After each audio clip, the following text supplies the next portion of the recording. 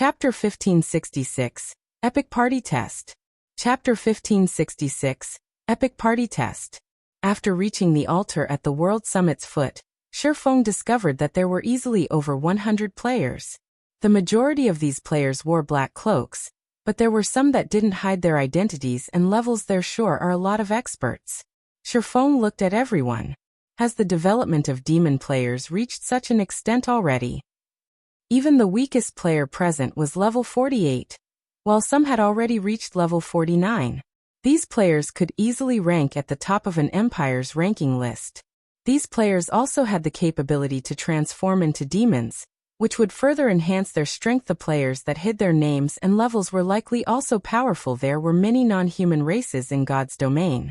The demon race ranked near the top in terms of strength. However, these races generally develop slowly during the early stages of the game on their way here.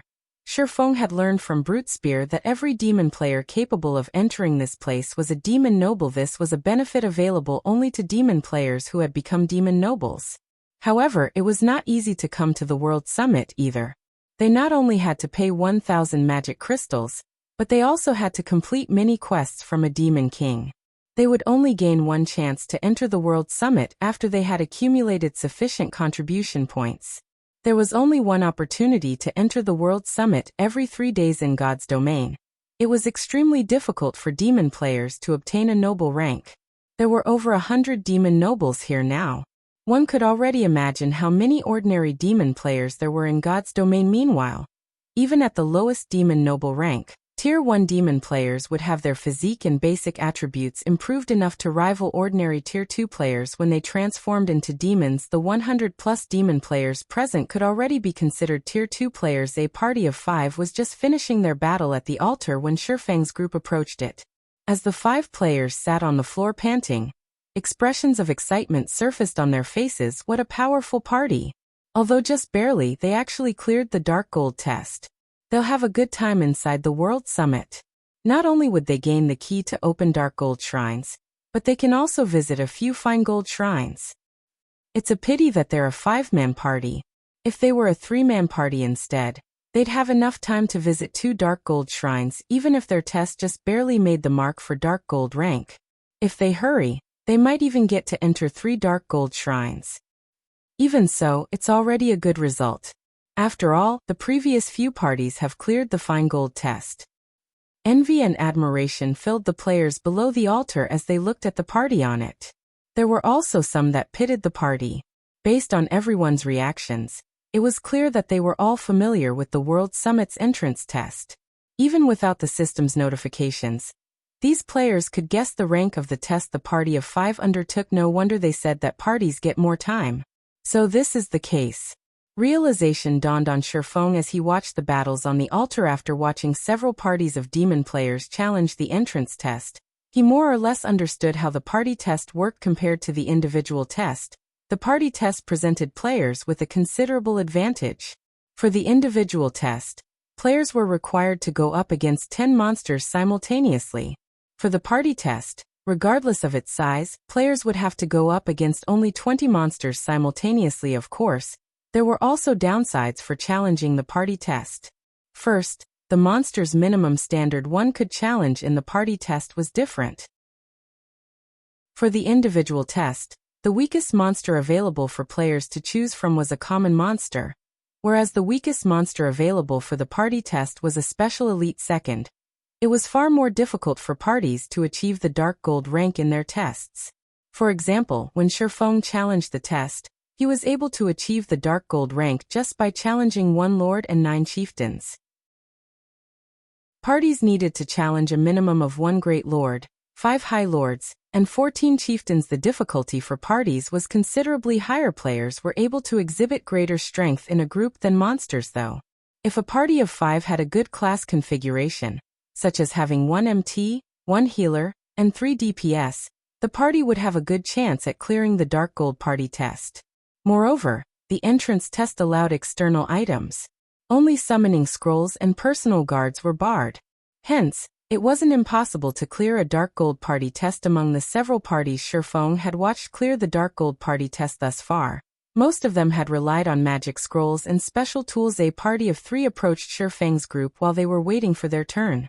However, these 3 players didn't pay any attention whatsoever to Shifeng. Instead, their gazes focused on Hidden Soul. I didn't expect you to come here. I suggest that you give up on the quest this time. The Sin of Wrath will obtain that item. Or do you really think that you can clear the epic test even with a hanger-on in your party? A 2-meter-tall, cloaked man carrying a massive, pitch-black broken blade said, laughing as he looked at Hidden Soul. You are courageous to waste 2 slots by coming here. If not for your elder brother strongly recommending you, you'd never have obtained the position you have today. I believe that things would get interesting if your brother found out about this. Upon hearing the robust man's words, Hidden Soul's complexion darkened. Entering the World Summit wasn't an easy task. There were only a limited number of quests assigned by Demon Kings. As a result, it would be very difficult for players to enter the World Summit. Demon players would normally only use up their chance to enter the World Summit after gathering a party of 3 or 5. The matter this time was relatively urgent. If she didn't obtain that item, she wouldn't be able to achieve her following goals. Hence, she had no choice but to enter the World Summit with only one of her subordinates. Skyhawk, don't go thinking that you Wraths are amazing. We'll show you who's the truly strong one later on. Brute Spear said as he stood forward and looked at the man carrying the broken blade. Isn't it obvious who's the stronger party here? Brute Spear, I advise you to join the Sin of Wrath. You'll have a much better future here. Do you think you can achieve anything by following a new commander? The man named Skyhawk said, glancing at Brute Spear. It just so happens that it's our turn to take the test now. We'll let you take a close look at the difference in strength between us. Skyhawk and his 2 companions walked up to the altar and began their test as a 3-man party. It would be difficult for them to clear the Dark Gold test. The trio had chosen to challenge the epic test instead anyway. 1 Grand Lord, 4 Great Lords, and 15 chieftains appeared above the altar. The instant these monsters appeared, a commotion erupted below the altar. Who are these 3? Crap. That's a Grand Lord. Could those 3 be challenging the epic test? Everyone was dumbfounded by the difficulty of the test Skyhawk's party had challenged. Only a few of the parties that challenged the entrance test managed to clear the Dark Gold test. Most of these parties had only just barely managed to clear the test after using all sorts of tools. This was the first time they were seeing anyone challenging the epic test. The moment the battle began, the trio took a Tier 3 magic scrolls from each of their bags. A defensive scroll, a large-scale destruction magic scroll, and a domain scroll. The monsters that appeared above the altar had much lower HP than ordinary monsters. They also possessed monotonous skills, making them relatively easy to kill. Before using the 3 magic scrolls, the trio simultaneously used their berserk skills. Then they each took out and drank a potion. The mana surrounding them went berserk. The burning mana potion? Shifeng was slightly surprised when he saw the potion the trio consumed. The burning mana potion was a master-ranked potion. When consumed, the potion ignited one's mana and tripled the effectiveness of their skills and spells. The potion only had a short duration of 6 seconds.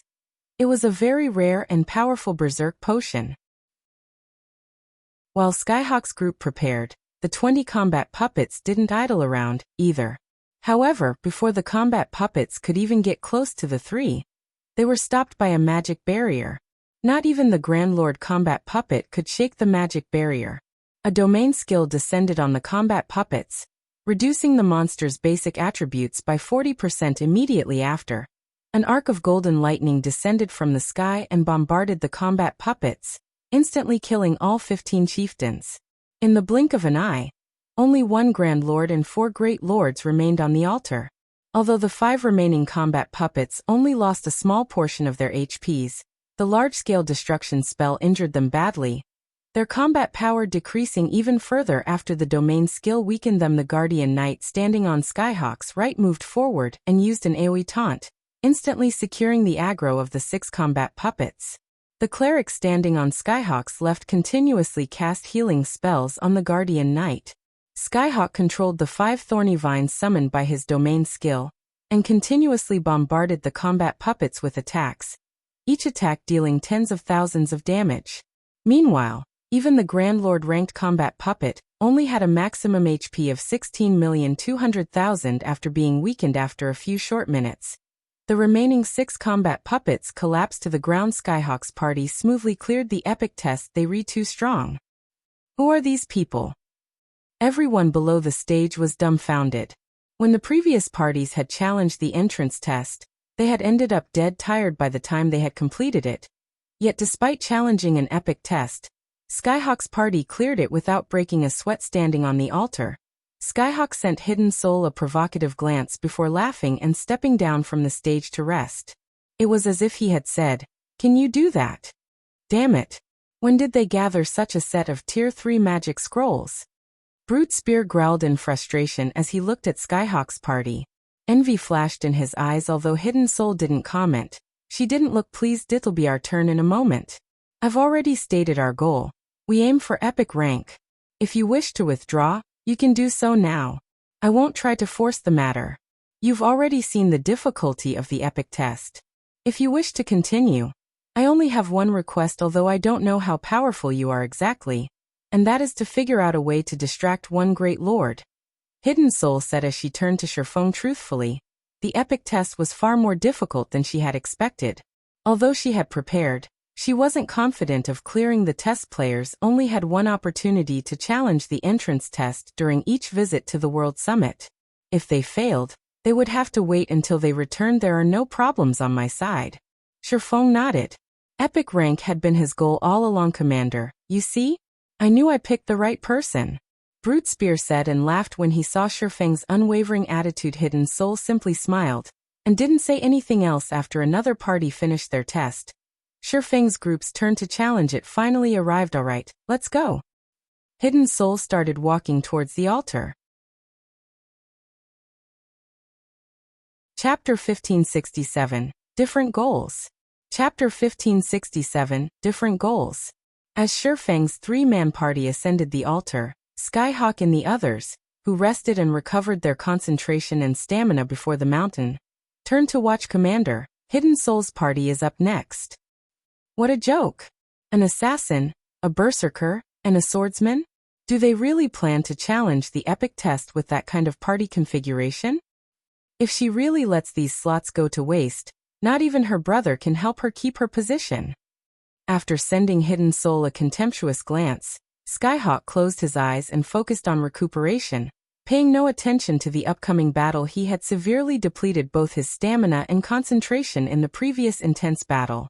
Although the World Summit was a relatively safe place, it was not completely void of danger.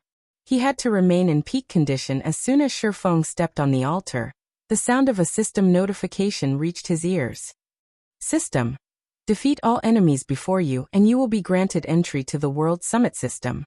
As a 3-man party, you will gain 30 minutes for every special elite killed, 100 minutes for chieftains, 500 minutes for lords, 1,000 minutes for high lords, 2,000 minutes for great lords, and 5,000 minutes for grand lord system.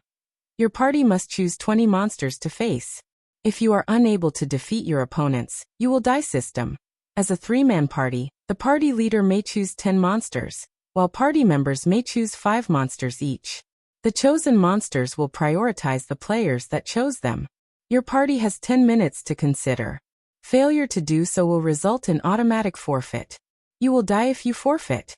Based on our previous discussion, I'll choose 1 Grand Lord and 9 chieftains. Brute, you'll choose 3 Great Lords and 2 chieftains.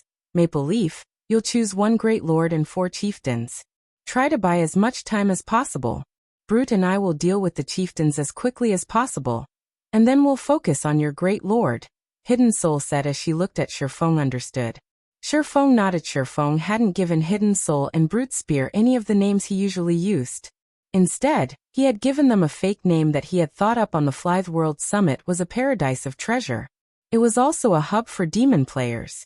It certainly wasn't a good idea to expose either his Yifeng ID or Black Flame ID. Hence, he had decided to use another name to avoid complications. Moreover, he had the Nightwalker's cape. Even if others used high-ranking identification skills on him, they couldn't see through his concealment. When Sherfeng nodded, Hidden Soul chose her monsters. However, once Sherfeng chose his Great Lord, he didn't immediately select 4 chieftains. Instead, he chose one Grand Lord and 3 chieftains. Now that he had the rare opportunity of joining a party in the World Summit, he had to earn as much time as possible. After all, he needed to secure a large number of God crystals, not just 1 or 2. Even though an epic party test would award a lot of time, it wasn't enough for his purposes. Moreover, since Hidden Soul and Brute Spear were confident of dealing with their own monsters, trading one chieftain for a Grand Lord wouldn't matter much by the time Shifeng finished with his selection. Hidden Soul and Brute Spear had finished choosing their monsters, following which, they quietly waited for their chosen monsters to spawn. When their allotted 10 minutes ended, a magic array formed above the altar. Combat puppets then dropped from the magic array once the 20 combat puppets had spawned. Gasps filled the air. What? More players are challenging the epic difficulty. Huh. Wait. Why are there 2 Grand Lords? Did they select one by accident? That shouldn't be the case. How could they possibly mess up such an important decision? If they really made a mistake, they'll lose their lives. Everyone below the altar was dumbfounded when they saw the combat puppets. In their opinion, the epic party test was already difficult enough. Adding a single Great Lord would amplify the test's difficulty, not to mention adding an extra Grand Lord. Although Skyhawk's party seemed to have cleared the epic test relatively easily, it had been the result of precise calculation. The Guardian Knight had only tanked 1 Purgatory puppet and 4 Magisteel puppets, due to the domain skills suppression. However, had there been 1 more Magisteel puppet, the Guardian Knight would not have been able to maintain his HP above a safe margin. In that case, Skyhawk's party would have likely died before the combat puppets. The players weren't the only ones who were stupefied. The sudden arrival of 2 Grand Lords on the altar stunned Hidden Soul and Brute Spear. Purgatory puppet, Grand Lord. Level 49. HP 27, 000, 000/27, 000, 000. Magisteel puppet, Great Lord. Level 49. HP 16, 000, 000/16, 000, 000. Silver puppet chieftain. Level 49. HP 1, 400, 000/1, 400, 000. It seems that I guessed correctly. Shifeng could not help but breathe a sigh of relief when he saw the combat puppet's levels. He was currently level 60. To current players, this was an absurdly high level, and he wanted to keep this from others. However, the World Summit's entrance test decided the trial monsters' levels based on the highest leveled player in the party. Hence, Shifeng had utilized the growth system and temporarily lowered his level to the next highest leveled player in the party. Although doing so would reduce his basic attributes, it would not affect the quality of his equipment. This mechanic had been created to allow high-level players to help their lower-leveled companions grind and level quickly, as players of significantly higher levels would take the majority of a monster's EXP. Now, however, this mechanic had helped Shifeng avoid exposing his level and lower the difficulty of the test. Has Hidden Soul lost her mind? Skyhawk was astonished when he saw the 2 purgatory puppets on the altar. He had personally experienced the power of a purgatory puppet. Although it didn't have as much HP as a normal Grand Lord, its combat power was the real deal. If not for the Tier 3 domain skill suppressing and attacking the purgatory puppet, his party wouldn't have defeated the Grand Lord. Based on his information, the Sin of Pride shouldn't have any Tier 3 domain scrolls. Even if Hidden Soul had won, how could a berserker like Brute Spear possibly hold 2 Grand Lords on his own? Hidden Soul's party didn't even have a healer. Everyone was flabbergasted. But what they didn't know was that Hidden Soul was more confused than any of them. However, once the combat puppets appeared, they didn't give Hidden Soul much time to consider the surprising development. Immediately, the 20 combat puppets charged at the 3 players before them. Commander, what should we do? Brute Spear panicked. We don't have any other choice. We'll use our berserk skills and the 2 mana soul crystals. Then we'll use Tier 3 magic scrolls to kill the chieftains. Kill as many as you can. Hidden Soul gritted her teeth as she took a crystal shard from her bag that radiated a dark purple glow, and threw it on the ground reluctantly. Brute Spear retrieved a similar crystal shard, and did the same when the 2 mana soul crystals shattered. The space around the party grew stagnant. As a result, the approaching combat puppets' movements stiffened slightly. At the same time, their basic attributes decreased by 20%. Unfortunately, despite being weakened, the Purgatory puppets were still significantly stronger than great lords of the same level in terms of attributes. Meanwhile, although both Hidden Soul and Brute Spear wore top-tier equipment, their attributes could only rival a great lord of the same level even after they activated their berserk skills. They were still no match against the weakened Purgatory puppets. Despite knowing this, however, Hidden Soul clenched her jaw and fought with everything she had. Both Hidden Soul and Brute Spear simultaneously used a Tier 3 magic scroll, with one containing a control spell, and the other containing a large-scale destruction spell. The scrolls temporarily immobilized all of the combat puppets, but after the large-scale destruction spell struck, the silver puppets still had over 50% of their HPs remaining. Seeing this, Hidden Soul quickly took out and used another large-scale destruction magic scroll in quick succession. Hidden Soul used 3 Tier 3 large-scale destruction magic scrolls, killing all chieftain-ranked silver puppets. Although the large-scale destruction spells dealt a lot of damage, their effects were no match for those that Skyhawk had used after consuming the mana-burning potion. As a result, Hidden Soul's large-scale destruction spells. A moment later, both Purgatory puppets arrived before Hidden Soul, and only heavily injured the Great Lord-ranked Magisteel puppets. As for the Grand Lord-ranked Purgatory puppets, they had only lost some HP. Their bodies were still intact, brandishing their one-handed sabers against the female assassin. Each of the Purgatory puppets had 2 pairs of arms, so Hidden Soul had to face 8 sabers simultaneously.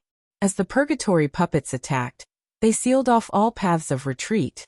Seeing this, Hidden Soul had no choice but to activate Wind Steps and utilize the brief period of invulnerability the skill granted to block the incoming attacks and retreat. She planned to kite the Grand Lords, since fighting them head-on would be suicidal. Unfortunately, before she could get 10 yards away from the monsters, both Purgatory puppets caught up with her. One Purgatory puppet appeared beside her, and sent an energy slash to cut off her path, while the other attacked from behind so fast. Realizing that she couldn't advance, Hidden Soul spun around and met the Purgatory puppet behind her. Hidden Soul gracefully avoided half of the Purgatory puppet's dozen or so attacks. She deflected the remaining strikes with her daggers, and used the force to push her away from both puppets. At the same time, she also used the force of the attacks to push herself away from both Purgatory puppets. As a result of deflecting several of the Purgatory puppets' attacks, Hidden Soul lost over 8,000 HP. After activating her Berserk skill, Hidden Soul only had slightly more than 90,000 HP in total. Hence, she couldn't ignore such high damage yet. Seconds after Hidden Soul escaped from the pincer attack, the other Purgatory puppet leaped powerfully and arrived before her, launching yet another pincer attack. And here I thought Hidden Soul was strong enough to actually challenge 2 Purgatory puppets. She's definitely going to die. Her party wouldn't be able to hold its ground against 1 Purgatory puppet. They don't even have a healer. The suppression they're using against the puppets isn't strong enough. Even if they used regeneration potions to recover their HPs, they wouldn't last long. In the end, no matter what they do, they'll still die. That's right. She has overestimated herself. Does she think she can do anything just because she has high combat standards? The Guardian Knight and Cleric in Skyhawk's party quietly ridiculed Hidden Soul, as they watched the female assassin desperately flee from the 2 Purgatory puppets. As for Skyhawk, he no longer bothered to pay attention to the battle on the altar. The outcome of this test was already evident. Is this the end? Hidden Soul could not help her bitter smile when she saw that her HP had fallen below the 30% threshold. The 2 Purgatory puppets launched another 2-pronged assault against the assassin. But just as everyone assumed the battle would end, the air above the altar rippled suddenly. The Purgatory puppets, Hidden Soul, and Brute Spear felt weaker. A shadow then appeared behind one of the Purgatory puppets, followed by a blue flash. The Purgatory puppet was abruptly thrown over a dozen yards away, slamming into the altar as it landed. Maple. Seeing this, Hidden Soul and Brute Spear turned to their mysterious companion with wide eyes. Chapter 1568. Mysterious Demon Expert. Chapter 1568. Mysterious Demon Expert. Shifeng's sudden interference stunned every watching player. Impossible. That's a Grand Lord. What did he do? Grand Lords had an overwhelming strength advantage against Tier 1 players of the same level. At this stage of the game, aside from peak MTs, players could barely block a Grand Lord's attack after activating a Berserk skill yet. Not only had Shifeng blocked the Purgatory Puppet's attack, but he had also sent it flying. Before anyone could react, Shifeng moved again, and appeared before the other Purgatory Puppet. His sacred sword curved past the puppet's four sabers and struck the Grand Lord's chest like a bullet. The Purgatory Demon's body shot backward upon coming into contact with Killing Ray, smashing into the ground after flying across over a dozen yards. At the same time, a damage of over -20,000 appeared above its head in the blink of an eye. Shifeng had successfully pulled Hidden Soul from her precarious situation. Shifeng then used the Aura of Water's life domain, recovering 10% of both Hidden Soul and Brute Spear's HP every second for 30 seconds before Hidden Soul could say anything. Shifeng got ahead of her and said, "We don't have time. I'll make things simple. We need to deal with these two Purgatory Puppets before our Berserk skills end. Otherwise, they'll whittle us down until we die. From now on, I'll tank both Grand Lords while you attack with everything you've got." Although the Purgatory Puppets had far less HP than a normal Grand Lord's, they still had a base HP of 27 million. Even after the Mana Soul Crystals and Disintegration Field suppression, both Purgatory Puppets had retained 60% of their basic attributes, putting their HPs at 16,200,000. This meant that they would recover 162,000 HP every 5 seconds. Even if all three players attacked the two Grand Lords with everything they had, it would take a considerable amount of time to defeat them.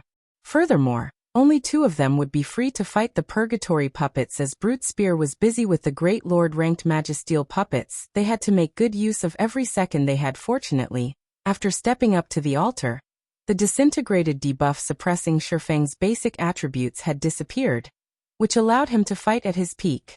Even so, he needed to activate a Berserk skill to suppress a Grand Lord of the same level. Once his Berserk skill's duration ended, fighting the Purgatory Puppets would become far more troublesome. Hearing this, Hidden Soul realized the severity of the situation. She nodded and mentally pushed away the questions plaguing her mind. By this time, the two Purgatory Puppets had recovered from Shifeng's attacks, staring at the swordsman with emotionless, crimson eyes. The Grand Lords then released out an angry bellow, their sabers flashing as they emitted scorching, emerald flames. This move was none other than the Purgatory Puppets' trademark move, Purgatory Blade. It seems the Purgatory Puppets are finally getting serious. It'll be even more difficult to take them down now. When the spectating crowd saw the emerald flames dance on the sabers, they unconsciously gulped. Not only did Purgatory Blade increase the might of the Purgatory Puppets' attacks significantly, but it also improved the Grand Lord's attack range and attack speed. Skyhawk's party had relied on their Guardian Knight's life-saving skill to stand against the Purgatory Puppet's Purgatory Blade, and Skyhawk had used a portion of the thorny vines he had summoned with his Tier 3 domain skill to help block the attacks. Only after doing so had Skyhawk's party managed to survive through the Purgatory Blade's 20-second duration. However, Shifeng's party did not include an MT. It didn't have any healers either. Defending against the Purgatory Puppet's skill would be far more difficult for their party. The Grand Lord's attack range bonus from the skill was also terrifyingly vast, making their attacks impossible to dodge. "I'll aggro one," Hidden Soul hurriedly declared after seeing the Grand Lords activate Purgatory Blade. It is impossible for non-MT classes to tank both at the same time. Their party's situation wasn't like Skyhawk's. Skyhawk's party had only faced one Purgatory Puppet, whereas their party had to deal with two. When Skyhawk's Purgatory Puppet had used Purgatory Blade, even the Guardian Knight nearly died after activating a life-saving skill. Needless to say, the Grand Lord's attacks would annihilate any other class. "No, I can hold both of them by myself. You just need to focus on dealing damage," Shifeng said, grinning as he dashed at the two approaching Purgatory Puppets. At the same time, he activated the Abyssal Blade's Phantom Kill. Suddenly, Shifeng split into two copies of himself. Each copy then moved to take on a Purgatory Puppet. A doppelganger? Hidden Soul was stunned when she saw Shifeng split into two. She had never considered that he would have such a skill, although a doppelganger's basic attributes were than the main body's. A doppelganger's death wouldn't affect the player. Hence, using the doppelganger to waste a purgatory puppet's skill was definitely a wise decision. If the player controlled their doppelganger properly, it might even last through the purgatory blade's 20-second duration without mishaps, as Hidden Soul pondered. She was shocked yet again. Both Shifeng and his doppelganger brandished their swords and clashed with the purgatory puppet's emerald sabers. When the opposing weapons collided, not only did Shifeng and his doppelganger successfully block the attacks, but they also held their ground. In the end, both Shifeng and his doppelganger blocked every one of the dozen or so attacks each purgatory puppet launched. Although the two swordsmen lost some HP as the emerald fire burned them, the damage was insignificant with life domain's recovery effects. Seeing this, the spectating crowd was dumbfounded. What's going on? Is that really a doppelganger? Aren't doppelgangers supposed to have weaker attributes than the main body? That doppelganger seems just as powerful as the main body. Crap. That guy can actually keep up with the purgatory puppet's rapid attacks, while controlling both his body and his doppelganger. What kind of reaction speed does he have? Amazing. No wonder they dared to challenge two purgatory puppets. An expert. He is definitely one of God's domain's monster-level experts. Does anyone know who that is? I know quite a few expert demon players, but I've never seen such a powerful swordsman. As the battle on the altar progressed, the crowd's interest in Shifeng grew exponentially. This was the first time they had ever seen a swordsman block two grand lords of the same level by himself. Many of the demon players present even considered trying to befriend Shifeng. The competition was far more intense between demon players than it was between ordinary players. They placed far more value on strength. This was due to the extreme difficulty of the quests demon players had to complete. If they could befriend a demon expert like Shifeng, the man might even help them with their quests. With his help, they could rise through the demonic noble ranks. Isn't he the player that Hidden Soul randomly invited into her party? How is he so strong? Skyhawk was astounded as he watched Shifeng hold his ground against two purgatory puppets. The strength Shifeng displayed was simply terrifying. Is he some trump card Hidden Soul deliberately hid? Experts of Shifeng's caliber were incredibly rare, not to mention a demon player of such caliber. In Skyhawk's opinion, Hidden Soul must know Shifeng personally. While the spectating crowd voiced their opinions of Shifeng, the two purgatory puppets steadily lost HP. Once Purgatory Blade ended, Shifeng could occasionally launch counterattacks while blocking the Grand Lord's strikes. Every one of his ordinary attacks easily dealt over -20,000 damage, while his skills dealt over -60,000. When he used skills such as Shadow Blade and Flame Burst, his damage soared past -100,000 per hit. Meanwhile, Hidden Soul attacked one of the two purgatory puppets in a frenzy. From time to time, when most of her powerful skills were on cooldown, she attacked with Tier 2 or 3 magic scrolls. As a result, the purgatory puppet she targeted lost HP rapidly midway through the battle. Though, the duration of Shifeng's doppelganger ran out. As a result, Shifeng was forced to deal with two purgatory puppets personally. Fortunately, he had an advantage over his enemies with his attributes, so he could still tank the two combat puppets without much issue.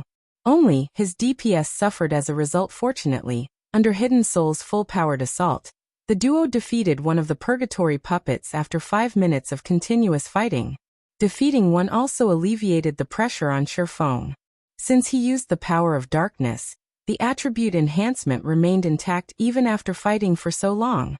In contrast, Hidden Soul's berserk skill had long since ended, and she had no choice but to transform into her demon form to increase her combat power. When Phantom Kill's cooldown ended, Shifeng summoned his doppelganger once more, significantly increasing their total DPS. In the end, Shifeng still had 1 minute with Power of Darkness by the time the final purgatory puppet collapsed. As for the remaining Great Lord ranked Magisteel puppets, Shifeng's basic attributes were far superior even without a berserk skill. Furthermore, his berserk skill was still active, following which, Shifeng easily pushed around the Magisteel puppets.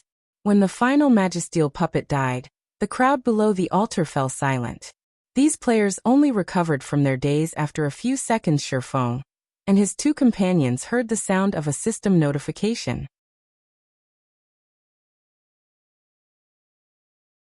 Chapter 1569, Inferior Legendary Rank. Chapter 1569, Inferior Legendary Rank. As the final Magisteel puppet's HP reached 0, both Hidden Soul and Brute Spear breathed a sigh of relief. Commander, we succeeded. Brute Spear excitedly announced they had merely intended on giving the entrance test a try. After all, they already knew how difficult the Epic Party test was.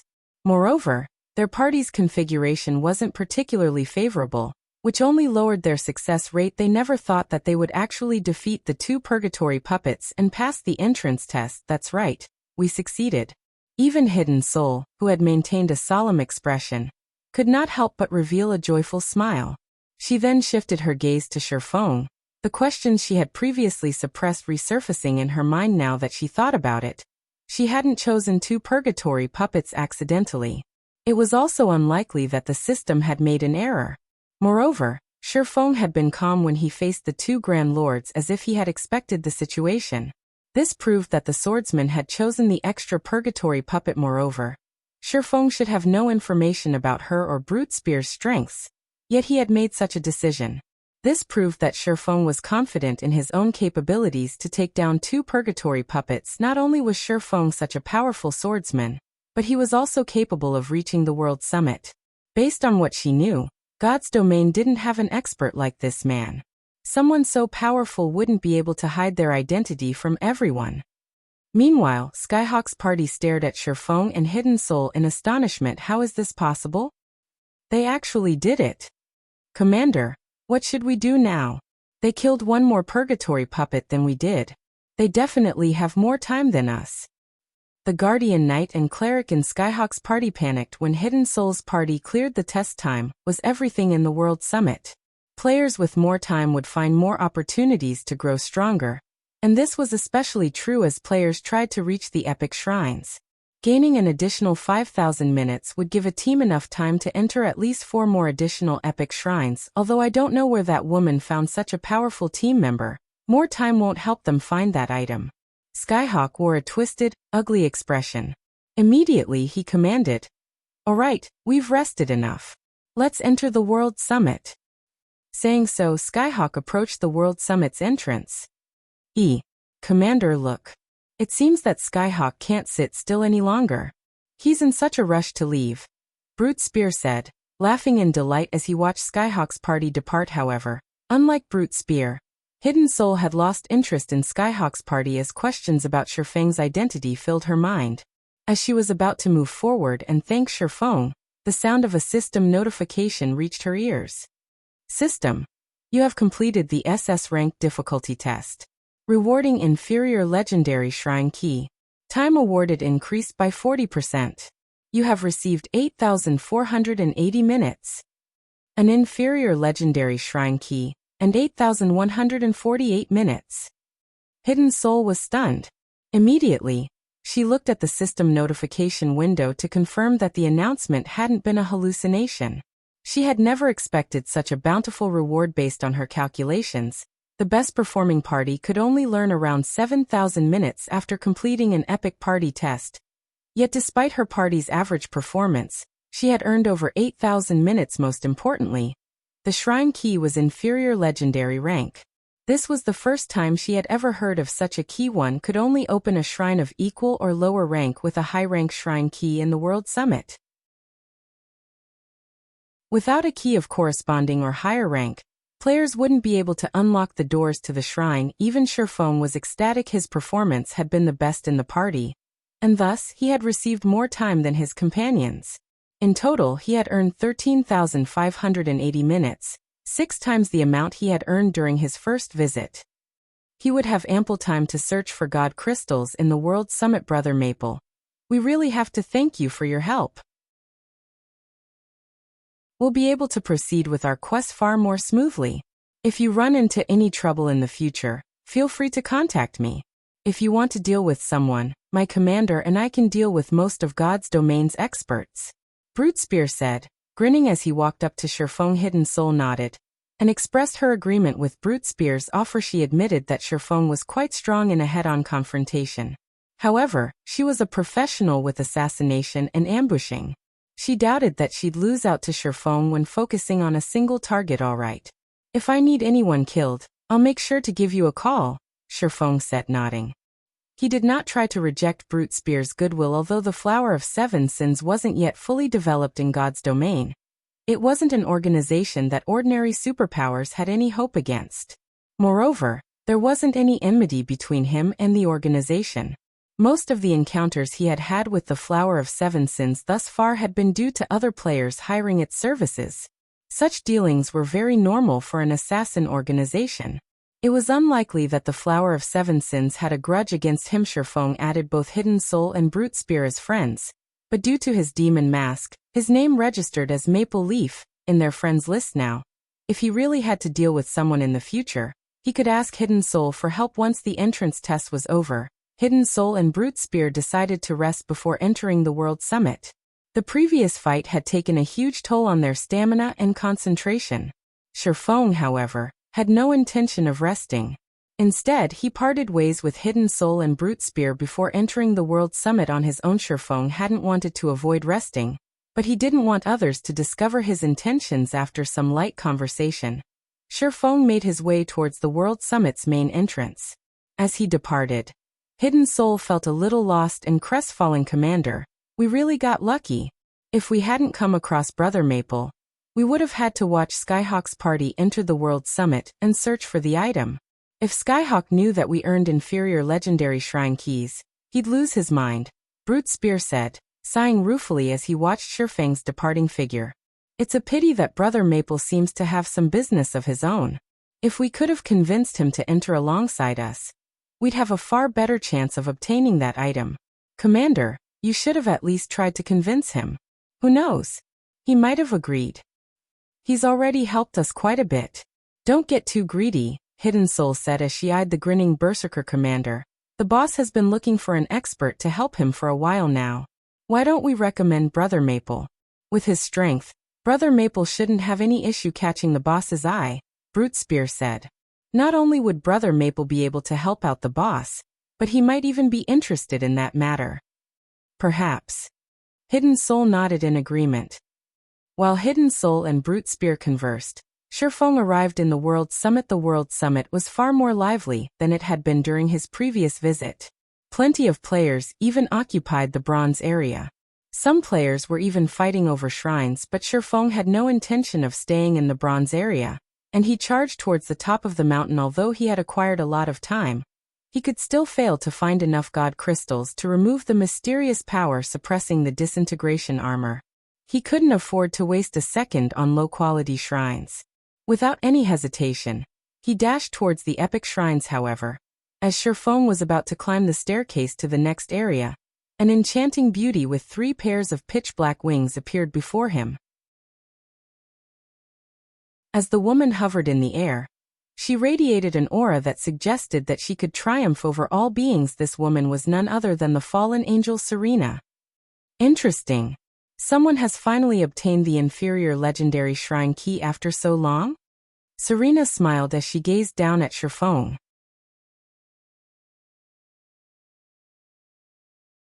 Chapter 1570, Life Rating. Chapter 1570, Life Rating.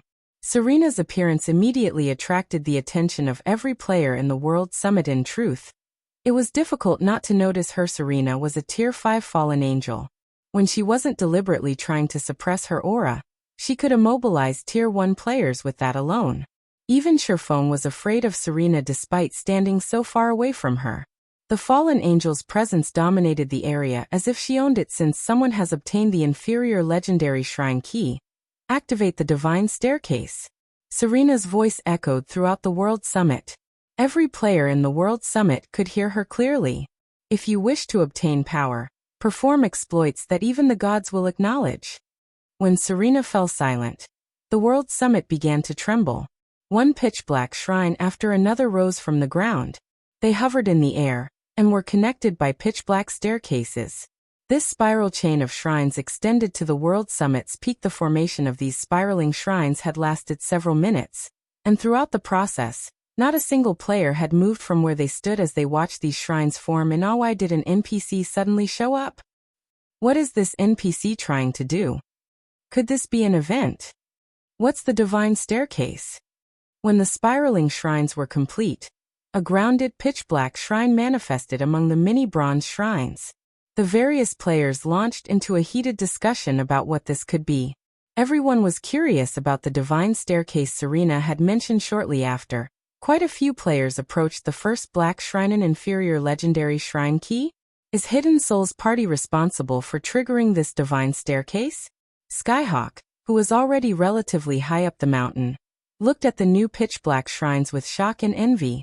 Not only had Hidden Soul earned a large amount of time, but she had also obtained an inferior legendary shrine key.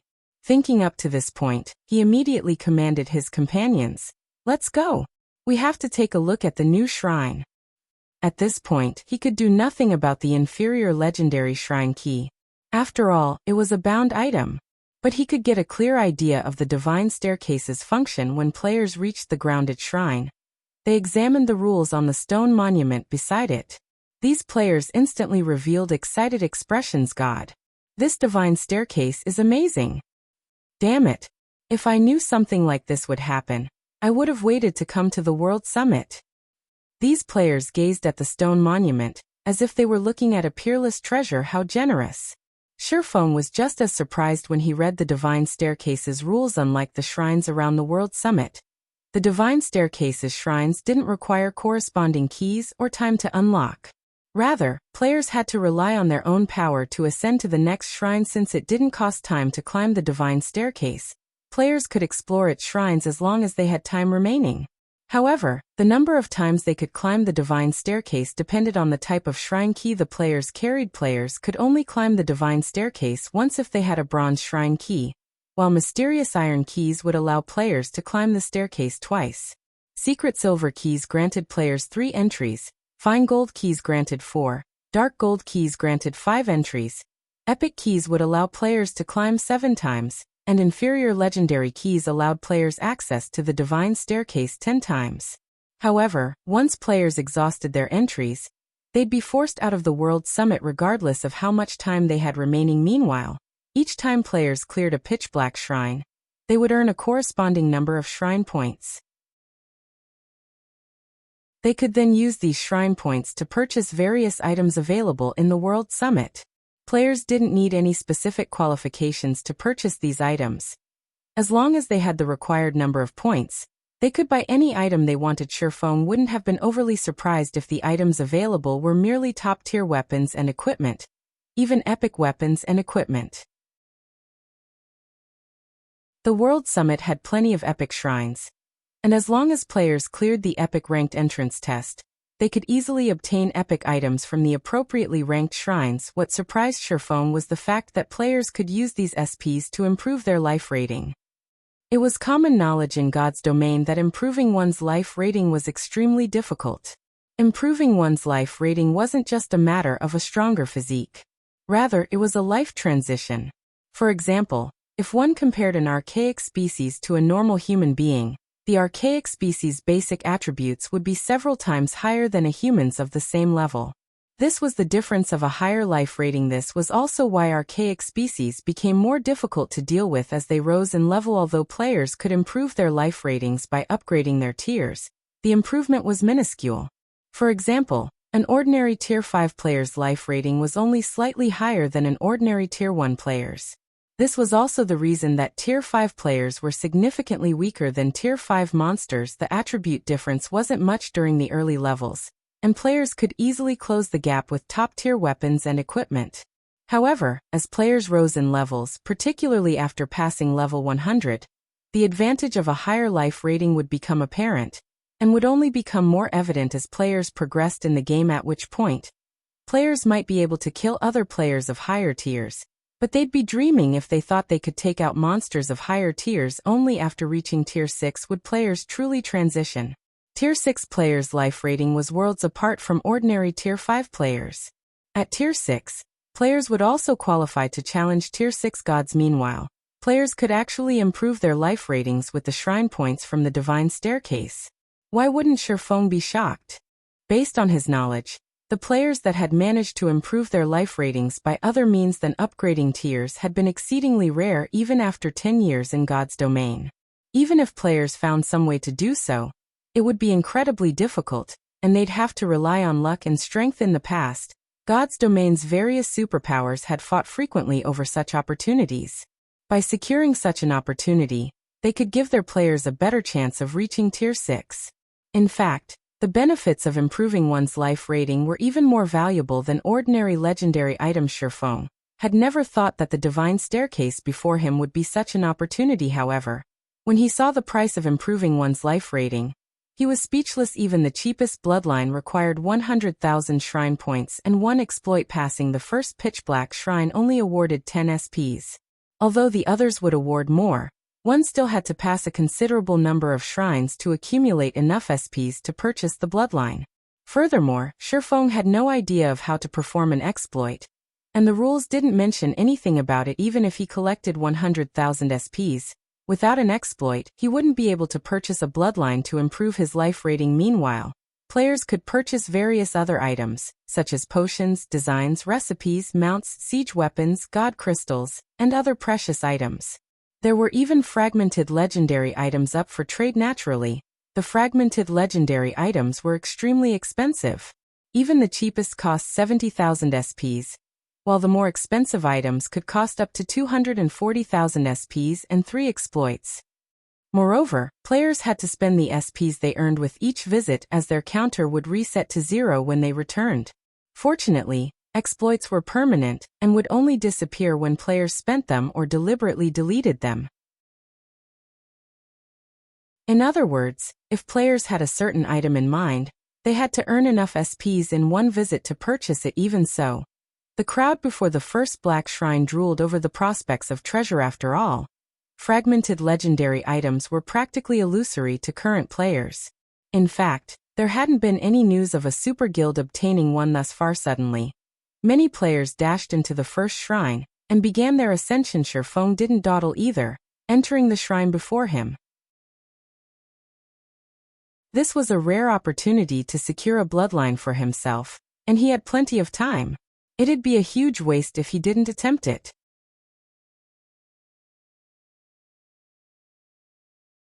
Chapter 1571, Realm Lord. Chapter 1571, Realm Lord. As soon as Shifeng set foot in the pitch-black shrine, his environment transformed. It felt as if he had just stepped through a teleportation gate and arrived in an entirely different space. A dark forest loomed before him, and the howling of wolves occasionally echoed in his ears. In the darkness of night, he faintly saw pairs of crimson eyes flicker in the treetops. This is a survival battle? Shifeng wondered as he observed his surroundings.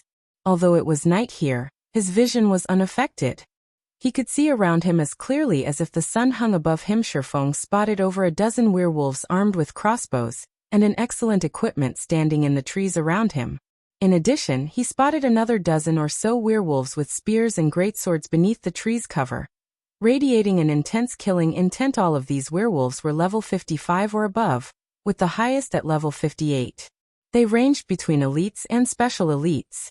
If an ordinary player attempted to take all of these monsters on by themselves, they'd definitely be torn apart. As Shifeng observed these werewolves, the sound of a system notification reached his ears.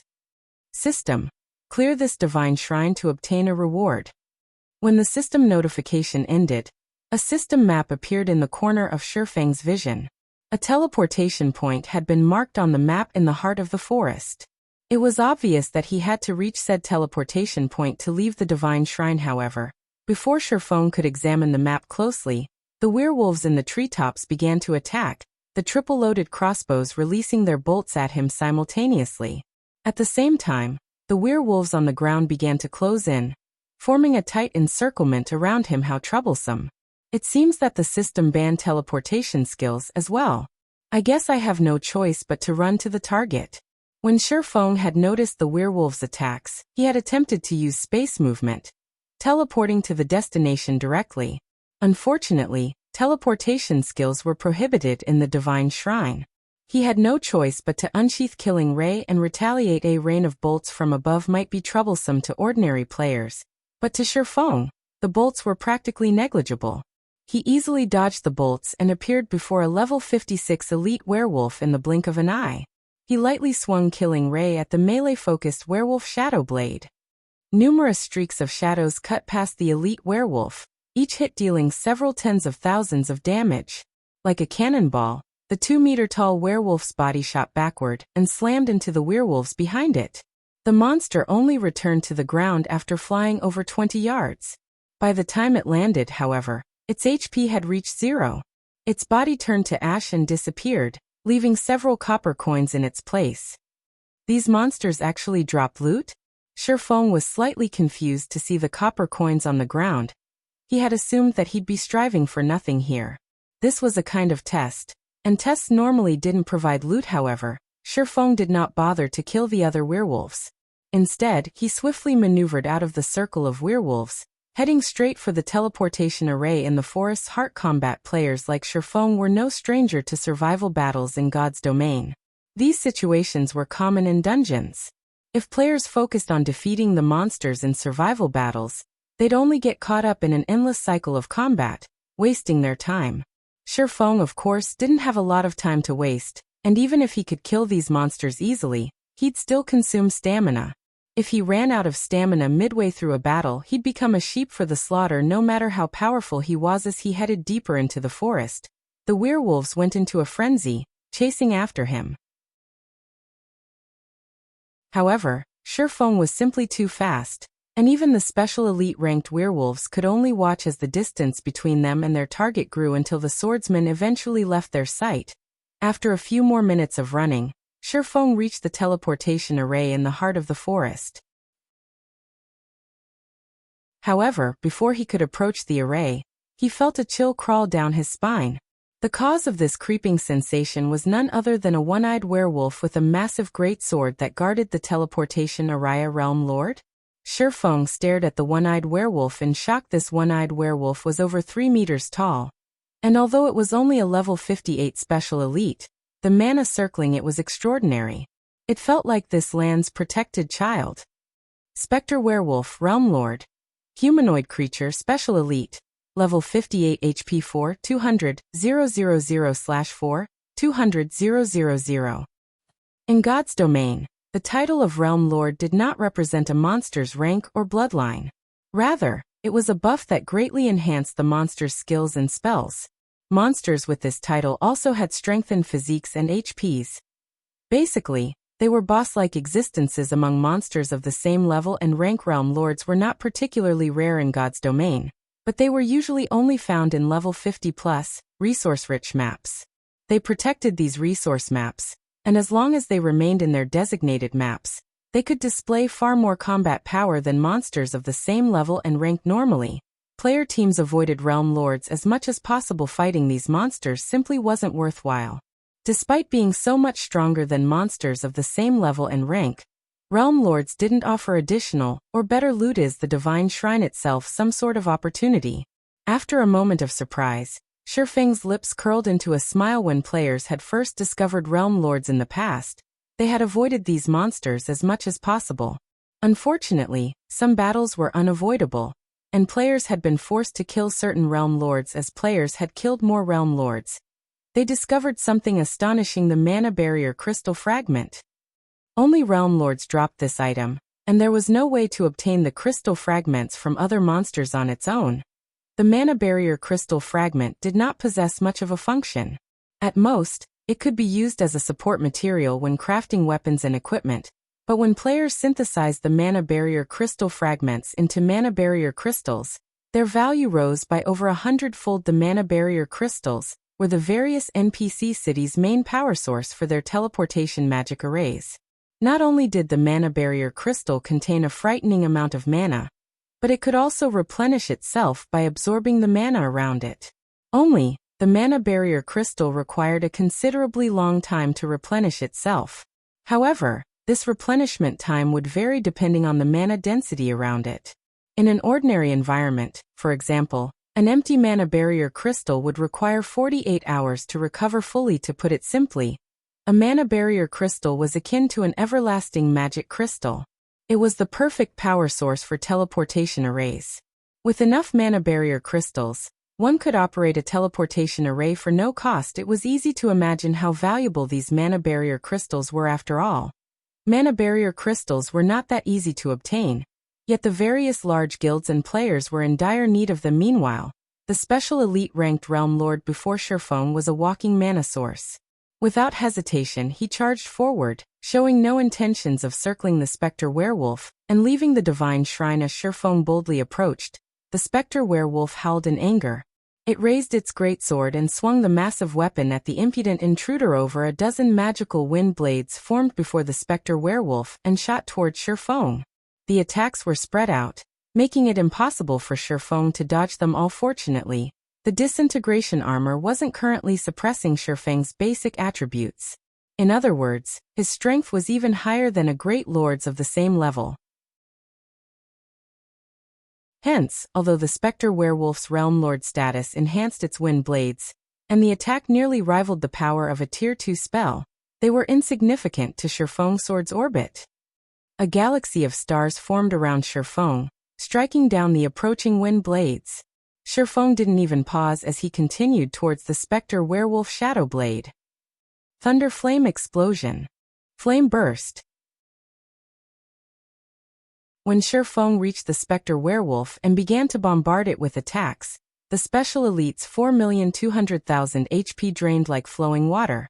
Despite the Spectre Werewolf's struggles to fight back, it was powerless to change its fate. In the end, Shurfeng's swords devoured its HP.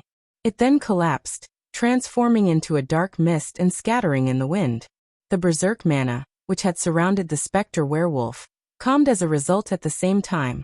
A pair of level 50 bronze plate armor boots, a dark crystal shard, and several dozen copper coins appeared on the ground. Although the loot was not particularly impressive, Shurfeng's eyes glowed when he saw the dark crystal shard. This shard was none other than the mana barrier crystal fragment.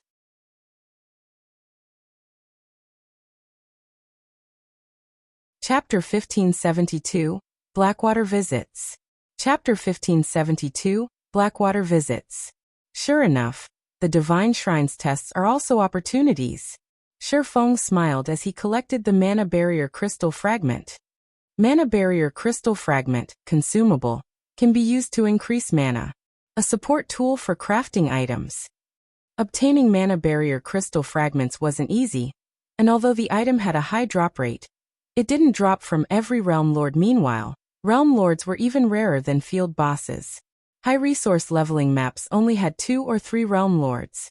In addition, these Realm Lords' respawn time was much longer than ordinary field bosses. When the various large guilds had discovered the benefits of killing Realm Lords in the past, many guild wars had broken out over these monsters. Obtaining one Mana Barrier Crystal Fragment, after killing a single Special Elite ranked Realm Lord, was a huge boon from the system. Each Mana Barrier Crystal Fragment had sold for around 30 gold in the past.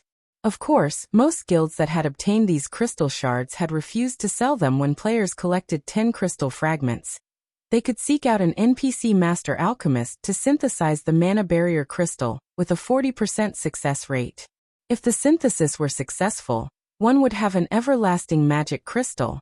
The Mana Barrier Crystal was a priceless treasure, useful in multiple aspects, such as powering teleportation arrays, magic towers, and other such constructions. There had even been a few workshops that had specialized in hunting Realm Lords in distant maps, making a living from selling Mana Barrier crystals. After obtaining the crystal fragment, Shurfeng moved towards the teleportation array, and left the forest. When he opened his eyes again, he had arrived at the first Divine Shrine's exit, and the staircase leading to the second shrine stretched before him.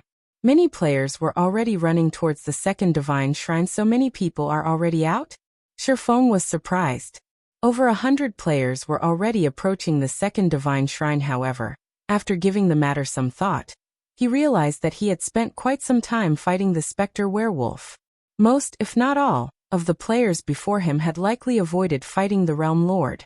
They had simply slipped past the Spectre Werewolf to enter the teleportation array. As Shurfeng left the first Divine Shrine, the sound of system notifications reached his ears. System. Congratulations. You have passed the Divine Shrine. Rewarding 10 Shrine Points. System. Congratulations. You have passed the Divine Shrine within the time limit. Rewarding 10 Shrine Points system. Congratulations! You have killed the Guardian boss within the time limit. Rewarding 50 Shrine Points. So many points. Shifeng was somewhat taken aback when he saw how many points the system had awarded for killing the Spectre Werewolf passing the Divine Shrine. Had only earned him 10 SPs. Yet killing the special elite ranked Spectre Werewolf had awarded 50.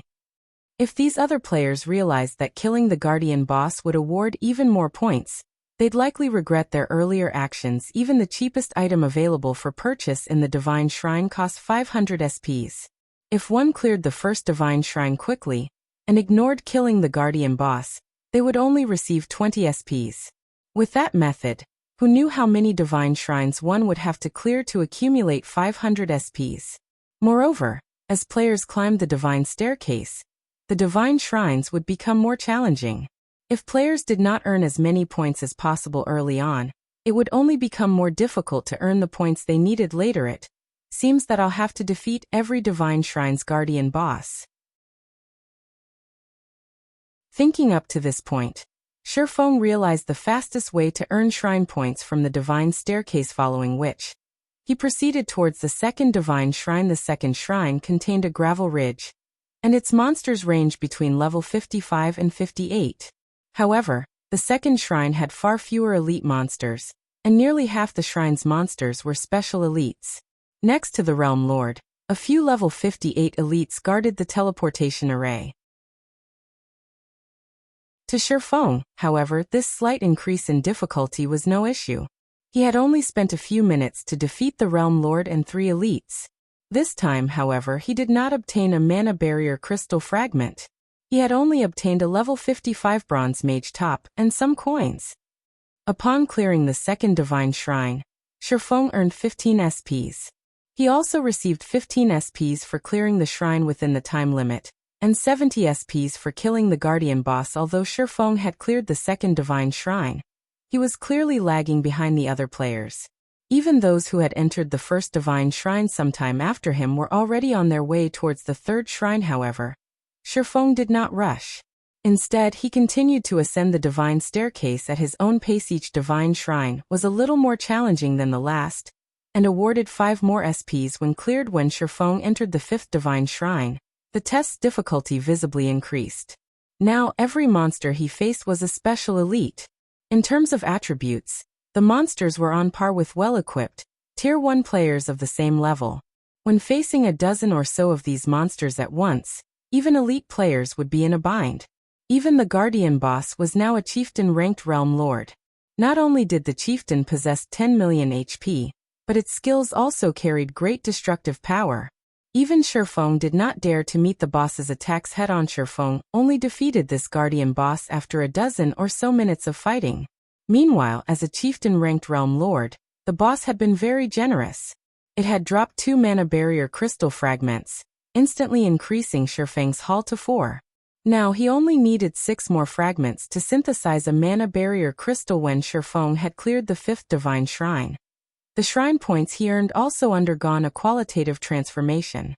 The clear reward alone rose to 100 SPs, while clearing the shrine within the time limit awarded another 100 SPs, and killing the Guardian boss within the time limit awarded 500 SPS. However, the ranking list before the various Divine Shrines also reported that players had already reached the 8th shrine. There were over a dozen players clearing the shrines with astonishing speed. Meanwhile, while Shifeng continued to challenge Divine Shrines, Zero Wing City's fame in Starmoon Kingdom had exceeded Stone Forest towns.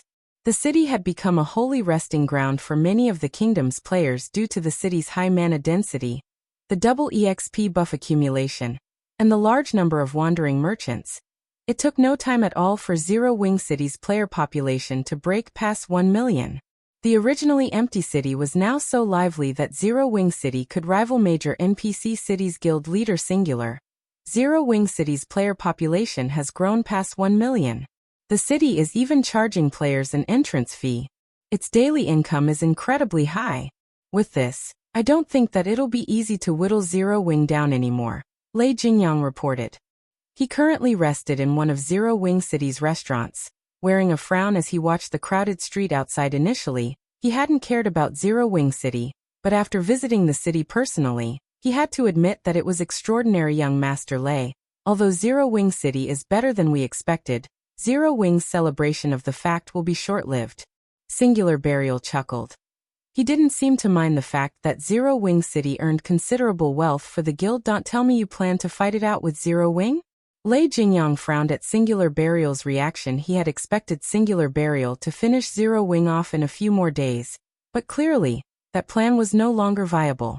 Not only did Zero Wing City earn a considerable amount of profit for its ruling guild, but the city improved Zero Wing's reputation among players.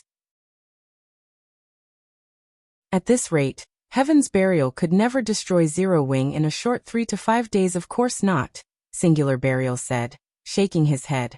Although Zero Wing has achieved great success, at the end of the day, its foundations are shaky.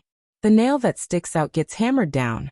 Representatives from the Blackwater Corporation contacted me not long ago, informing me that they are willing to help us against Zero Wing. The Blackwater Corporation? Lei Jingyang was visibly moved when he heard this. Why are they suddenly interested in Zero Wing? The Blackwater Guild had changed drastically. It now had stronger forces under its command and ample funding. Just some time ago, it had even established a guild town in a resource-rich, neutral map. Even super guilds avoided any conflict with the guild. I don't know why either, but this doesn't change our plans to take down Zero Wing, Singular Burial said, chuckling. Taking a look at the time, he continued. Blackwater's representatives should have arrived in Star Moon City by now.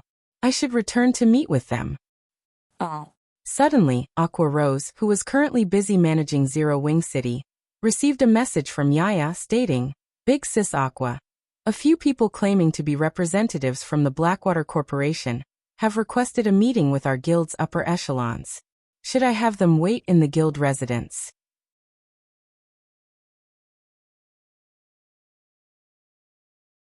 Chapter 1573. Domineering Aqua Rose. Blackwater? Why are they here? Aqua Rose grew curious as she read Yaya's message. It had been quite some time since Zero Wing had dealt with the Blackwater Corporation.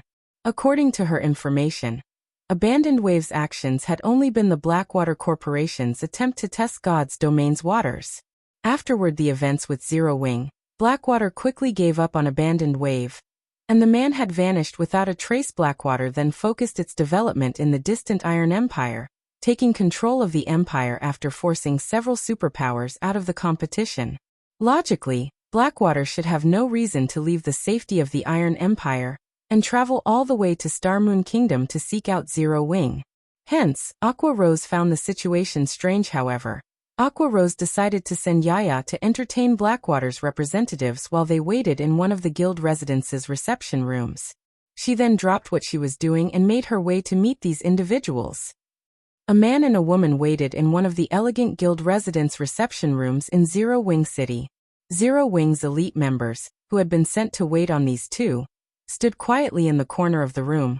Clearly tense, these elite members weren't tense just because of the two visitors' extraordinary identities, but because of the chilling aura they radiated.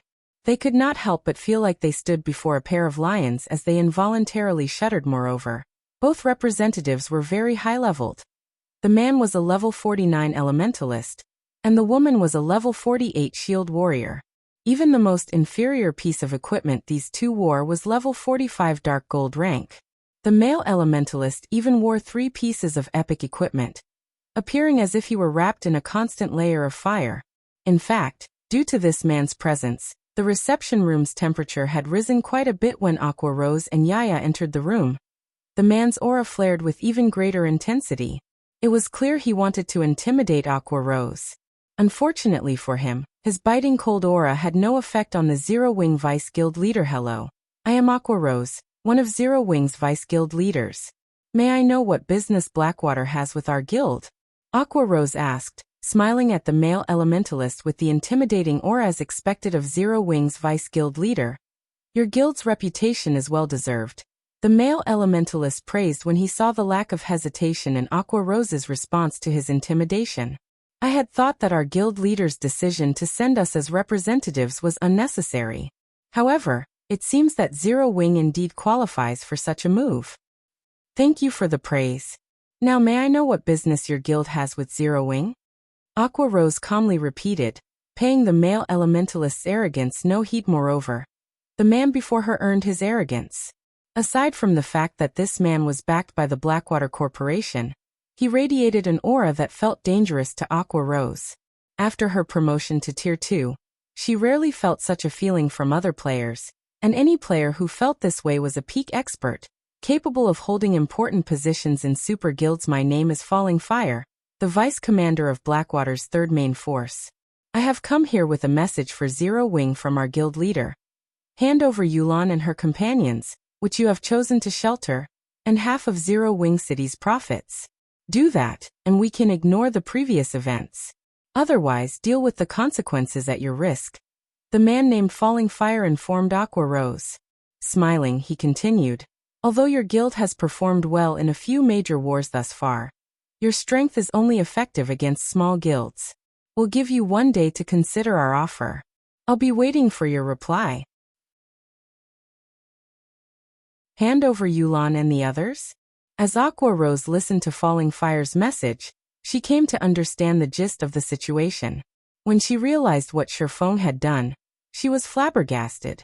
It was no wonder why Yulan had seemed so worried. It turned out that she was wanted by Blackwater. That's right. You only have 1 day to consider. As for Zero Wing City's profits, I'll send specialists to keep an eye on your city. Falling Fire nodded in his opinion. Blackwater had no reason to go out of its way to warn Zero Wing. With the guild's strength, it could easily flatten this small, upstart guild. While Zero Wing's past performance had been astonishing, that only held true for first-rate guilds and smaller.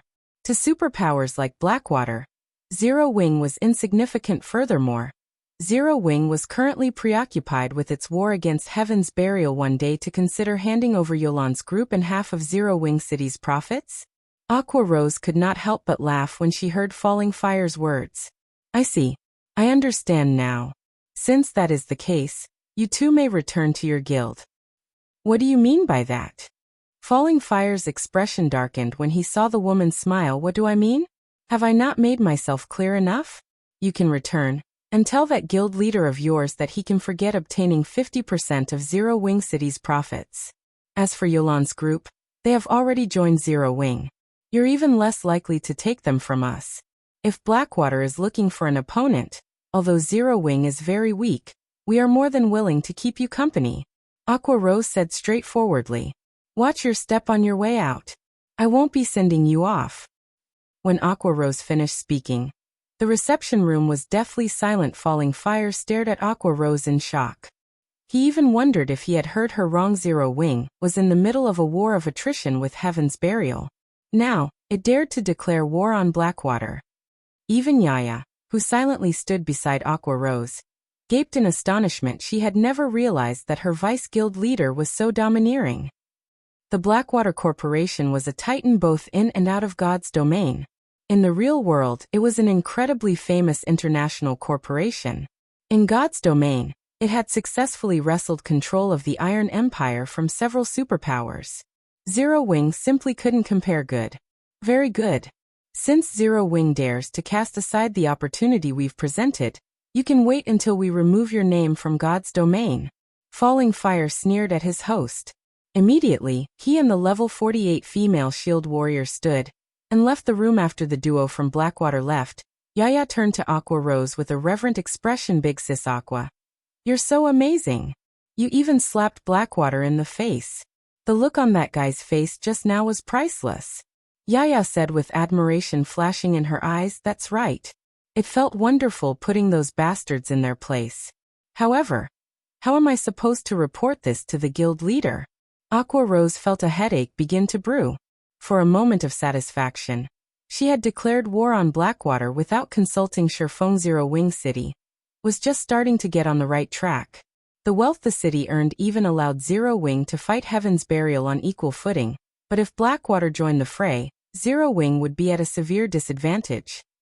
Meanwhile, back in the World Summit's Divine Staircase, Sherfong had finally defeated the 10th Divine Shrine's guardian boss, A level 60, Lord-ranked 5-headed demon snake. Before landing the killing blow, he had made sure to activate Divine Providence when the 5-headed demon snake died. Items rained from the sky normally. Level 50 monsters and above had significantly reduced drop rates. However, the demon snake had dropped over 20 items. No Lord-ranked monster of this level should be capable of dropping so many jackpot. Shi Feng was overjoyed when he saw the loot on the ground. He had only used Divine Providence to increase his chances of obtaining mana barrier crystal fragments. Yet he had triggered a jackpot. He truly hadn't expected such a bountiful reward in God's domain. Jackpots were exceedingly rare from monsters past level 50, much less from realm lords.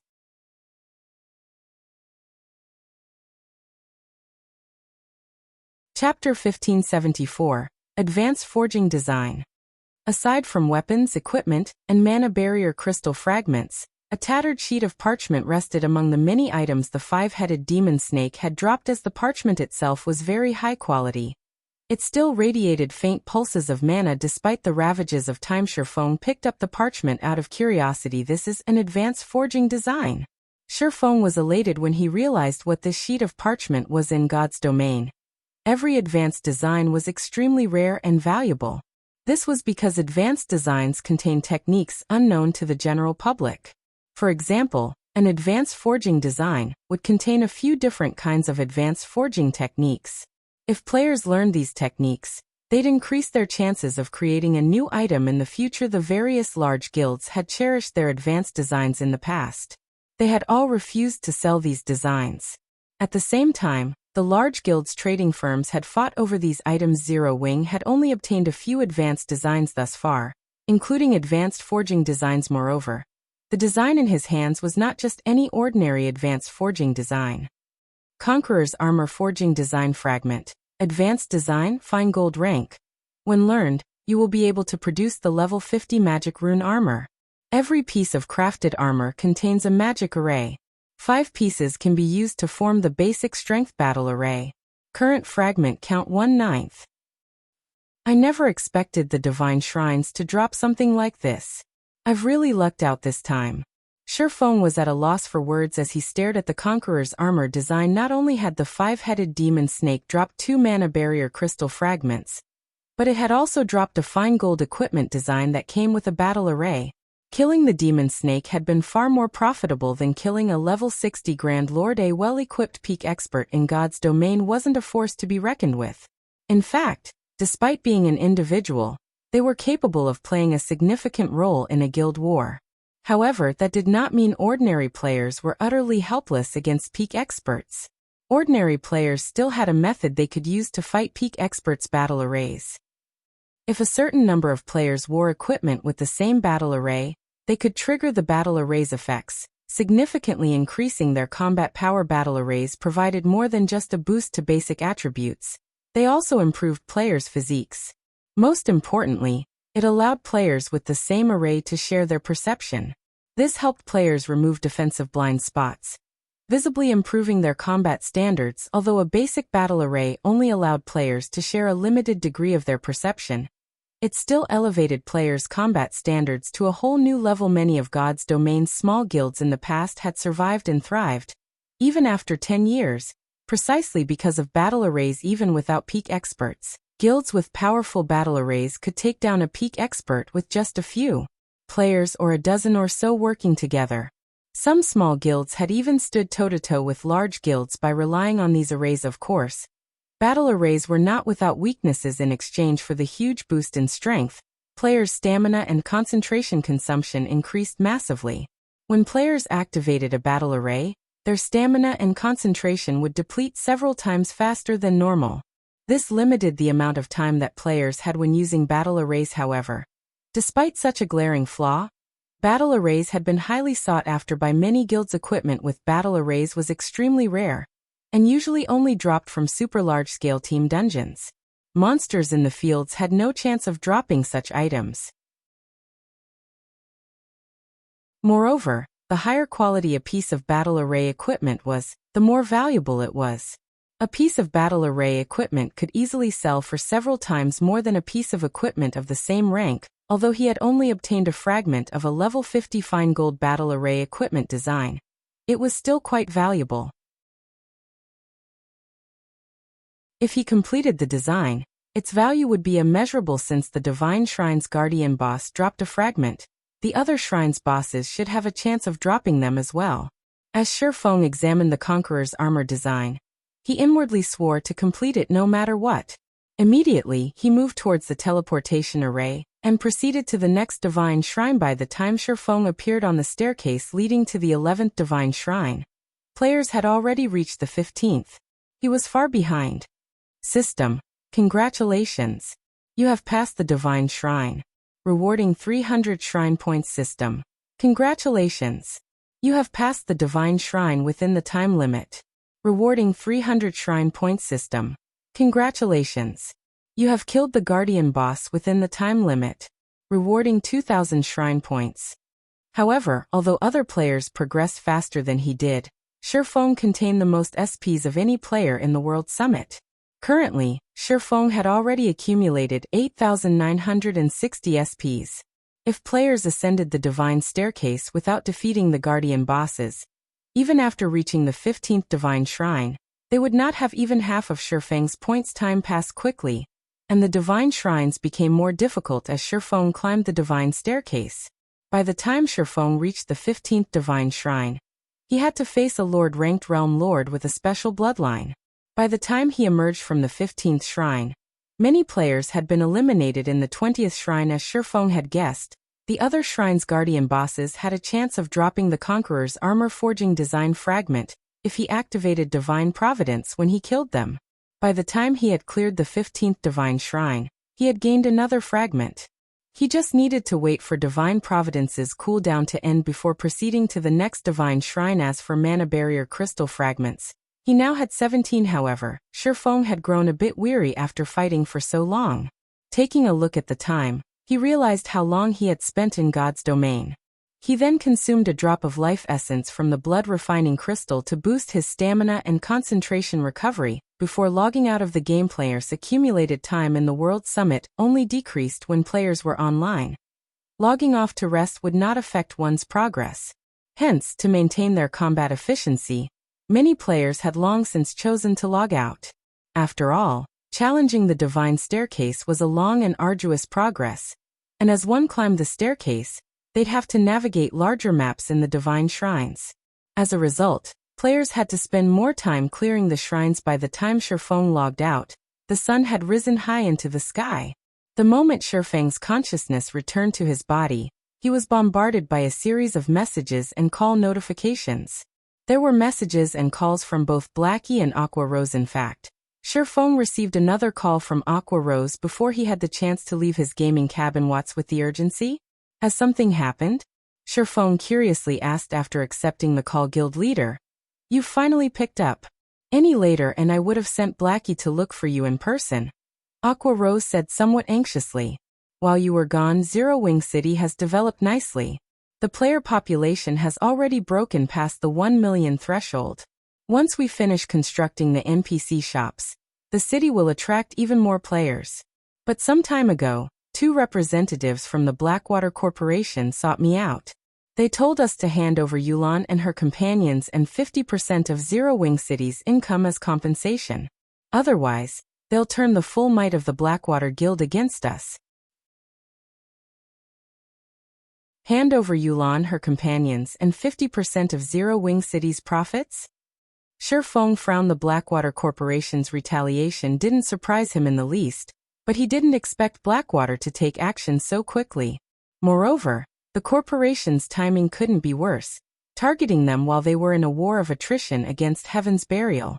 This put Zero Wing at a considerable disadvantage.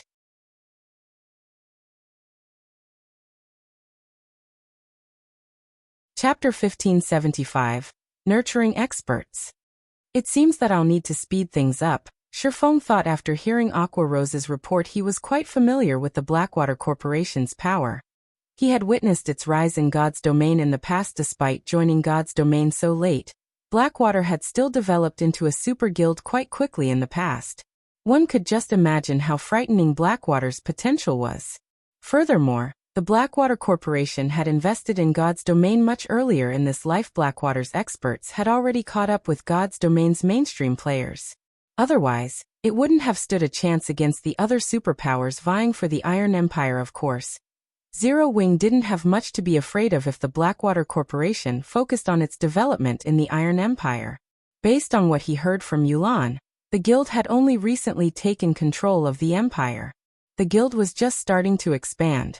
Although Blackwater possessed plenty of experts and funding, it lacked the power to spread its influence across multiple kingdoms and empires as the various super first-rate and super guilds had. While the organization might be able to deal with small guilds right now, it couldn't touch Zero Wing. Unfortunately, that was only true if Blackwater worked alone. If it worked with Heaven's Burial, Zero Wing's situation would take a turn for the worse. Blackwater could leave the reconnaissance to Heaven's Burial, while it supplied the guild with a large number of experts. Currently, players who wanted to grind and level up had to travel to distant maps, and most of the high-level maps weren't concentrated in a single area.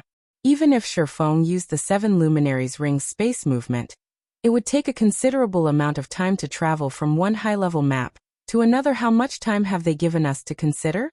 Shifeng asked one day. But I let my anger get the best of me, and I rejected their offer instantly. Aqua Rose said in a subdued voice. You rejected them? Shifeng stared at Aqua Rose in surprise. Did you really reject them? Aqua Rose nodded silently, knowing that she had made a huge mess of things by outright rejecting Blackwater's offer. She had undoubtedly created another powerful enemy for Zero Wing. Ha. Good. Well done. Shifeng could not help but laugh when he saw Aqua Rose's guilty expression. Although Zero Wing is not very strong, we're never afraid of a challenge. If they want to come, let them. We'll fight it out. Guild leader. Aqua Rose felt guilty and slightly touched by Shifeng's words. Not only didn't he blame her in the slightest, but he also actively encouraged her. All right, don't worry about it. This isn't the first time we've fought a superpower, Shifeng said, shrugging. But be careful this time. Keep an eye on their movement at all times. Also, we need to push our guild members to complete their Tier 2 promotions. Every bit of help is useful. Have our guild's internal members focus on leveling quickly, so they can add to the guild's combat power. I'll prepare some top-tier equipment, magic scrolls, and advanced potions for our guild members to challenge their promotion quests. As for the guild's internal members, I'll help them level up with Summer, Aqua Rose said, nodding, following which, Shifeng mentioned a few good grinding locations for Aqua Rose to use as she helped power level Zero Wing's internal members. The guild's internal members already had solid combat standards, they only lacked levels. Once they were brought up to speed, Zero Wing would have another batch of expert players to help defend it. When Shifeng finished his call with Aqua Rose, he proceeded to train with the guild's internal members. To help them improve faster, Shifeng even provided specific guidance to a few talented members. He even went so far as to use the 10 additional black cards he had acquired from the secret pavilion to train Yu Zipping and a few others in such a way. Shifeng trained Yu Zipping and the other internal members during the day. When the sun set, he'd log back into God's domain and grind through the divine staircase. The greatest problem other players in the World Summit faced was the drain on their stamina and concentration.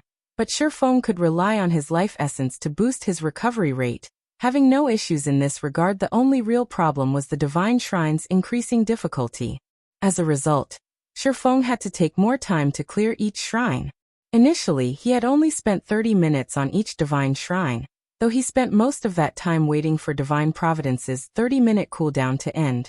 As he ascended the divine staircase, however, the amount of time he needed to clear each shrine gradually increased to 2, then 3 hours. After grinding for 4 consecutive days, Shifeng finally defeated the 29th Shrine's guardian boss, a Great Lord ranked Realm Lord. He had initially assumed that he'd earn more shrine points from each subsequent divine shrine he cleared, but that wasn't entirely the case. After the 10th divine shrine, the SP reward only increased once every 5 divine shrines. Yet these shrines' difficulty constantly increased as he cleared the last.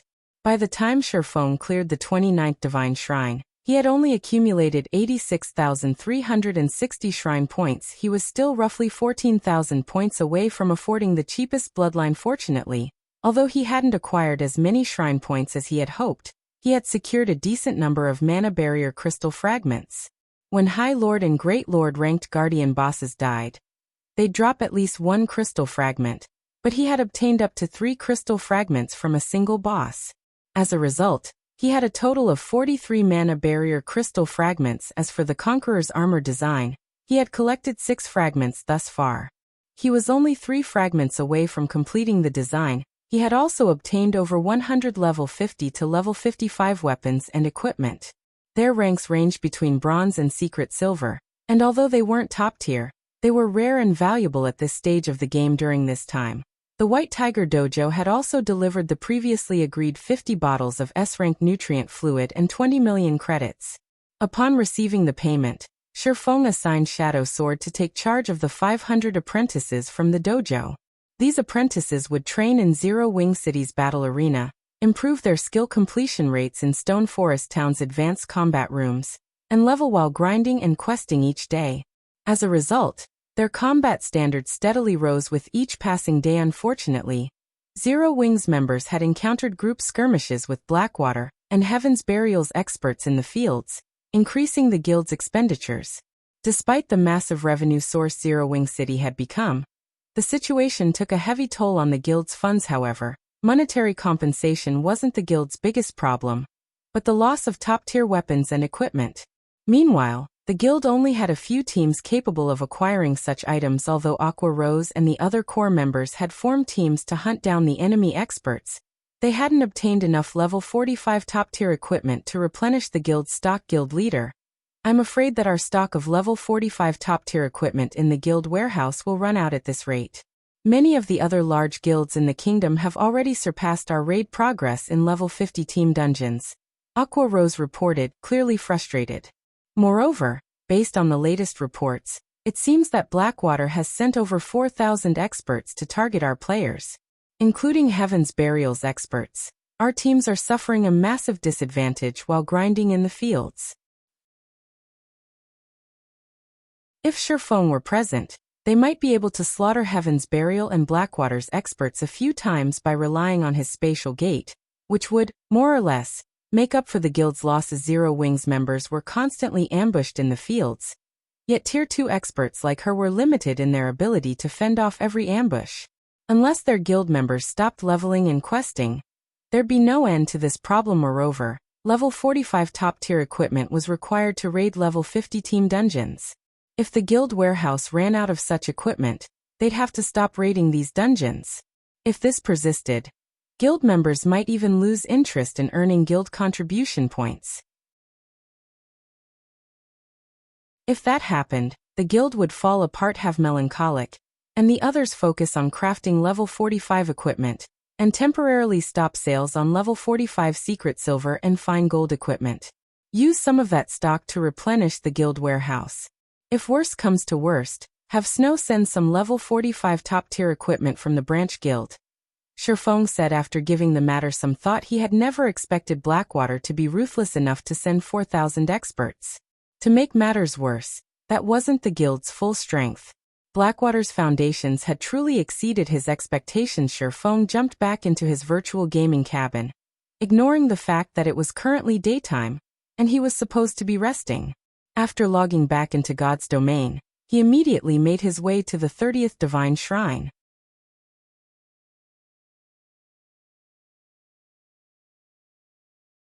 Chapter 1576, Divine Shrine's Opportunity. Once Shifeng entered the 30th Divine Shrine, the space before him transformed. Currently, he faced a dark cavern. The cavern was very large as a sports arena. Moreover, many tunnels led out of it. From time to time, he also spotted 1 or 2 lizardman patrol squads moving in and out of these tunnels. Even the weakest lizardman in these patrol squads was a level 58 special elite, while the strongest was a level 60 lord. The raid difficulty really has increased quite significantly. Shifeng frowned slightly as he observed the lizardmen. It's no wonder so many expert demon players had to stop after reaching the 30th shrine previously. Even the strongest non-boss monster in the 29th Divine Shrine was only a level 60 chieftain in God's domain. Chieftain-ranked monsters were at the Tier 1 standard. Hence, current players, particularly demon players, could still have a relatively easy time dealing with chieftains. However, when a monster reached the Lord rank, they attained the Tier 2 standard, and were capable of using Tier 2 skills. It might be fine if all a demon player had to deal with were 2 or 3 lords. The crucial point was that, based on what Sherfong could see, there was a total of 30 Lord-ranked lizardmen patrolling in the cavern alone. If one entered the tunnels, who knew how many more lords they would encounter? Against 30 Lord-ranked monsters, even a Tier 2 player would get overwhelmed easily, not to mention a Tier 1 player. An ordinary Tier 1 expert would be fortunate if they could survive even 10 seconds against such a large number of lords. It was no wonder many experts in the World Summit had their progress climbing the Divine Staircase halted at the 30th Divine Shrine currently. Based on the ranking list Sherfong saw before he entered the 30th Divine Shrine, only 5 players had successfully passed the 30th Divine Shrine. After observing the patrol routes of the lizardmen, Sherfong activated the 7 Luminaries Ring's aura of wind, and dashed towards the tunnel that the system map indicated provided access to the heart of the cave system. The patrol squads in the cavern moved in fixed patterns. From observation, Sherfong found out that there would not always be 30 patrol squads moving inside the cavern, but only around 4 to 10 patrol squads most of the time. As long as he used the opportunity, when only 4 patrol squads were present to enter the tunnel leading to the core area, he would attract the attention of only 2 lizardman patrol squads at most. In the next moment, Sherfong transformed into an afterimage as he dashed past one lizardman patrol squad. By the time the patrol squad reacted, Sherfong was already several yards beyond it.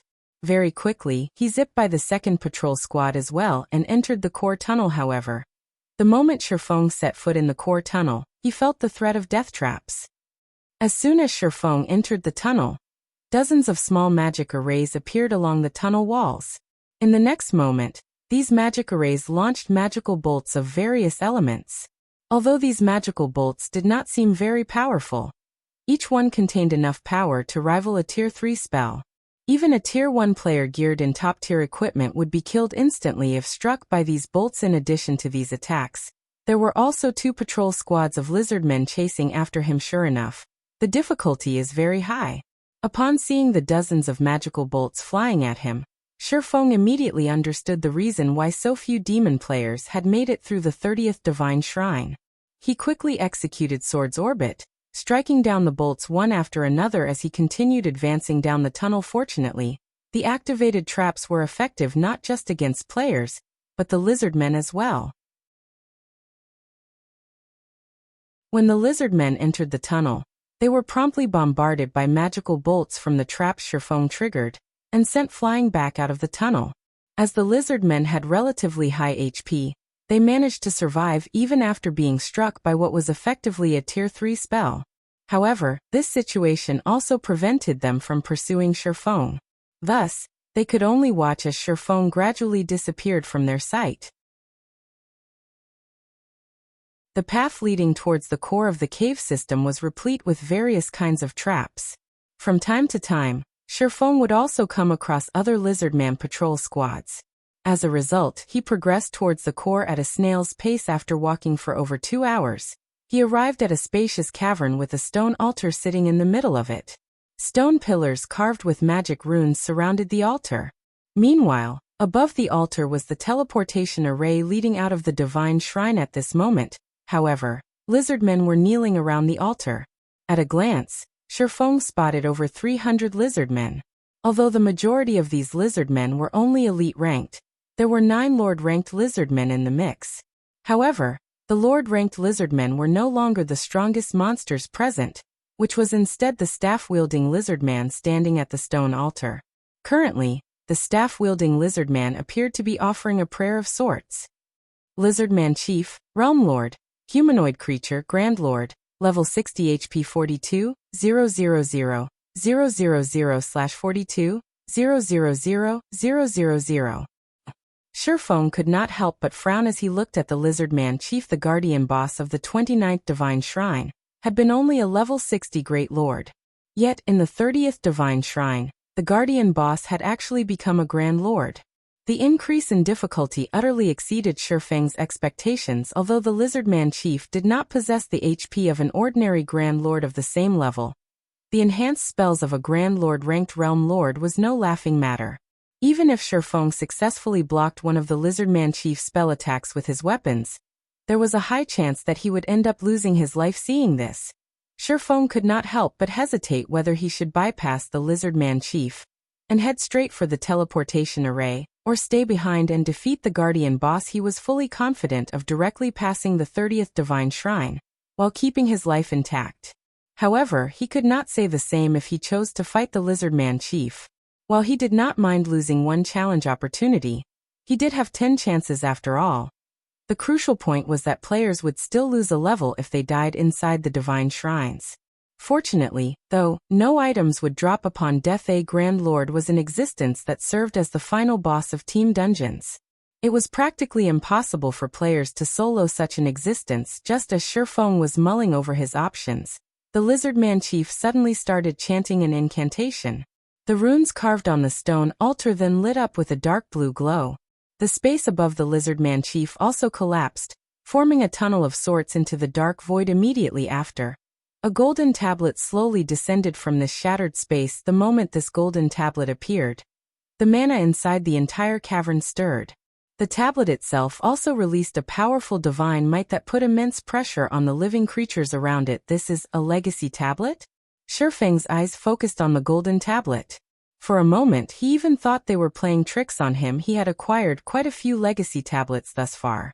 Meanwhile, every tablet was a treasure that allowed players to learn combat techniques. However, the tablets he possessed were just bronze and silver ranked. Thus far, he had only seen one gold tablet before. Moreover, the said tablet had even been stolen by a mysterious Tier 5 NPC. One could just imagine the value of a gold-ranked secret technique tablet. Just as Shifeng was feeling surprised at the appearance of the gold tablet, the Lizardman Chief extended his hands and received the tablet. He then started chanting another incantation. This time, the Lizardman Chief caused an even greater commotion. The mana inside the entire cavern gathered at the stone altar and became so dense that it started transforming into white mist. At the same time, a threefold magic array also formed on the ground the stone altar sat on. This is a space-time teleportation magic array? What is he trying to do? Could he be trying to send the gold tablet to another location? Shifeng was very familiar with the threefold magic array that formed beneath the stone altar. However, he did not believe that the Lizardman Chief was going to leave the Divine Shrine. Hence, there was only one other possibility why the Lizardman Chief would need a teleportation array. To send something away, since the Lizardman Chief had summoned the teleportation array immediately after receiving the gold tablet, it was highly likely that the Realm Lord was planning on sending the gold tablet away. This won't do. I can't let him send the gold tablet away. Shifeng steeled his heart and started sneaking his way over to the Lizardman Chief. A gold tablet was incomparably valuable. It was not something that bronze and silver tablets could compare to. Just a silver tablet was already enough to prompt the various superpowers to bloody one another's noses, all the more a gold tablet. If he missed out on this opportunity, who knew how long it would take before he came across another gold tablet? In fact, he might never come across another gold tablet again. Moreover, the divine staircase became increasingly difficult the higher one ascended. If he could not defeat the Lizardman Chief, then it was even less likely that he could defeat the guardian bosses of the subsequent divine shrines. Just as the Lizardman Chief was about to send the gold tablet out of the cavern, at the critical moment, Shifeng activated the aura of Time's forbidden domain. Please work. Seeing that the space-time teleportation magic array was about to activate, Shifeng could not help but pray for his forbidden domain to succeed in stopping it.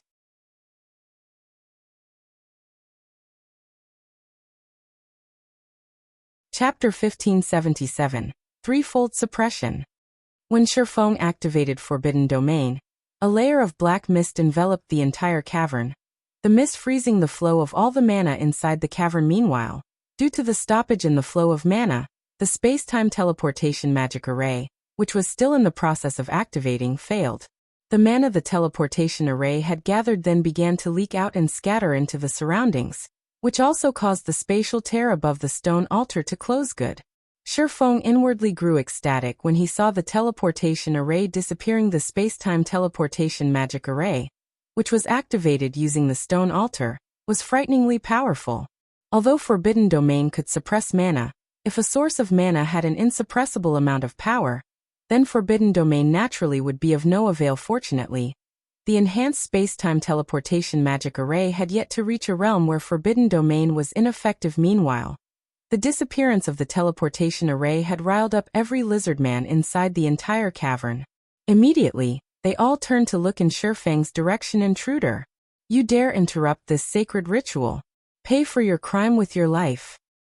The lizardman chief bellowed at Shifeng, a wrathful expression on his face as he thumped his tail furiously on the ground. Every lizardman present inside the cavern promptly charged at Shifeng. As for the lizardman chief, he gathered mana in his staff to destroy Shifeng's Forbidden Domain. Among the 300-plus lizardmen charging at Shifeng were 9 lords and 1 high lord. In the face of such a force, even an ordinary Tier 2 expert would shudder in fear. However, rather than feeling fearful, Shifeng smiled as he switched the aura of time to the aura of fire. He then unfurled a crimson Tier 3 magic scroll in his hands. Meanwhile, contained within this magic scroll was none other than the Tier 3 large-scale destruction spell Flame Prison. Suddenly, fiery pillars shot up from the ground, trapping all the oncoming lizardmen in a prison of flames. Any lizardman that came into contact with the scorching flames received devastating amounts of damage, losing over 1 million HP every second. The spell's activation instantly killed the elite-ranked lizardman. Meanwhile, before Flame Prison's duration was anywhere close to ending, Shifeng took out an aqua-blue Tier 3 magic scroll Ice Torrent. A torrent of water crashed down from the cavern's ceiling and impacted the ground heavily. Any living creature that came into contact with the water turned into an ice sculpture on the spot. The chieftain-ranked lizardmen, who had received critical damage from the initial wave of attacks from Flame Prison, had their remaining HPs thoroughly consumed, their frozen bodies shattering into tiny frost particles. Loot then scattered all over the cavern's submerged floor. After just a brief moment, only the 9 lords and 1 high lord remained of the lizardman army. How tough! Seeing that the lord-ranked lizardmen were already at critical HP, Shifeng followed up with Flame Domain. Although Flame Domain was not as powerful as a Tier 3 large-scale destruction spell, it was more than enough to deal with the lord-ranked lizardmen. After the 3 large-scale destruction spells descended, only the high lord-ranked lizardman captain remained of the 300-plus lizardmen that charged at Shifeng. At this moment, though, the high lord had less than half of his HP left. Even so, Shifeng had no intentions of showing mercy, immediately advancing towards the lizardman captain. If it were during normal times, Shifeng would pay no attention whatsoever to a high lord-ranked monster. However, he currently had to deal with the Grand Lord-ranked lizardman chief. If he left the lizardman captain alone now, he might very well come to regret it later on. Currently, the lizardman chief was much more powerful than the Grand Lord-ranked purgatory puppets Shifeng had fought during the entrance test. The Realm Lord also possessed much greater HP. Moreover, Shifeng was alone right now, and the system disallowed the use of summoning scrolls. Hence, it would be extremely difficult for him to kill the lizardman chief. And he definitely could not afford even the slightest bit of carelessness. However, just when Shifeng arrived before the lizardman captain, and was about to use Flame Burst to finish off the High Lord, numerous flame spears suddenly shot at him. Upon seeing this, Shifeng retreated in surprise. Boom, boom, boom. When the flame spears impacted the ground, large craters immediately formed. What power! So this is a Tier 3 spell cast by a Realm Lord? Shifeng was inwardly astonished as he looked at the flaming craters. It was self-evident that the Lizardman Chief had removed the effects of Forbidden Domain. Although the Lizardman Chief had cast only a Tier 3 spell, its power was already at the Tier 4 standard. If Shifeng tried blocking such a spell, he might very well lose his life in an instant. Meanwhile, as soon as Shifeng dodged the flame spears, flames started raining down from midair. At the same time, chains made of flames emerged from the ground and shot at him, giving him no chance to catch a breather. Whether it was the rain of flames or the flaming chains, Both were spells capable of killing Shifeng upon contact right now, damn it. Gritting his teeth, Shifeng activated Heavenly Dragon's power. He then executed the Tier 2 instant strike at the Lizardman Captain in the blink of an eye. Shifeng's body disappeared from the trajectories of the Lizardman Chief's attacks, and appeared before the heavily injured Lizardman Captain. Phantom kill. 9 Dragon Slash. Shifeng held nothing back as he launched one powerful attack after another at the Lizardman Captain, who only had around 4 million HP remaining due to Heavenly Dragon's power's effect. Shifeng's strength attribute increased by 150%. His strength was now superior to even a Grand Lord's of the same level. There was also instant strikes effects, which increased his attack speed by 500% and damage dealt by 400% in the next moment. Damages exceeding -100,000 appeared above the Lizardman Captain's head one after another. Sometimes, a critical hit dealing over -300,000 damage would also occur. As Shifeng and his doppelganger hacked and slashed at the Lizardman Captain, they also activated Defensive Blade to block the spell attacks coming from the Lizardman Chief. The fight with the Lizardman Captain lasted only a matter of seconds. During this period, the High Lord had very little chance to counterattack. By the time the Lizardman Captain was dead, Shifeng and his doppelganger had mostly exhausted the block counts of their defensive blade. Although only the Lizardman Chief remained now, Shifeng did not dare to be careless. As a precaution, he stabbed the abyssal blade into the ground and activated Abyssal Curse. Suddenly, pitch-black shackles emerged from the ground beneath the Lizardman Chief's feet, binding the Realm Lord completely. The Realm Lord's basic attributes then began decreasing rapidly. However, the Lizardman Chief was not an easy opponent to defeat. With a shout, he shattered the restraints on his body and stopped his basic attributes from decreasing any further. In the end, the Realm Lord still retained 80% of his basic attributes, remaining a nightmarish existence to current players. However, Shifeng had long since expected such an outcome. He then activated Disintegration Field, causing the Lizardman Chief's basic attributes to plummet once more. Eventually, the Lizardman Chief's basic attributes fell to only 60% of their original values. However, Shifeng was still not satisfied with this result. He took out the Ring of Gospel and spent 5,000 magic crystals, activating World Projection Threefold Suppression. If players in the outside world were to see this scene, their eyes would most likely fall out of their sockets. Shifeng had actually suppressed a Realm Lord grade Grand Lord to the point where the boss possessed only 45% of his original basic attributes. Now the Lizardman Chief was no different from a Great Lord of the same level. However, the Lizardman Chief was thoroughly enraged under Shifeng's threefold suppression. Waving his staff, he cast the most powerful spell in his arsenal, Hell Pythons. Suddenly, the Lizardman Chief's staff transformed into a bundle of flames, which then expanded and became 9 massive, flaming pythons that were fully under the Lizardman Chief's control. He still had such a trump card to play?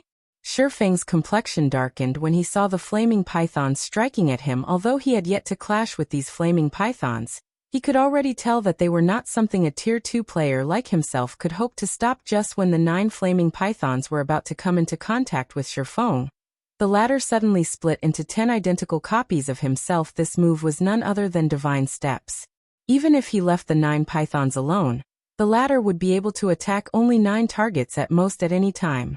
With the flaming pythons distracted, Shifeng immediately made his way towards the Lizardman Chief. Thundering Flash, Flame Burst, Shadow Blade. Both Shifeng's main body and doppelganger attacked the Lizardman Chief in a frenzy. Although the Lizardman Chief was a Realm Lord, his basic attributes were now suppressed to the point where they only rivaled a Great Lords of the same level. Moreover, the Lizardman Chief did not excel in melee battles. As a result, the Lizardman Chief became no different from a punching bag to Shifeng, whose basic attributes were currently superior to a Grand Lord's of the same level. 99%, 95%, 90%. When Divine Steps ended, Shifeng took out a Tier 3 defensive scroll, Sacred Shield of Water, and used it. The defensive spell was capable of blocking Tier 4 attacks even for a short moment, let alone the Tier 3 attacks of the flaming pythons. By the time Hell Python's 20-second duration was over, The sacred shield of water still had over a quarter of its energy remaining without the annoyance of the hell pythons. Shifeng had a much easier time dealing with the Lizardman chief, and was able to whittle down the Realm Lord's HP when the duration of Heavenly Dragon's power ended. Shifeng promptly followed it up by activating Power of Darkness, maintaining his strength at the level of a Grand Lord. Meanwhile, every one of his normal attacks dealt over minus 30,000 damage to the Lizardman chief, and minus 80,000 for a critical hit. His skill attacks dealt over minus 100,000 damage each and minus 300,000 for a critical hit. However, Shifeng would occasionally be forced to block one of the Lizardman chief's spell attacks with his weapons, losing 10,000 to 20,000 HP in the process. Fortunately, Shifeng had Life Domain and Void Shield to help him recover and block a portion of those attacks. Hence, he had no problems keeping his HP above a safe margin. The only real challenge he faced was that the high-intensity combat was depleting both his stamina and concentration at a severe rate as the minutes passed by. The Lizardman chief's HP steadily decreased 50%, 30%, 10%. Despicable intruder. I will not let you win. The Lizardman chief suddenly exploded in violent fury and tossed aside his staff. He then started gathering a stupendous amount of mana inside his body, following which not only did his body turn pitch black, but it also doubled in size. Mana madness. At this moment, when Shifeng looked at the Lizardman chief, he could feel the threat of death from the Realm Lord. Actually, even if his mind did not warn him about the Lizardman chief, his eyes could see very clearly just how dangerous the Realm Lord was right now. Despite the Lizardman chief just standing still right now, the ground beneath the Realm Lord buckled and shattered from the intense aura his body radiated. The air surrounding the Lizardman chief had also become extremely heavy as well as scorching hot roar. The Lizardman chief bellowed and dashed forward, appearing in front of Shifeng in the blink of an eye. The Realm Lord then raised his massive arms and smashed down at Shifeng. Shifeng had no intention of dodging the Realm Lord's attack. Instead, he activated the Tier 2 Blade Liberation, increasing his basic attributes once more. Shadow Blade. Suddenly, several streaks of shadow merged with the slash Shifeng executed using Killing Ray, the combined attack landing squarely on the Lizardman chief's fists. Boom. Shifeng was forced to retreat by only half a step from the resulting impact. In contrast, the Lizardman chief's arms got flung away, leaving his scaly chest wide open to attack. Moreover, the counter had also forced the Realm Lord to retreat by 2 steps. A chance. Shifeng used this opportunity to activate Divine Providence and stabbed the Abyssal Blade at the Lizardman chief. Flame burst. After launching a series of devastating attacks, Shifeng eventually reaped the final 10% HP the Lizardman chief had remaining. Meanwhile, like a bursting balloon, the Realm Lord's body instantly turned into ashes and disappeared.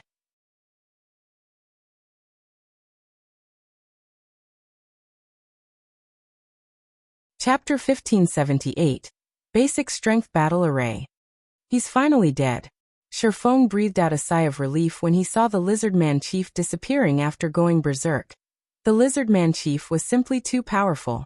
Not only was the Realm Lord's strength overwhelming, but his attacks also carried the mana erosion effect.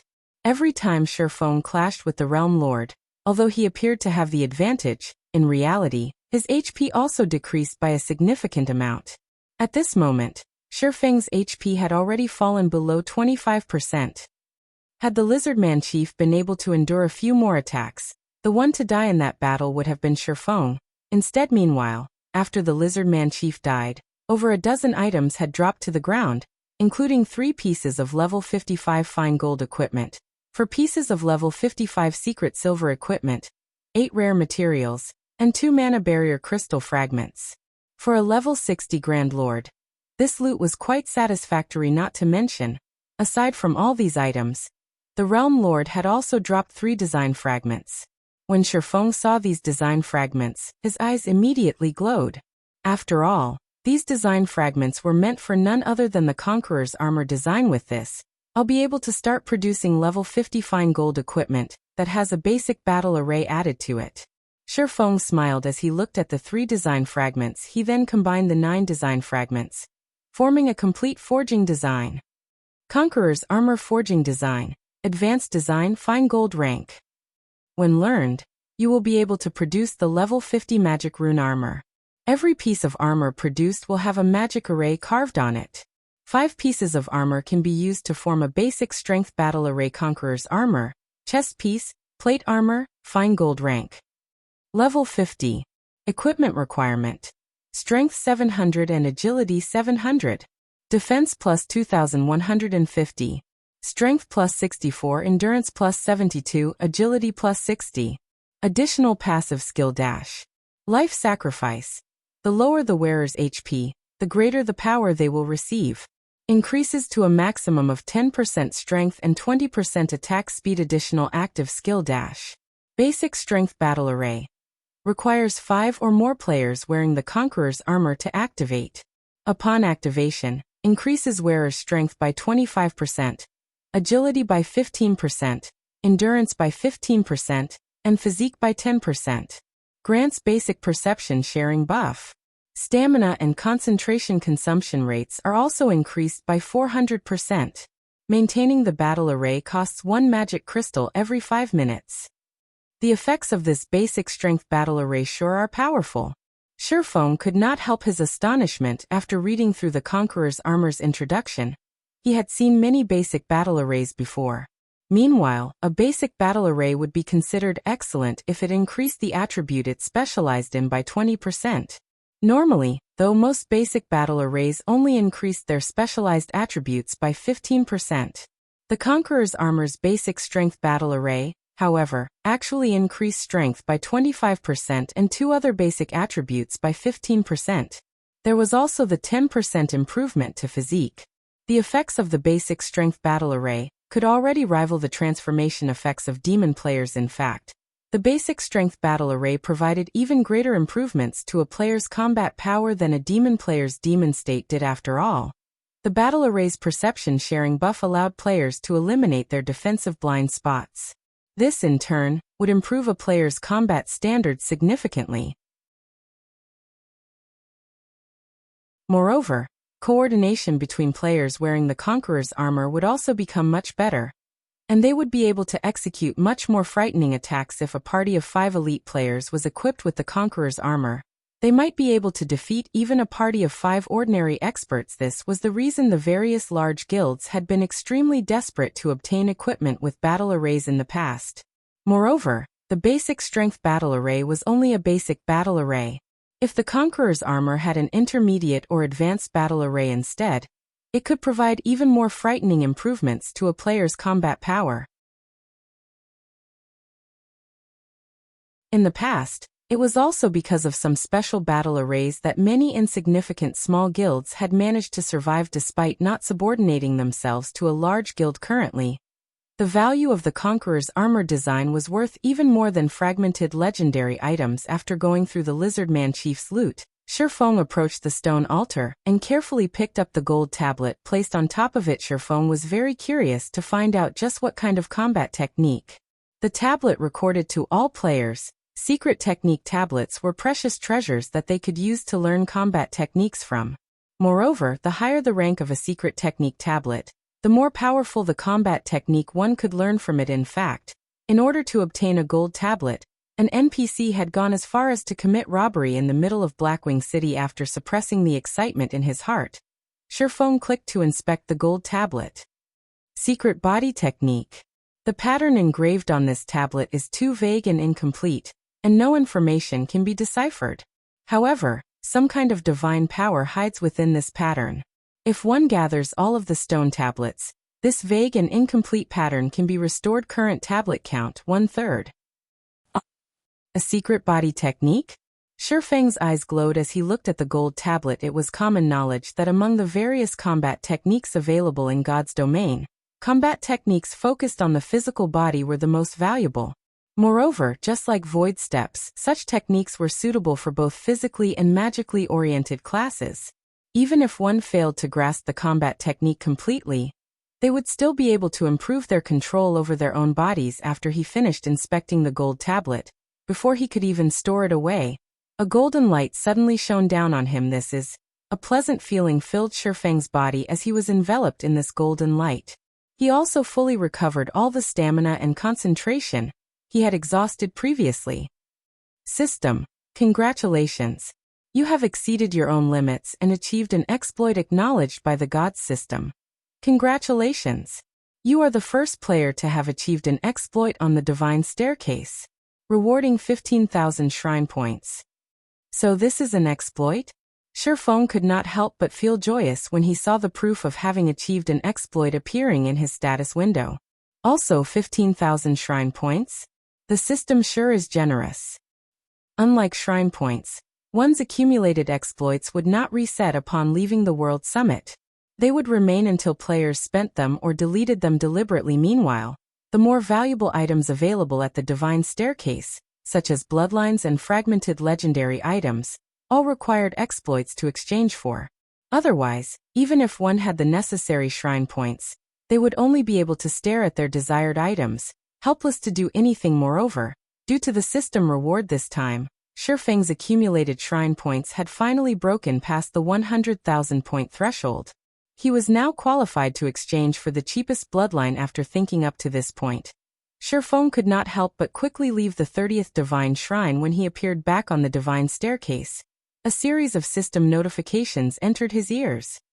System. Congratulations. You have passed the Divine Shrine, rewarding 1,500 shrine points. System. Congratulations. You have passed the Divine Shrine within the time limit, rewarding 1,500 shrine points. System. Congratulations. You have killed the Guardian boss within the time limit, rewarding 4,000 shrine points. After including these rewards, Shifeng's total shrine points reached 109,360. However, he still had no intention of ending his challenge. After getting sufficient rest, he immediately proceeded to the next Divine Shrine. Although he currently no longer had enough magic crystals to use world projection for the subsequent Guardian bosses, even if he could not beat the Guardian bosses, he was more than capable of maneuvering past them. In any case, he was not required to defeat the Guardian bosses in order to clear the Divine Shrines and ascend the Divine Staircase.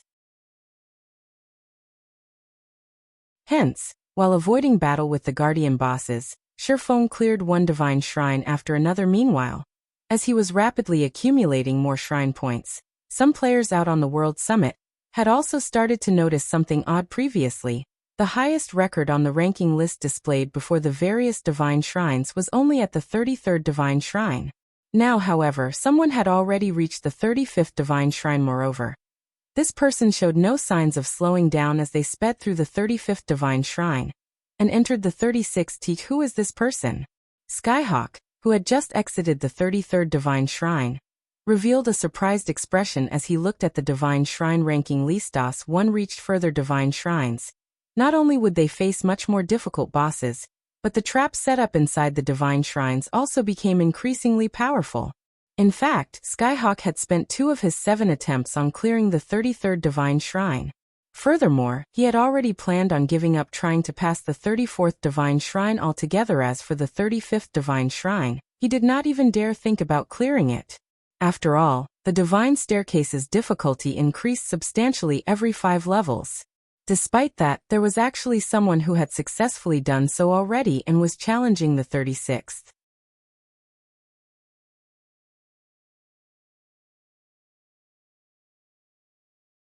Chapter 1579. Redeeming a Bloodline.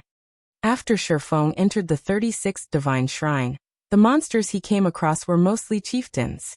Meanwhile, the monster patrol squads he encountered were mainly led by level 60 lords, with a few led by high lords. Even an expert player would not dare to pick a fight if they came across such monster patrol squads.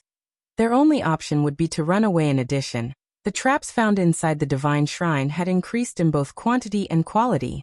Now every trap was more than capable of killing a player instantly.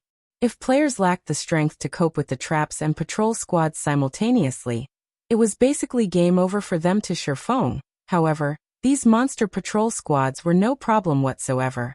Only having to deal with both the traps and monsters at the same time consumed a lot of his time and stamina. Fortunately, he had life essences to help replenish his stamina. Hence, he still managed to arrive at the teleportation array of the 36th Divine Shrine relatively easily from the 35th Divine Shrine onwards. The Guardian bosses had become Grand Lord-ranked archaic species. Even if Shifeng had enough magic crystals to execute threefold suppression, he was not confident of defeating such a foe. A casual hit from a Grand Lord-ranked archaic species could heavily injure Shifeng, even if he succeeded in blocking the attack. If he failed, needless to say, he would be killed instantly as a result. Shifeng had to resort to Heavenly Dragon's power and life domain to keep himself alive. He then used the doppelganger summon through Phantom Kill to activate the teleportation array. After the teleportation array was ready, he swapped positions with his doppelganger and promptly left the 36th Divine Shrine. Although Shifeng failed to kill the Guardian boss, passing the 36th Divine Shrine still granted him a total of 4,000 shrine points. Through this method, he smoothly ascended the Divine Staircase all the way up to the 40th Divine Shrine, causing a huge commotion among the players in the World Summit. After all, the second-ranked player only managed to clear the 33rd Divine Shrine. Meanwhile, Shifeng directly chose to give up on the challenge after passing the 40th Divine Shrine. The reason for this decision was the Guardian bosses no longer being Grand Lord-ranked archaic species, but mythic monsters instead, from the 40th Divine Shrine onwards. Whether it was in terms of strength, speed, or combat standards, a mythic monster surpassed a Grand Lord-ranked archaic species by a wide margin. Against a mythic monster, skills such as Abyssal Curse and Disintegration Field had minimal effect even after Shifeng had used Heavenly Dragon's power. The Guardian boss of the 40th Divine Shrine still managed to overwhelm him. Had Shifeng made even the slightest mistake during the fight, he would have definitely been killed instantly. In the end, he was left with no choice but to resort to twofold berserk. However, even after he did so, against an unsuppressed mythic monster, it had taken him everything he had just to keep his life. Fortunately, he was able to hold out long enough for his doppelganger to activate the teleportation array, and he succeeded in leaving the 40th Divine Shrine. However, after activating twofold berserk, he had also entered a weakened state, which had a very long duration as this method of clearing the Divine Shrines was simply too time-consuming. Shifeng decided that it was better to give up and use his remaining time to explore the other shrines on the World Summit. After Shifeng chose to leave the Divine Staircase, he arrived back at the Divine Hall located at the bottom of the World Summit. There are so many people. Upon arriving at the Divine Hall, he discovered that most of the demon players he encountered at the World Summit's main entrance were currently present in the Divine Hall buying demon potions, 150 gold per bottle, willing to use level 45 top-tier weapons and equipment to exchange as well, purchasing set pieces for level 50 dark gold or fine gold set equipment. Prices negotiable. Among the players present inside the Divine Hall, very few were here to exchange for items using their shrine points. Instead, the majority of the players were purchasing items exchanged using shrine points.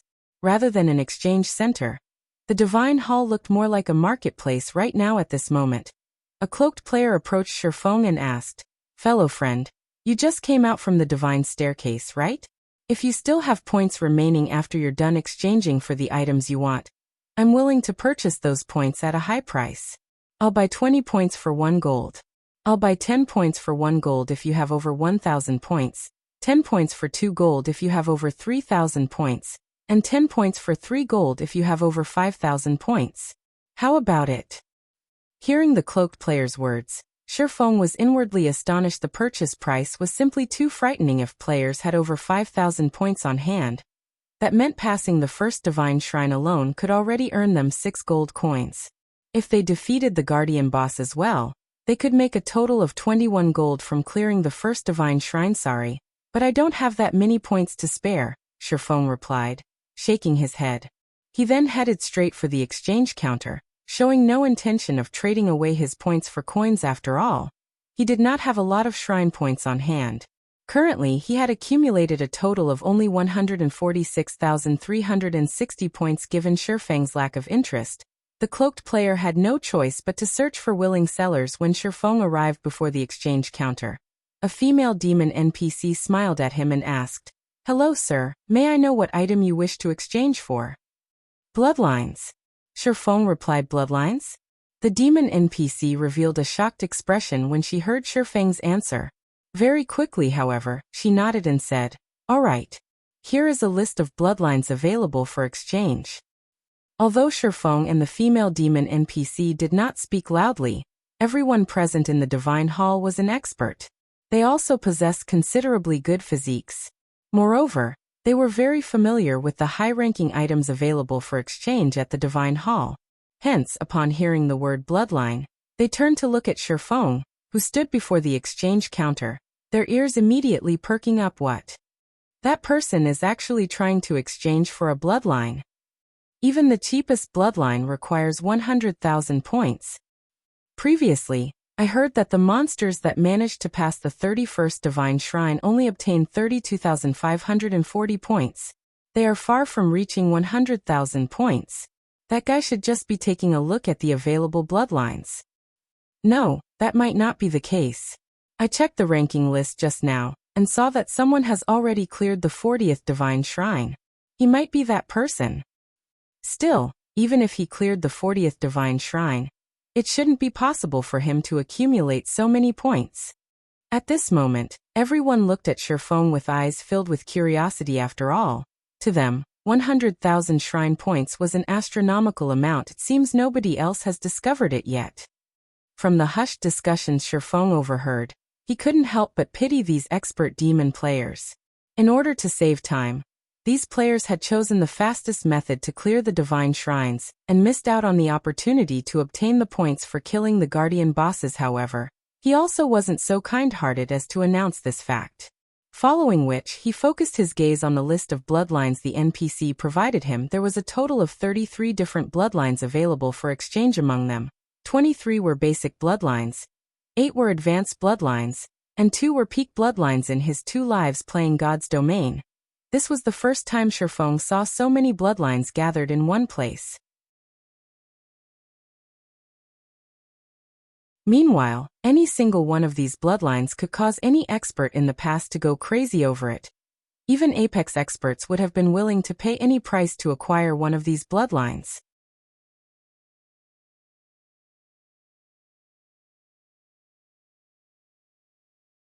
Chapter 1580. Hidden Benefit. Sure enough, they are all amazing. It's no wonder so many experts were so crazy about bloodlines back then. Shifeng felt slightly emotional when he saw the list of bloodlines in the past. Even superpowers had an extremely tough time getting their hands on bloodlines. Information on bloodlines was also heavily restricted. Even though Shifeng had been the guild leader of a second-rate guild, he had not possessed any detailed information on bloodlines.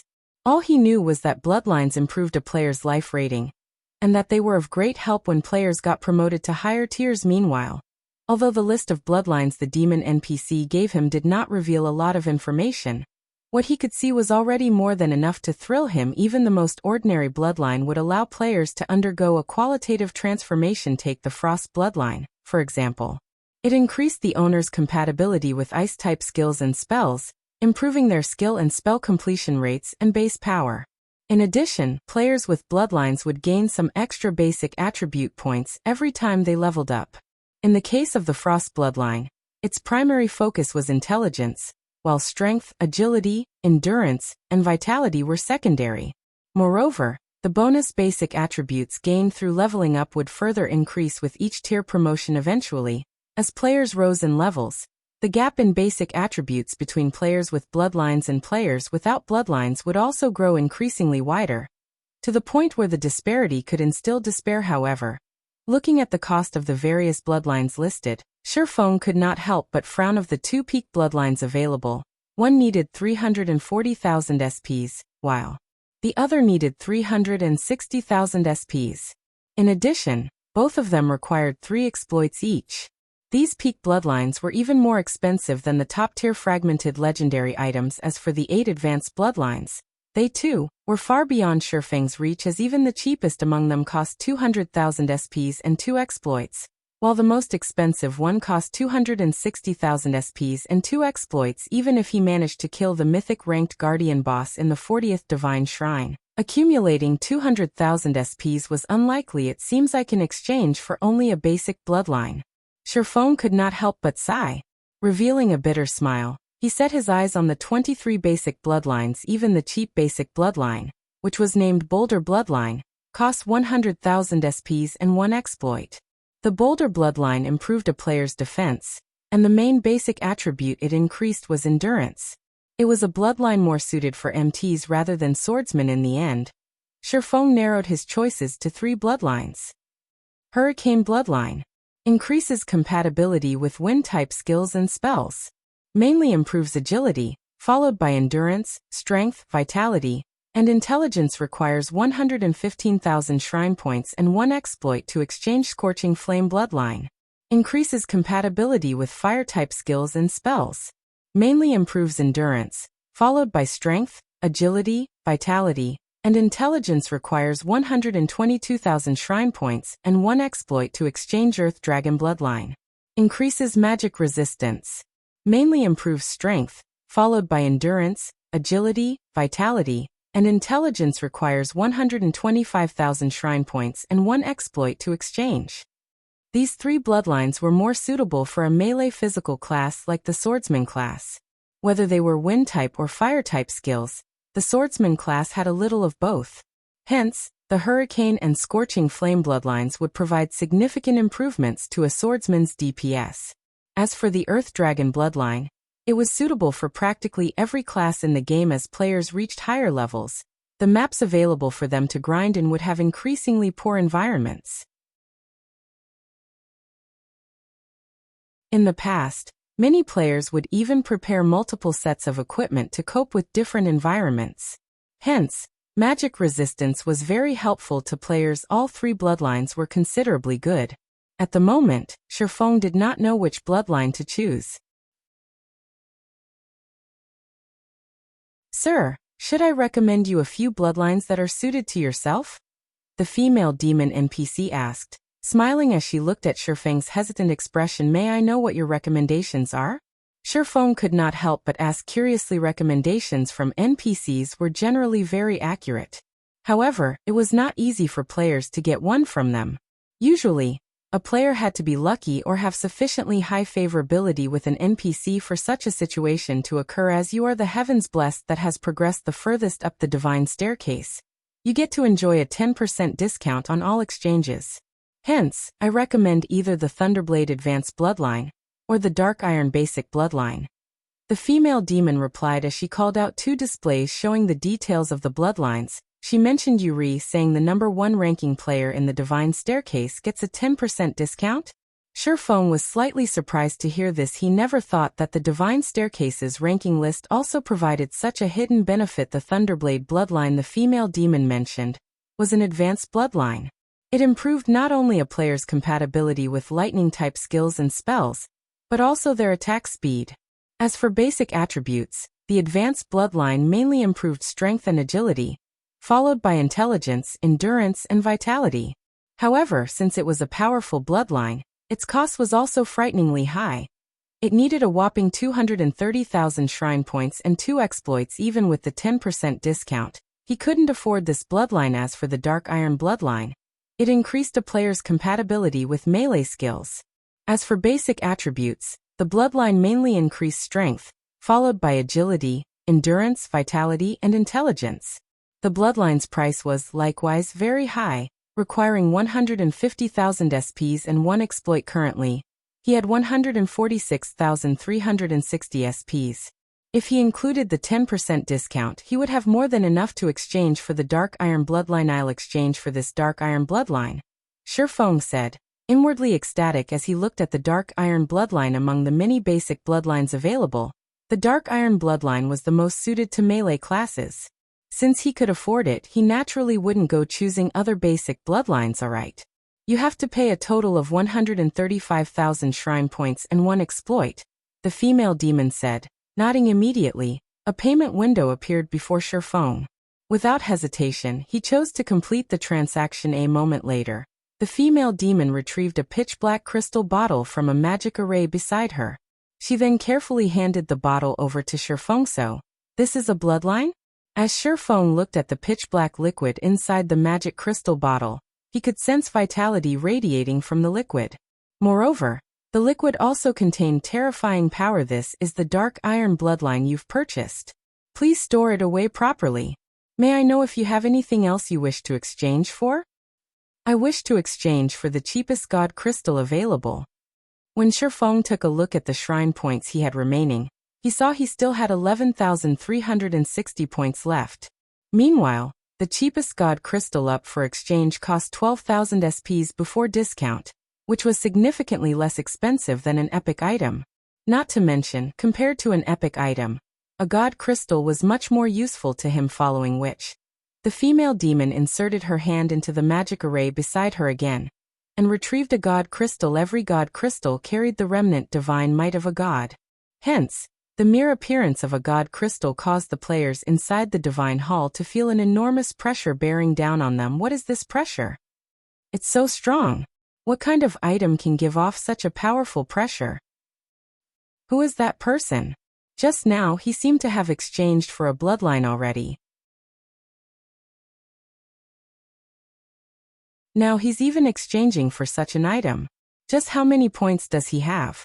The crowd inside the divine hall stared at Shifeng in shock. The players that previously doubted him now looked at him with eyes brimming with envy and admiration. A bloodline. That was something that could allow even an ordinary player to become an expert. If demon experts like themselves could obtain a bloodline, they would definitely become one of the apex existences in God's domain in the future. Hence, how could they not envy Shifeng? Meanwhile, after Shifeng obtained the dark iron bloodline and god crystal, he no longer had any reason to remain in the divine hall. He immediately turned around and headed towards the exit. However, before Shifeng could leave the divine hall, a man suddenly stood in his way. Smiling, the man said, "Fellow friend, your performance at the divine staircase is amazing. May I know if you can hand over that bloodline you have to the Flower of Seven Sins? Rest assured, the Flower of Seven Sins definitely will not mistreat you and will reward you amply." With a look, Shifeng identified the man before him as none other than Skyhawk of the Flower of Seven Sins.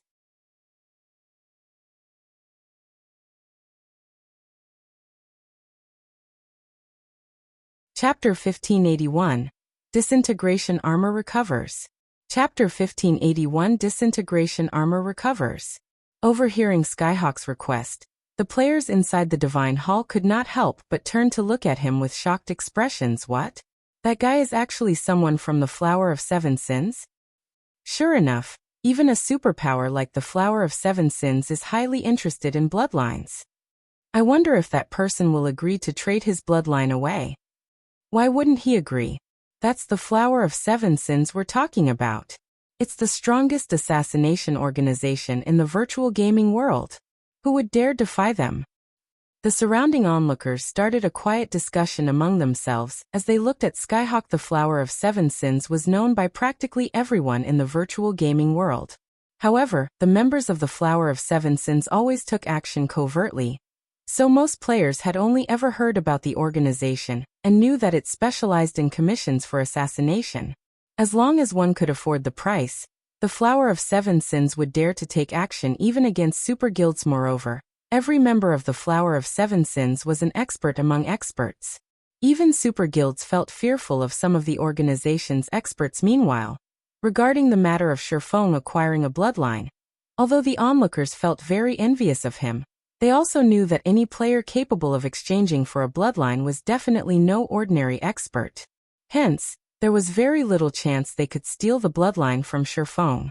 However, it would be a different story if the Flower of Seven Sins was the one asking for it. The Flower of Seven Sins dared to take action against even the old monsters of super guilds.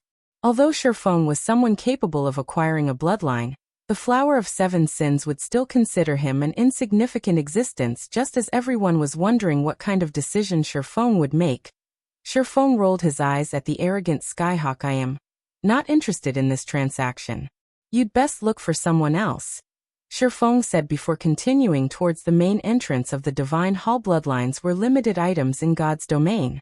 Although they were available for exchange at the Divine Staircase, every bloodline was unique. Once one was taken, its listing would no longer appear at the Divine Staircase. In addition, players wouldn't be allowed to exchange for items of similar rank and type in the future, which implied that players could exchange for only one basic bloodline at the Divine Staircase in their lifetime. If Shifeng wished to exchange for another bloodline in the future, his options would be only advanced bloodlines and peak bloodlines. The same rule applied for epic and fragmented legendary items as well. Players were limited to only one such item, hence, Shifeng naturally wouldn't be so foolish as to trade away his bloodline. Moreover, even if he could exchange for an unlimited number of bloodlines, he still wouldn't trade the Dark Iron bloodline away. Bloodlines were incomparably precious. Aside from the Divine Staircase, Shifeng had no idea where he could obtain a bloodline with absolute certainty.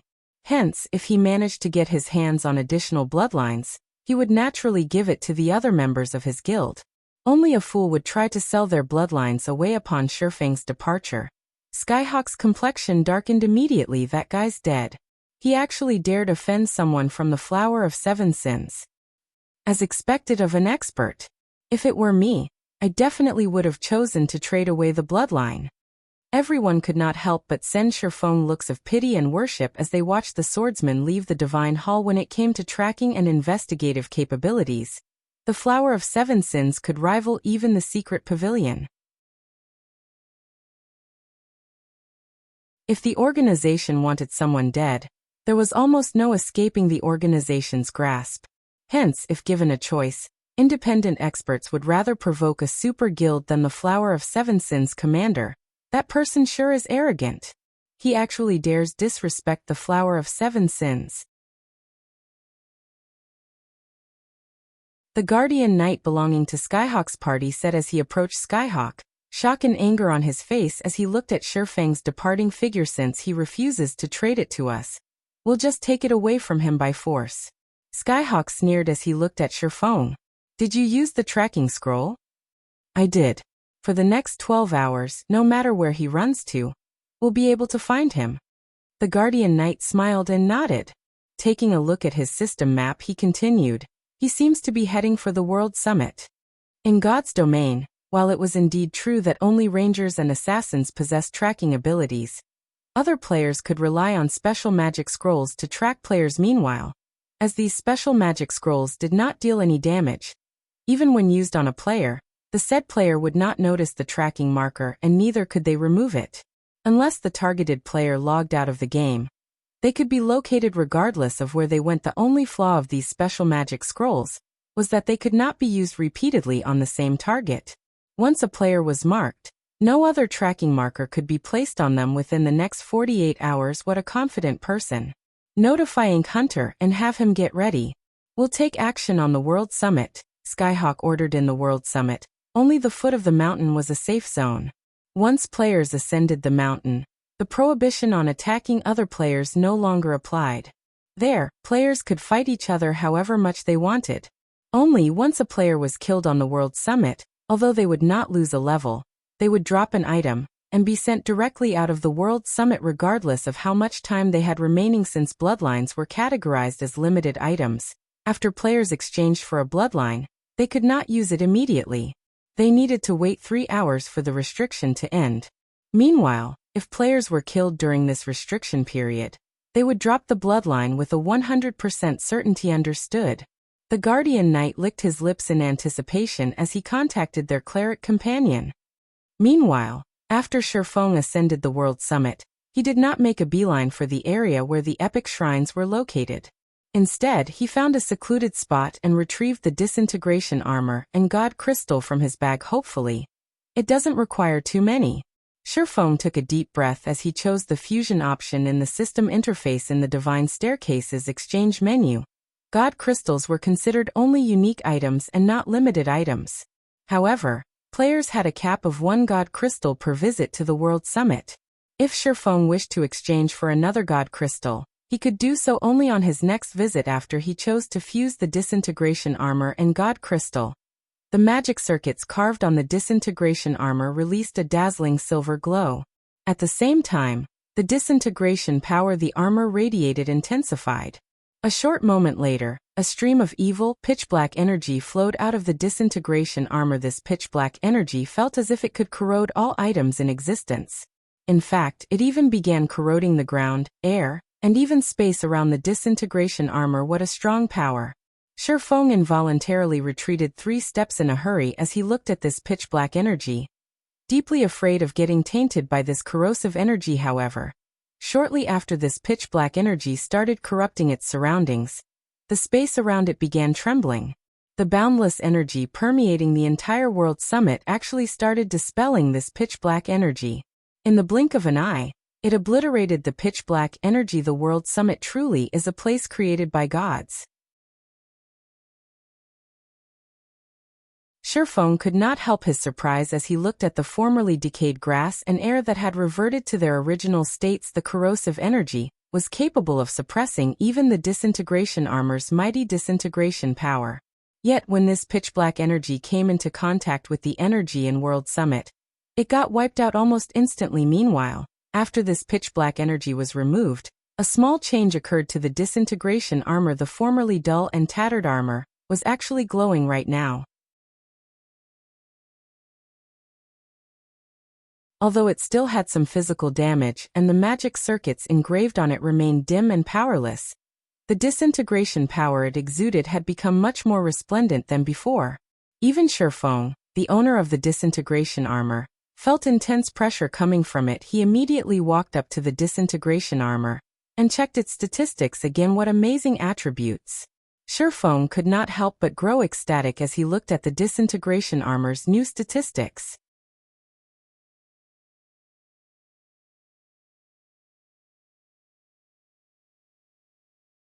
Chapter 1582.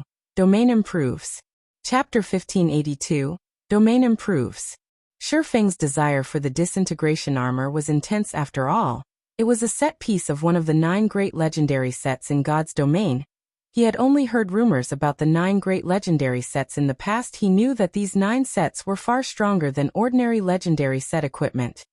They could be considered the best among the various legendary set equipment in God's domain. Generally, among the various pieces of a set equipment, the chest piece was the most important. As long as he could repair the disintegration armor, its benefits would be far beyond that of ordinary legendary equipment. Although the disintegration armor hadn't fully recovered, its statistics were frightening.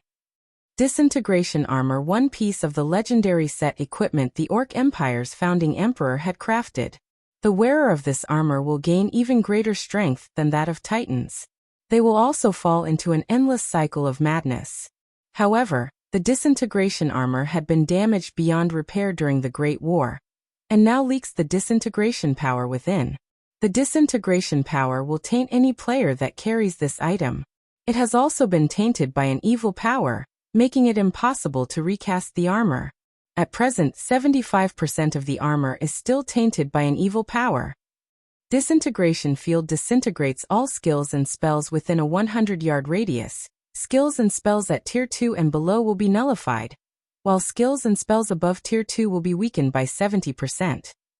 All entities within range of the disintegration field will sustain a 40% reduction to basic attributes, physique, and stamina, in addition to a 400% increase to their stamina and concentration consumption rates. No cooldown.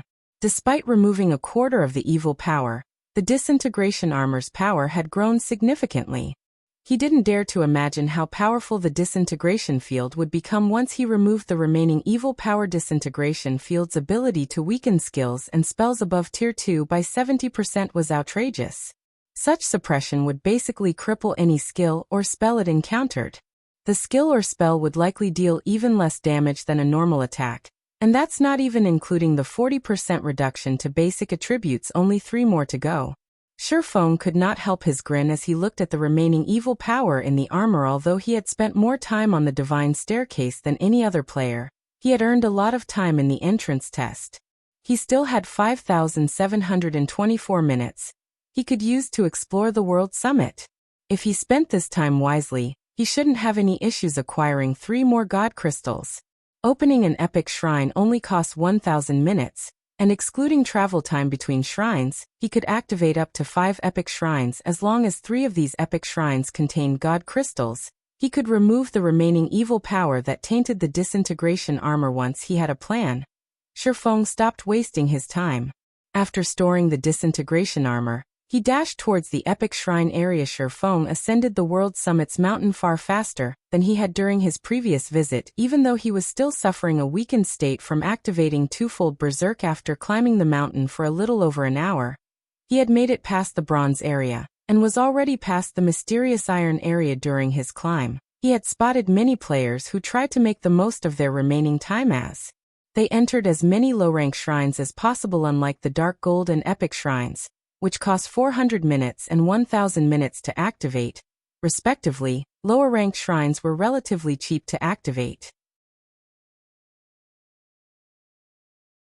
The bronze and mysterious iron shrines, in particular, only cost 50 minutes and 100 minutes to activate. Just as Shifeng was about to reach the secret silver area, 3 figures moved to intercept him. Leading this trio was none other than the Flower of Seven Sins Skyhawk.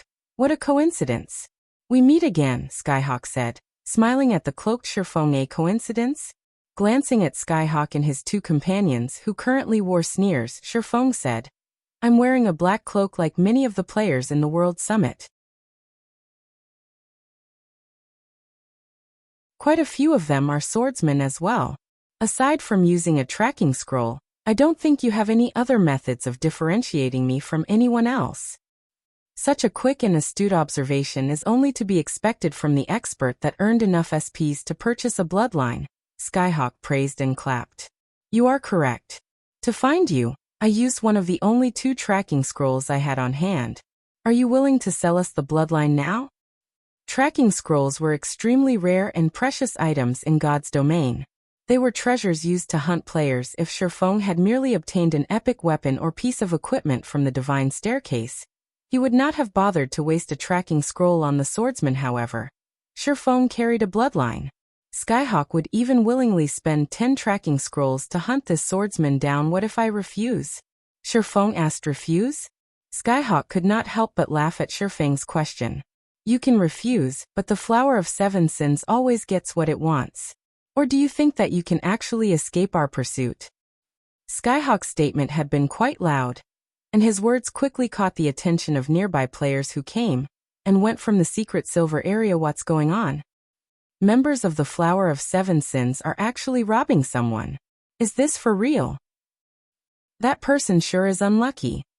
The passing players sent Shifeng looks of sympathy, although they weren't certain that Skyhawk and his companions were actually from the Flower of Seven Sins. They outnumbered their target.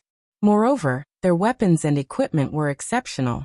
These 3 players definitely weren't ordinary experts. Shifeng would clearly be at a disadvantage if the trio decided to take action. Commander, those people seem to think that Flower of Seven Sins members are robbing someone. A savage-like man, who had just descended from the secret silver area, reported to the cold beauty beside him as he looked towards Shifeng. The other members in the World Summit should be in Skyhawk's party. Should we go and take a look? There's no need. It's Skyhawk's party, the woman said as she looked at the man with a broken, massive, pitch-black blade across his back. If Skyhawk weren't preoccupied, he would notice that the cloaked savage and the cold beauty were none other than Brute Spear and Hidden Soul. Seriously? What exactly happened? Why are they resorting to theft? Brute Spear could not help but gape at the distant berserker. The Flower of Seven Sins only had 7 commanders. Meanwhile, Skyhawk commanded the Sin of Wrath, an existence that stood among the Flower of Seven Sins' upper echelons. Normally, Skyhawk felt it beneath himself to attack someone for an epic item. Yet this man was trying to rob someone. If news of this reached the organization, it would cause chaos. I don't know, but this is quite interesting. Let's head over and find out what's going on. When Hidden Soul saw Skyhawk ready to take action, interest bubbled in her heart. However, this interest was not directed towards Skyhawk, but Skyhawk's target. A player daring enough to offend Skyhawk had to be extraordinary. Immediately, these 2 players approached the battle to get a better grasp of the situation. Meanwhile, Skyhawk's party burst into action as companions that frequently fought alongside each other. The trio had long since reached an instinctual understanding of the party's battle formation. Immediately, Ridiculous, the tall, robust Guardian Knight, charged towards Shifeng. Meanwhile, Skyhawk took advantage of the Ridiculous' large frame, shielding himself as he stealthily circled to Shifeng's side. As for the cleric, Ink Hunter cast a truth shield on Ridiculous. At the same time, he used Soul Cloud to assist in battle instantly. The trio formed a well-coordinated, three-pronged attack. If not dealt with properly, this attack would even instant kill a peak expert die. Ridiculous shouted as he radiated a golden glow, activating Justice Roar and forcing Shifeng to attack him. At the same time, he swung his one-handed axe at the swordsman, utilizing the dazzling glow from his body to hide his attack. However, as Ridiculous swung his axe, an energy pulse radiated from Shifeng, extending across 100 yards before dissipating. Everyone within range suddenly found themselves under an intense suppression. Skyhawk, Ridiculous, and Ink Hunter's basic attributes began to plummet as exhaustion settled in their bones. Disintegration field.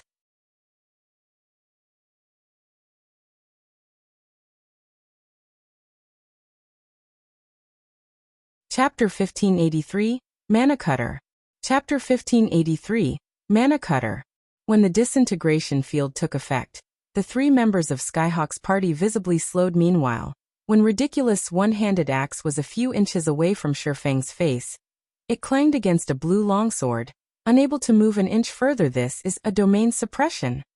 When Ridiculous felt his basic attributes decrease, he could not help but stare at the cloaked swordsman before him in astonishment. At this stage of the game, domain skills were as rare as a phoenix's feather. Not only had Shifeng used a domain skill, but it had also reduced his basic attributes by 40%. Only a high-tiered domain skill was capable of accomplishing this yet. Since the start of the battle, he hadn't seen Shifeng use any magic scrolls. During Ridiculous' brief shock, Skyhawk approached Shifeng's right side and swung the broken, pitch-black blade in his hands. Indiscriminate slash. Immediately, over a dozen black energy blades flew towards Shifeng's blind spots. At the same time, Ink Hunter bombarded the swordsman with Soul Cloud, launching magic blades from above. What exquisite coordination! Skyhawk and Ink Hunter's performance shocked the spectating crowd. The two players had timed their attacks perfectly, targeting every one of the swordsman's blind spots. Even an expert player would be forced to activate their strongest life-saving skill in such a predicament. There was no way to block every attack. However, as the numerous attacks soared towards Shifeng, the latter didn't move to defend himself. Rather, Shifeng slashed the abyssal blade towards Skyhawk, who followed his indiscriminate slash with a normal attack. Is he trying to get himself killed? Skyhawk was confused as he watched Shifeng ignore both his indiscriminate slash and Ink Hunter's Soul Cloud. Others might not realize how powerful his indiscriminate slash was, but he was very familiar with the attack. Even though his attributes had decreased, if every one of the dozen or so energy blades struck an MT of the same level, they'd either be near dead or lose half of their HP. Dang. Brilliant sparks scattered when the abyssal blade clashed with Skyhawk's broken sword. Skyhawk's normal attack came to an abrupt halt as everyone expected the energy and magical blades to devour Shifeng's HP. Something astonishing occurred. Both attacks vanished half a yard from Shifeng. It was as if these attacks had never existed. What is going on? Did he use an invulnerability skill? Is he an NPC? Everyone's jaws dropped. All of the watching players were experts in God's domain. They had seen countless skills and spells in their travels, and they had a certain understanding of invulnerability skills. As far as they knew, invulnerability skills typically formed an eye-catching barrier of sorts to protect the player. Yet despite the lack of any barrier around Shifeng, both Skyhawk and Ink Hunter's attacks had been nullified. This was simply inconceivable. A defensive skill? Skyhawk remained relatively calm despite his failed attack. Sneering at Shifeng, he hissed, "How long do you think this skill of yours can last? Do you think it can protect you from this?" Skyhawk immediately adjusted his footwork, and his broken blade began to gather a horrific, black energy around itself as it slashed towards Shifeng. The black energy quickly formed a black blade over Skyhawk's broken sword. As this black blade moved, it tore apart space itself. Meanwhile, the Guardian Knight attacked from the side. Shield of Vengeance. With Justice Roar already active, his strength and attack speed had doubled suddenly. Skyhawk's broken blade split into 5 copies, each resembling a conning, venomous snake as they attempted to strike Shifeng's blind spots. Advanced combat technique, Snake Bite. Is Skyhawk finally taking this seriously? Hidden Soul frowned slightly as she watched from a distance. Skyhawk's technique standards weren't his only monstrous weapon. The broken, black blade he wielded was also extraordinary. The weapon itself lacked a quality rank, and its only attribute bonus was attack power. It didn't provide any additional basic attributes in exchange. However, the broken blade had two incomparably powerful skills. The first skill was Mana Rebound, the second was Mana Nullification. With this effect, the weapon could even slice through invulnerability skills. One could say that the weapon was a magic killer. In fact, this ability suited the broken blade's name perfectly: Mana Cutter. All defensive spells and skills were useless in the face of Skyhawk's attacks. Moreover, if melee players weren't careful with the skills they used to attack Skyhawk, Mana Rebound might turn their own attacks against them rather than damage Skyhawk. Because of this weapon, Skyhawk was the most formidable of the Flower of Seven Sins 7 commanders. If one wanted to defeat Skyhawk, they had to rely on techniques or basic attributes.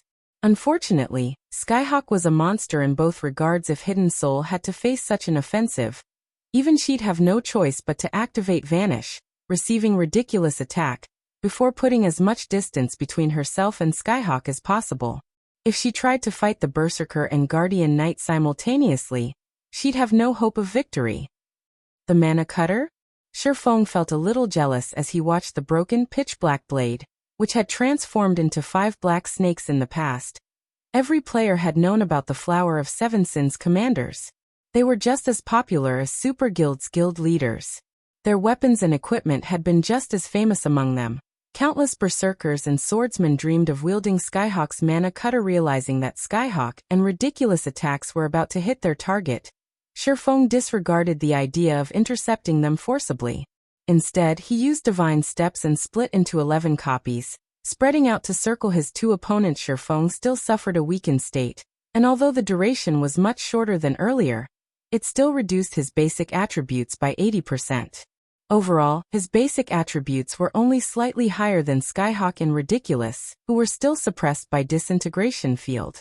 He didn't have the ability to deflect the incoming attacks, which targeted his blind spots and weak points. Doppelgangers. The instant Mana Cutter slid through Shifeng's body, Skyhawk followed up with a whirlwind slash, giving Shifeng no chances to escape his grasp. By swapping positions with his doppelgangers reacting in a similar manner, Ridiculous followed up his attack with Devotion, an AoE skill that only attacked his enemies based on his experience with skills that summon doppelgangers. He immediately determined that Shifeng's doppelgangers were likely invulnerable to attacks and couldn't be differentiated from the true body.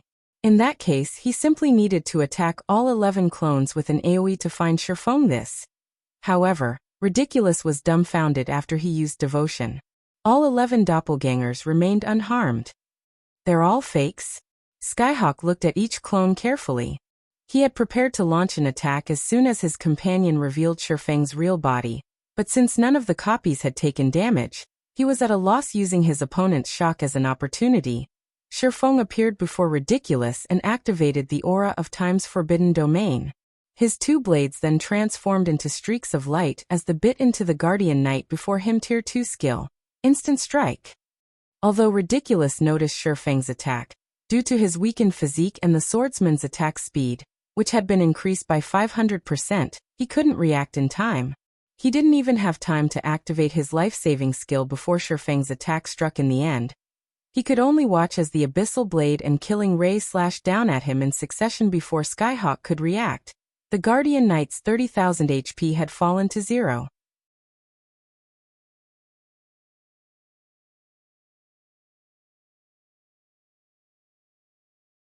Chapter 1584, Wrong Opponent.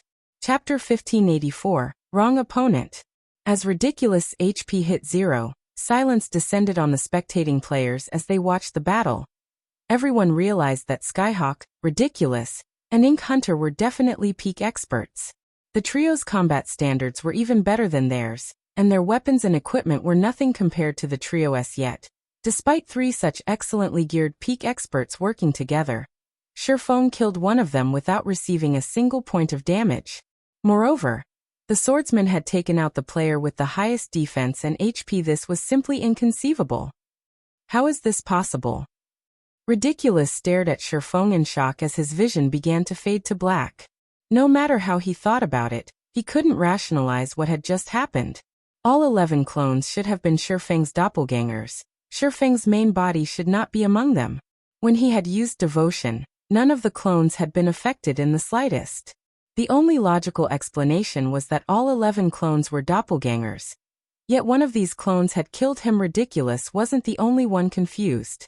Skyhawk and Ink Hunter were just as shocked. There were doppelgangers in God's domain that could attack, and those that could not. Doppelgangers that could attack were generally much weaker and easier to kill than the main body. In contrast, the majority of doppelgangers that weren't capable of attacks were invulnerable. These doppelgangers mainly served as a distraction. However, not only were Shifeng's doppelgangers invulnerable, but they could also launch their own attacks. This was beyond their understanding of doppelganger skills. So fast. Who is that? He actually instant-killed. Ridiculous.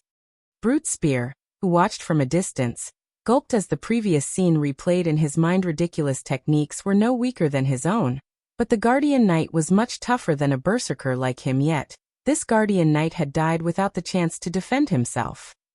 Brute Spear felt every hair on his body rise. No. There's something wrong with Ridiculous, Hidden Soul said, shaking her head.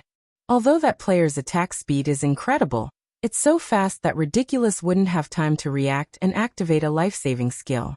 Had Ridiculous activated his life-saving skill, he wouldn't have died so quickly. At the very least, he could have bought himself enough time for Skyhawk and Ink Hunter to save him. It's highly unlikely that Ridiculous would have made such a major mistake. That player must have done something to prevent Ridiculous from using a life-saving skill in time, or at all. By the looks of it, Skyhawk's group provoked the wrong opponent. Brute Spear nodded his agreement. Hidden Soul's deduction sounded logical, or rather, he wanted to believe in Hidden Soul's reasoning. The thought that someone could overwhelm a peak expert's reactions with attack speed alone was too terrifying. Damn it. It's a silencing skill. Ink, we're retreating. Skyhawk couldn't help but grit his teeth as he glared at Shifeng.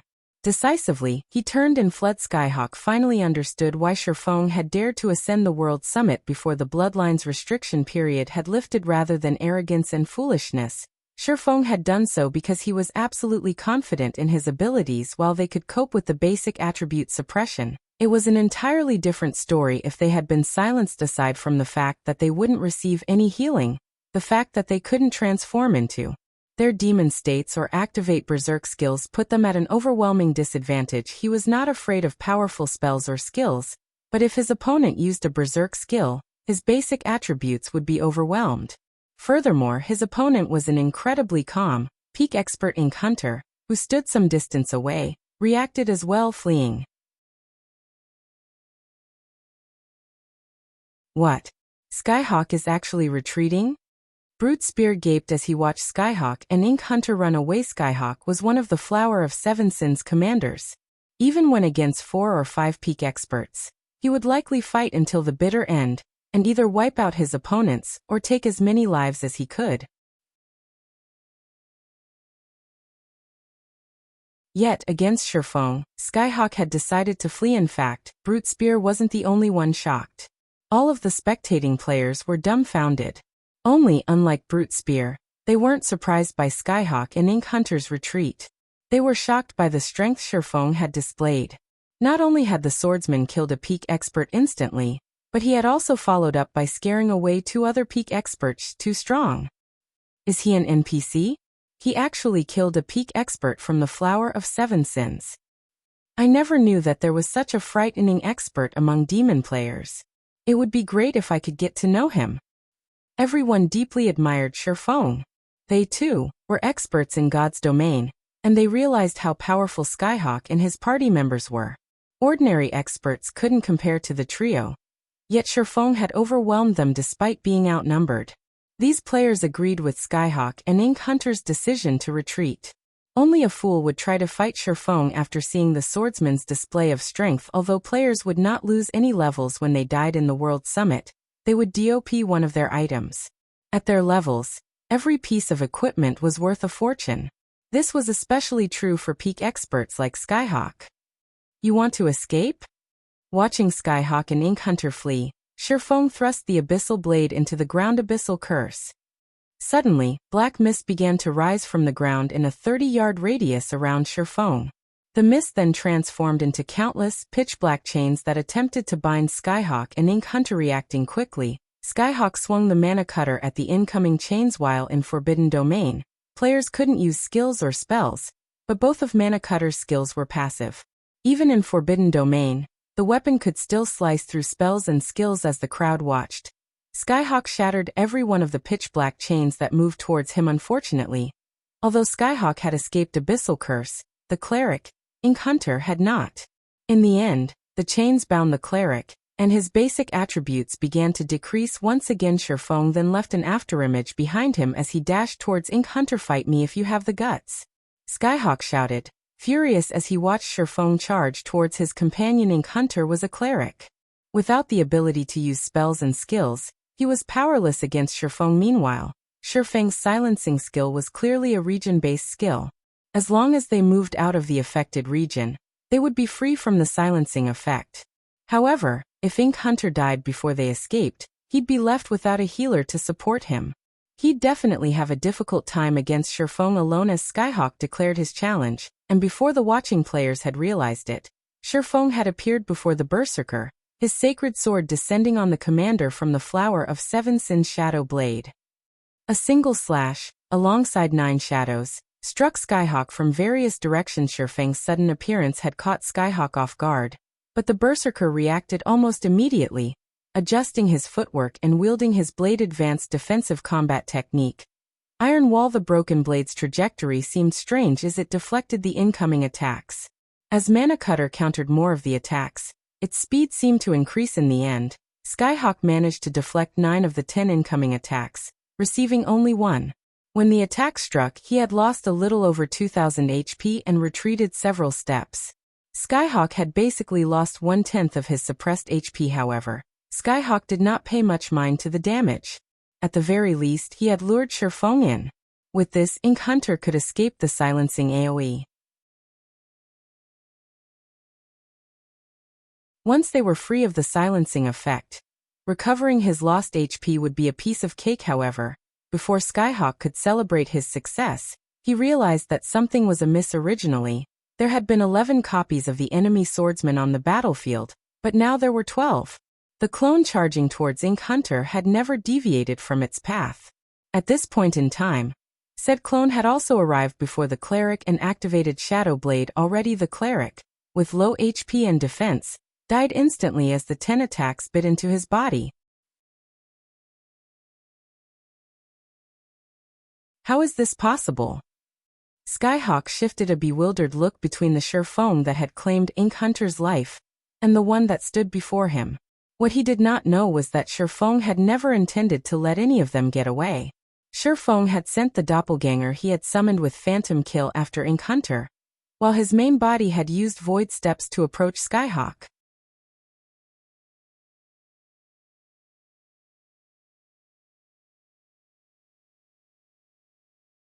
Chapter 1585 Slaying Skyhawk. Chapter 1585 Slaying Skyhawk. Everyone was stupefied yet again when Ink Hunter had died. They were confused about how Shifeng had 2 main bodies on the battlefield, and could actually attack Skyhawk and Ink Hunter simultaneously. Meanwhile, Skyhawk's complexion darkened considerably after he recovered from his momentary shock. Not only was he still stuck in the silencing AoE, but he had also lost his healer. If Shifeng used a Berserk skill now, killing him would be very easy. However, what Skyhawk did not know was that Shifeng had recently used twofold Berserk, and was still in a weakened state, which prevented him from using Berserk skills. Otherwise, he wouldn't have needed to expose trump cards like Forbidden Domain and Phantom Kill. Shifeng didn't give Skyhawk much time to think about his situation as he sent another quick slash at the Berserker Flame Burst. Although he had already killed Ink Hunter, Skyhawk wasn't an opponent he could take lightly. If he allowed Skyhawk to escape Forbidden Domain and activate a Berserk skill, he would definitely be placed in a very passive state. Suddenly, the 2 swords in Shifeng's hands released a burning glow as they approached their target. Shifeng didn't bother with complex techniques, relying on bold, simple movements. Instead, experts like Skyhawk had practically no weak points. Skyhawk was more than capable of countering any technique he could use against the Berserker. Hence, rather than wasting stamina and concentration executing powerful combat techniques, it was far more efficient to force Skyhawk to defend himself with simple movements, turning this battle into a contest of stamina and concentration. Don't even think of killing me that easily, Skyhawk shouted. Reacting, he brandished Mana Cutter to deflect Shifeng's attacks. Boom, boom, boom. Every time the swords clashed, the resulting impacts radiated powerful shock waves. Even Hidden Soul and the other spectators who stood a safe distance away could clearly feel these shock waves. Meanwhile, the ground under Skyhawk and Shifeng's feet cracked and shattered. To the watching crowd, it felt as if they were watching two gigantic humanoid beasts clash, rather than players. Even the terrain changed in the wake of their might. In terms of basic attributes, Shifeng was just slightly superior to Skyhawk. Hence, even if Skyhawk received the full force of Shifeng's attacks, he wouldn't take much damage. Furthermore, the Berserker deflected his opponent's attacks rather than block them. However, Shifeng's slashes were far more powerful than Skyhawk's with Flame Burst's explosive power. Although Mana Cutter could slice through projectile skills and spells, it wasn't effective against skills that enhanced their user's power. As a result, every time Skyhawk deflected an attack, he was forced back several steps. His HP fell by over 700 as well. After deflecting 15 consecutive attacks, Skyhawk's HP had fallen to 50%. That guy is amazing. He's actually suppressed Skyhawk despite only having a slight advantage in basic attributes. Not even the other commanders are capable of something like this. Brute Spear could not help but sigh with admiration as he watched Shifeng back Skyhawk into a corner. It's no wonder why the boss always warns us to be careful in the fields. If we accidentally provoke such a hidden expert while adventuring, we'll definitely be in for a painful lesson. Skyhawk's combat standard was extremely high, and Mana Cutter only bolstered his strength. He had never been suppressed in a melee duel against the Seven Sins' other commanders. Normally, he was the only one to suppress the others. Hidden Soul nodded in agreement, but as she watched Shifeng's figure, something about the man felt familiar. Could he be Maple Leaf? The thought drifted through Hidden Soul's mind as she watched the battle. She thought it was unlikely that two unknown, monster-level experts had visited the World Summit at the same time. Moreover, the doppelganger skill Shifeng had used against Skyhawk was the same skill he had used against the Purgatory Puppets. She also found the situation somewhat hard to believe. Every expert had strengths and weaknesses. For example, some experts focused on fighting monsters, and against monsters, they could display extraordinary strength. Meanwhile, some experts preferred to fight other players, and they could display much greater strength against players than they could against monsters. Shifeng had previously displayed incredible combat standards against the Purgatory Puppets, proving that he put quite a bit of effort into fighting monsters. Even Hidden Soul had to admit that she wasn't as skilled as Shifeng in monster battles yet. Despite facing Skyhawk's three-man party, Shifeng had displayed the same extraordinary tactics and combat standards. His performance wasn't inferior to his fight with the Purgatory Puppets in the least. This proved that he was just as familiar with PvP. As Hidden Soul pondered over Shifeng's identity, the battle between the swordsman and the berserker grew more intense. They began to exchange blows so fast that even many of the watching demon experts could no longer keep up with the battle. Damn it. Not being able to use my skills is too much of a problem. Skyhawk was frustrated as he desperately repelled Shifeng's frenzied attacks. The standard of his techniques was considerably higher than Shifeng's. In a fight where neither combatant could use skills or spells, he'd have no fear of Shifeng yet. Shifeng had used a skill that boosted his attack's destructive power before launching swift and straightforward attacks, forcing him to receive the attacks one way or another. Had Shifeng relied on projectiles, he could have easily found an opportunity to use Mana Cutter to turn the tables on the swordsman.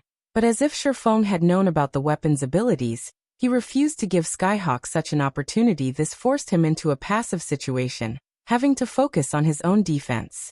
As a result, he could only watch as his HP continued to decrease. Moreover, Shifeng had yet to use a berserk skill or his demon state. That's not right. Considering the events up to this point, Skyhawk suddenly realized a possibility as to why Shifeng would bother to fight him for so long. With a sneer he hissed, "I understand now. The reason you haven't used a berserk skill yet isn't that you don't want to, but because something is preventing you from doing so. You're trying to desperately to deplete my HP so you can kill me before I leave your silencing AoE, aren't you?" Shifeng didn't bother to reply to Skyhawk's accusation. Instead, he activated Illusory Shadow. Although Illusory Shadow's attacks were quite weak, only dealing 40% of a normal attack's damage, the attacks couldn't be blocked. Your silence only confirms my guess. Since you can't use your berserk skill, I don't have to be careful around you anymore. Skyhawk smiled. Immediately, he executed a deceptive footwork technique, retreating at a much faster pace. He hadn't put much focus into escaping the silencing skill since he couldn't find any hope of victory. Even if he could use a berserk skill or transform into his demon state, so could Shifeng. But now, things had changed. Once he was out of range of the silencing AoE, he could use his berserk skill. Killing Shifeng would be a piece of cake. To put it simply, this battle's outcome depended on whether or not he could escape the silencing AoE safely. As Skyhawk inched towards the edge of the silencing AoE, his focus sharpened. As a result, the drain on his HP began to slow. In 10 seconds, I'll escape your silencing skill.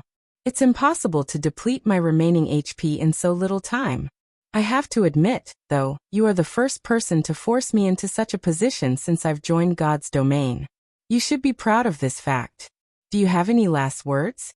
Skyhawk asked, smiling arrogantly at Shifeng. Is that so? Shifeng grinned suddenly. In the next moment, a black figure descended from the skies and landed behind Skyhawk. This figure was none other than Shifeng's doppelganger. The doppelganger had already activated Flame Burst and brandished its swords at the berserker. Seeing this, Skyhawk's expression darkened. Hurriedly, he spun and used Mana Cutter to deflect the incoming attacks. As for Shifeng, he activated Dragon's Authority and executed Sword's Orbit. Dragon's Authority immediately inflicted the fear debuff on Skyhawk.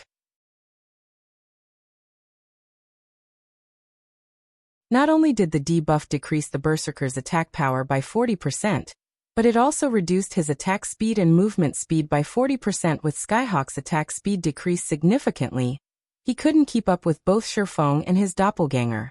As a result, he had to watch, helpless, as one sword light after another sliced through his body, and stole a significant portion of his already low HP. He had only needed 10 more seconds to reach the edge of the silencing AoE. Yet it now seemed endlessly far away. In the end, Skyhawk's HP plummeted, and like a puppet with cut strings, the berserker's body collapsed to the ground. You should be proud of the fact that you forced me to attack in sync with my doppelganger, Shifeng said softly as he looked at the fallen berserker.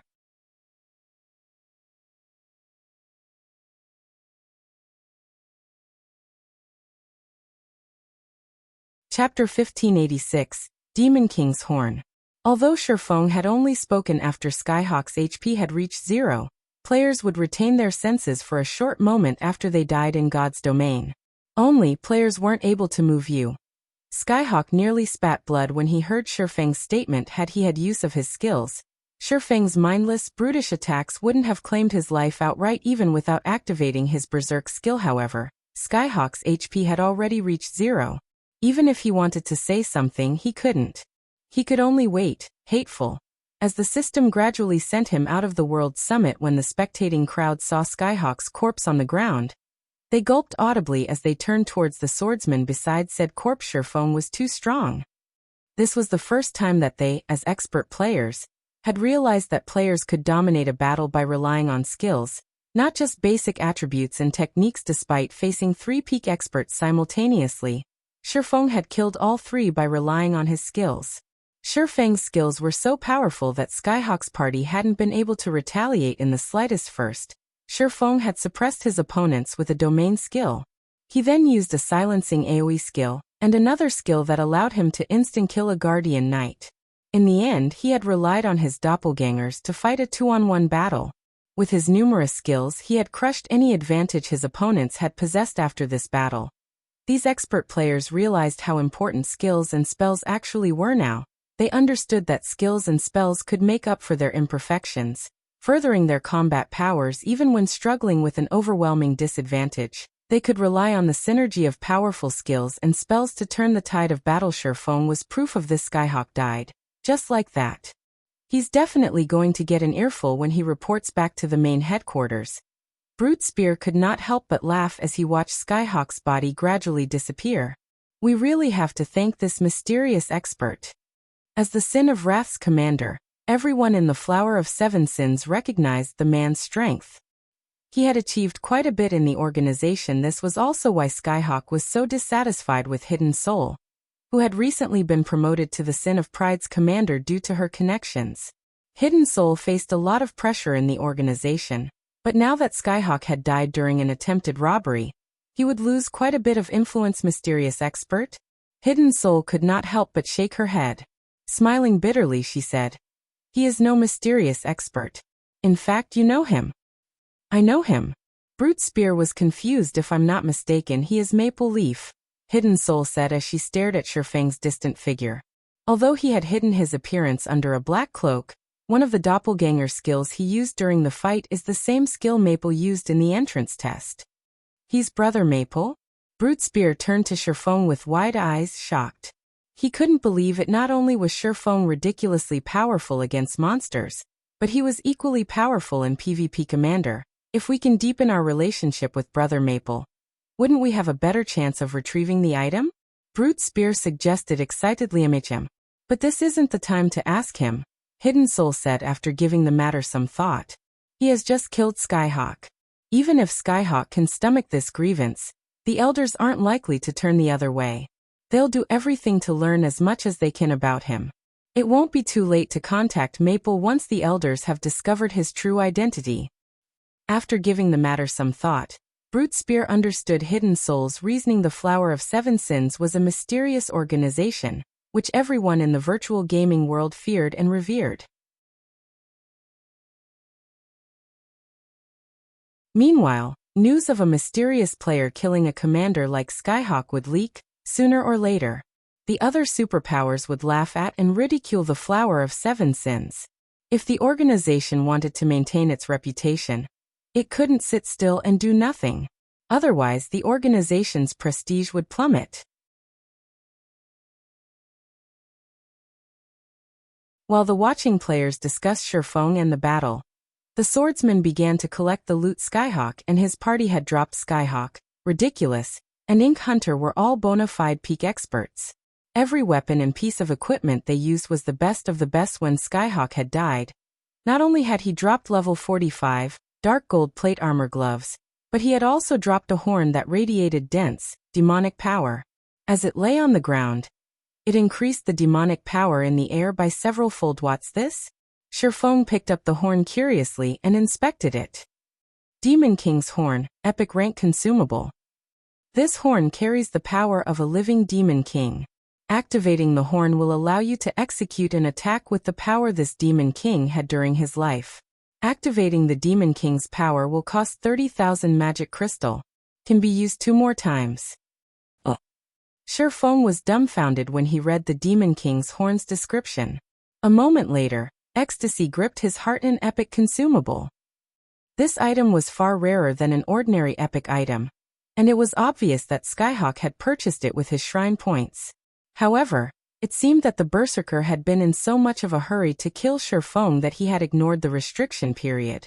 In the end, Skyhawk had dropped the Demon King's horn. When Skyhawk realized that he had lost this item, he would die from regret. Not even Sherfeng could help but pity Skyhawk a little. Needless to say, Skyhawk had spent most, if not all, of the shrine points he had earned from the Divine Staircase on this item.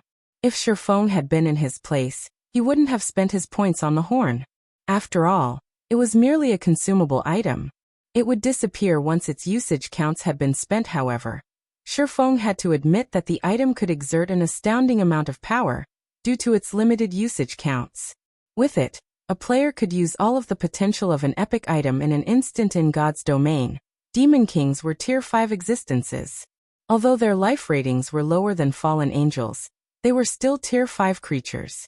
On their own, They had enough combat power to devastate an entire kingdom. Quite a few demon kings had roamed God's domain in Shifeng's previous life. These demon kings had significantly changed the kingdoms they had risen in. To defeat these demon kings, the various local guilds had made astronomical sacrifices. Could that fellow have intended to raid a mythic monster? Shifeng wondered as he gazed at the Demon King's horn. Since the Demon King's horn allowed a player to use a Demon King's power, the player could launch an attack of a Tier 5 creature. A Tier 5 attack could even wound a Tier 5 monster severely if not dealt with properly. To current players, however, Tier 5 monsters were practically invincible. No player would be foolish enough to challenge a Tier 5 creature at this stage of the game. The only reason why Skyhawk would purchase this item was to face a Tier 4 mythic monster. Although mythic monsters were still insurmountable to current players, it was possible to take one down with the help of the Demon King's horn and a few other powerful items. Now that Shifeng had obtained the Demon King's horn, he had gained another trump card, which was even stronger than the elemental sources to deal with mythic monsters in the future. He could even use it to deal with the final boss in a level 50 super large-scale team dungeon. The only problem was the high requirement of magic crystals to activate the Demon King's horn. Not just any guild could afford to part with 30,000 magic crystals. Not even Zero Wing could afford the expenditure. Many aspects demanded magic crystals of the guild. Right now, Zero Wing couldn't even afford to spend 10,000 magic crystals, let alone 30,000. Forget it. It's better than not having it at all. After pondering the situation for a moment, Shifeng decided to set the Demon King's horn aside for now, continuing towards the World Summit's epic area. Meanwhile, news of Shifeng's single-handed annihilation of Skyhawk's party spread like wildfire, quickly reaching the various superpowers' ears.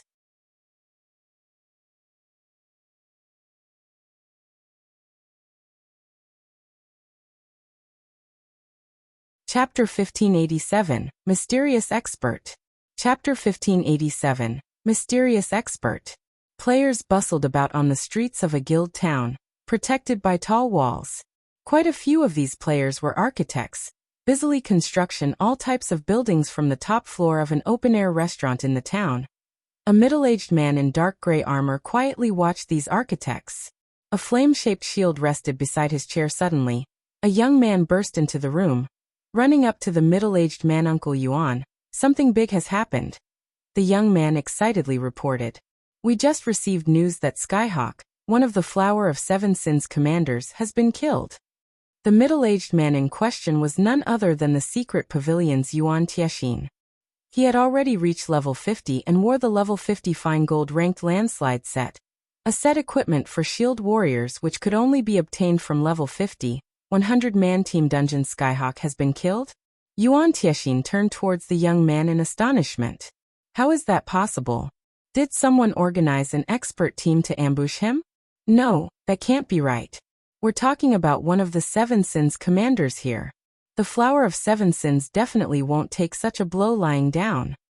Skyhawk was one of only 7 commanders in the Flower of Seven Sins.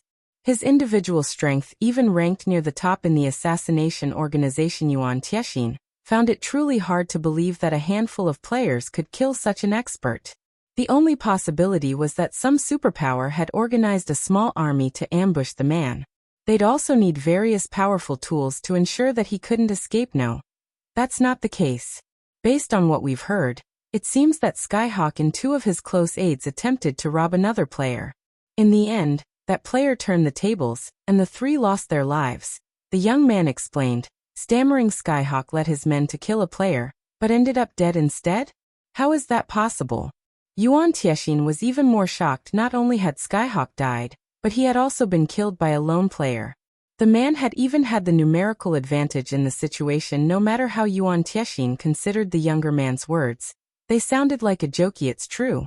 Here's a video of the battle, the young man said as he hurriedly relayed the recording. The video had been recorded some distance from the battlefield, so the fight's details weren't clear. However, Skyhawk's mana cutter was. There was no doubt that the berserker wielding the broken blade was indeed Skyhawk. What powerful skills! Although Yuan Tiexin could not see the entire process of the battle clearly, he could more or less deduced the reason that Skyhawk's party had lost. Just who is that player? We're already doing our best to investigate this matter. Unfortunately, we can only glean a limited amount of information from the video. Although the Flower of Seven Sins should have access to more details, our spies in the organization are too low ranked to gain access to the information. The guild leader has already asked us to find this expert as quickly as possible, and he has stated that we cannot allow the Flower of Seven Sins to reach the player before we do. I understand. I'll do my best to look into the matter. After Yuan Tiexin finished with the video, he became interested in the mysterious expert who had killed Skyhawk's three-man party. He immediately ordered his subordinates to investigate the battle video. Meanwhile, God's Domain's other superpowers began their own investigations. At this point, Shifeng, who was wholly ignorant of the commotion he had caused, reached the World Summit's epic shrine area. Compared to the dark gold and fine gold areas, the epic area was void of players. The majestic epic shrines in the area remained unoccupied. Shifeng didn't need to worry about any competition over the shrines. The god crystals aren't as valuable as epic items, but the shrine's difficulty increases with altitude. Correspondingly, the shrines should offer more treasures. I may be able to find god crystals in the lowermost shrines. After a quick inspection of the epic shrines dotting the mountainside, Shifeng began his mission. The lowermost region of the epic area had a total of 21 epic shrines. Shifeng did not put too much thought into the matter and approached the closest shrine. When he reached the shrine's entrance, Shifeng placed a hand on the doors before him. System: Inferior Legendary Shrine Key detected. You are qualified to open the doors of the epic shrine. Do you wish to spend 1,000 minutes to open them? Shifeng clicked agree without hesitation. Immediately, the shrine doors swung open, allowing Shifeng to enter. The moment Shifeng stepped into the shrine, he felt as if he had entered a different world. He stood on a platform above the clouds, and from time to time, Shifeng spotted flying beasts soaring by. These monsters were all frighteningly strong, and even the weakest among them was a level 150 Great Lord. Some of these flying beasts were even level 180 mythic monsters. Any one of these monsters could easily extinguish Shifeng's life multiple. Humanoid statues had been erected in the center of the platform, and dazzling items in translucent, crystal boxes had been placed before each statue. Even from this distance, Shifeng could tell that every one of these items was extraordinarily valuable. When Shifeng tried to approach one of the statues to inspect the items before it, the sound of another system notification reached his ears. System: You may choose one item before the numerous statues. As long as you fulfill the requirements, you may obtain the item you desire.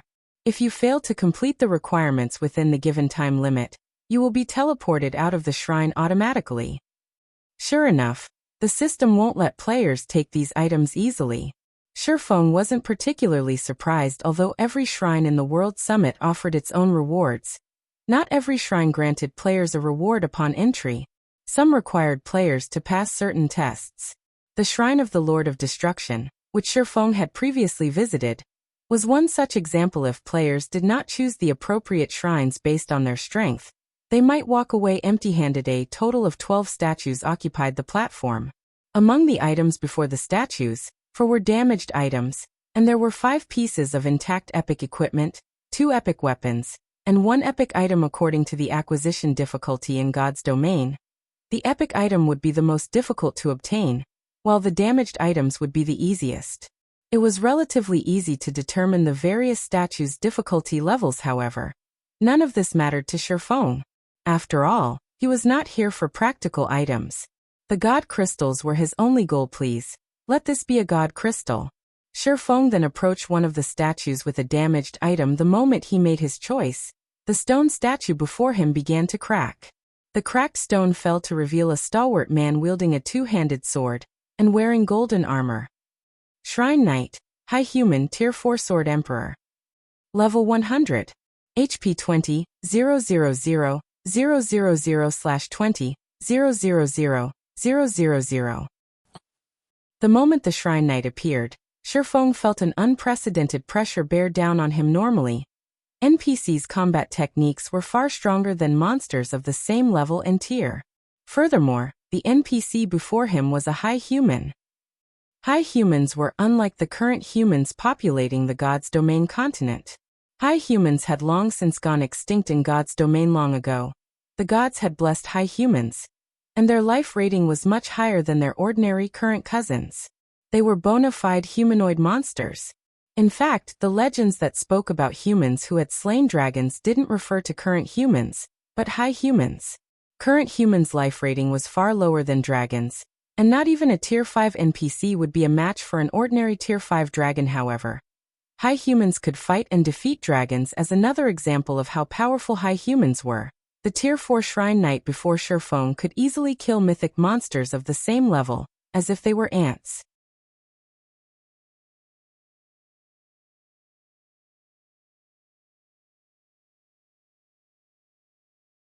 Chapter 1588. Bloodline Improves. Chapter 1588. Bloodline Improves. After the stone enveloping the Shrine Knight shattered on the platform, it started to move towards Sherfeng as the situation developed. The pressure Sherfeng felt continued to build. Had Sherfeng not known that the shrine's trials wouldn't kill the challengers, he would have likely used Absolute Domain to defend himself. Challenger, you have two choices. The first is to dodge all of my attacks. The second is to surpass me in combat standards. Your time limit is 3 hours. You have 3 minutes to consider. If you do not decide in 3 minutes, you'll be forced out of the shrine automatically. The Shrine Knight mechanically explained: dodge all of his attacks or surpass him in combat standards. Sherfeng took a closer look at the Shrine Knight before him. After a moment of consideration, he declared, I choose the second option. The Shrine Knight was a Tier 4 Sword Emperor. Even if the NPC were the same level as Sherfeng, its attacks wouldn't be a trivial matter. Furthermore, Sherfeng was still in a weakened state. That would make it even more difficult to dodge every one of the Sword Emperor's attacks. Competing against the Shrine Knight in combat standards was his only chance to clear the challenge. Normally, after NPCs reached Tier 3, their combat standards would be on par to ordinary expert players. Some powerful Tier 3 NPCs could even reach the refinement realm. Including NPCs' superior attributes, Tier 3 NPCs were generally far more powerful than Tier 3 players. Even the weakest Tier 4 NPCs' combat standards were at the refinement realm, and the more powerful ones could even reach the void realm.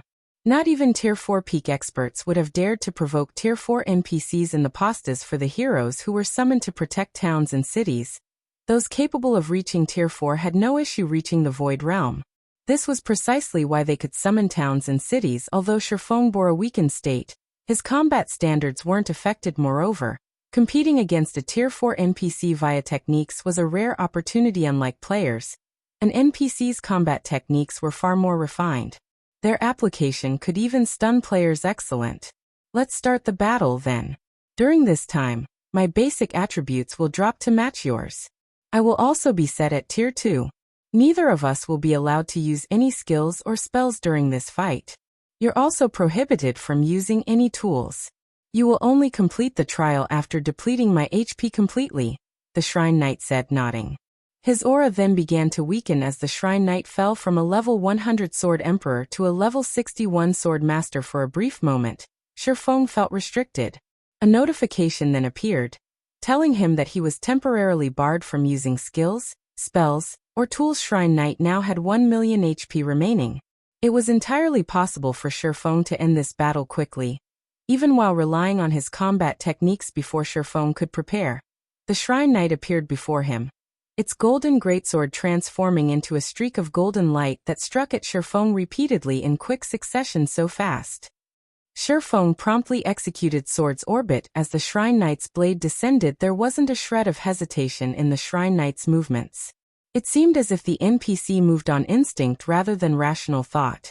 He was unlike players, who usually thought before taking action.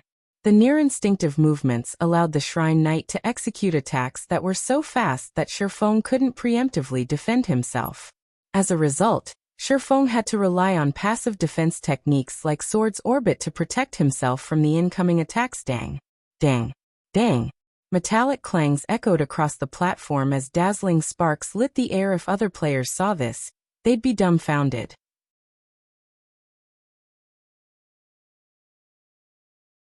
As time passed, both fighters' movements became faster and smoother, and any ordinary expert would be overwhelmed by the scene. Although Shifeng and the Shrine Knight's swings were incredibly fast, their speed wasn't a result of high attack speed.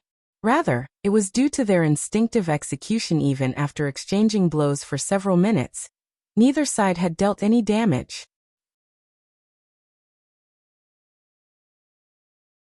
As expected of a Sword Emperor, if I don't rely on Sword's orbit to block his attacks, he'll likely kill me very quickly. Shifeng could not help his bitter smile as he deflected the NPC's frenzied attacks. Fighting the Shrine Knight reminded Shifeng of how powerful NPCs were despite their equally high attack speeds. The Shrine Knight overwhelmed Shifeng due to the difference in their reaction speeds. This won't do. I can't allow this to drag on. Realizing that none of his attacks reached the Shrine Knight, Shifeng retreated to search for more favorable terrain. Although the Shrine Knight had the same basic attributes as Shifeng, NPCs had far more stamina and concentration. Shifeng did not doubt for a second that the Shrine Knight could outlast him in a battle of endurance. As Shifeng retreated, he soon discovered a small grove of tall trees near the edge of the platform that should work. Shifeng immediately made his way towards the small grove. Unlike players, NPCs weren't good at taking advantage of their surroundings.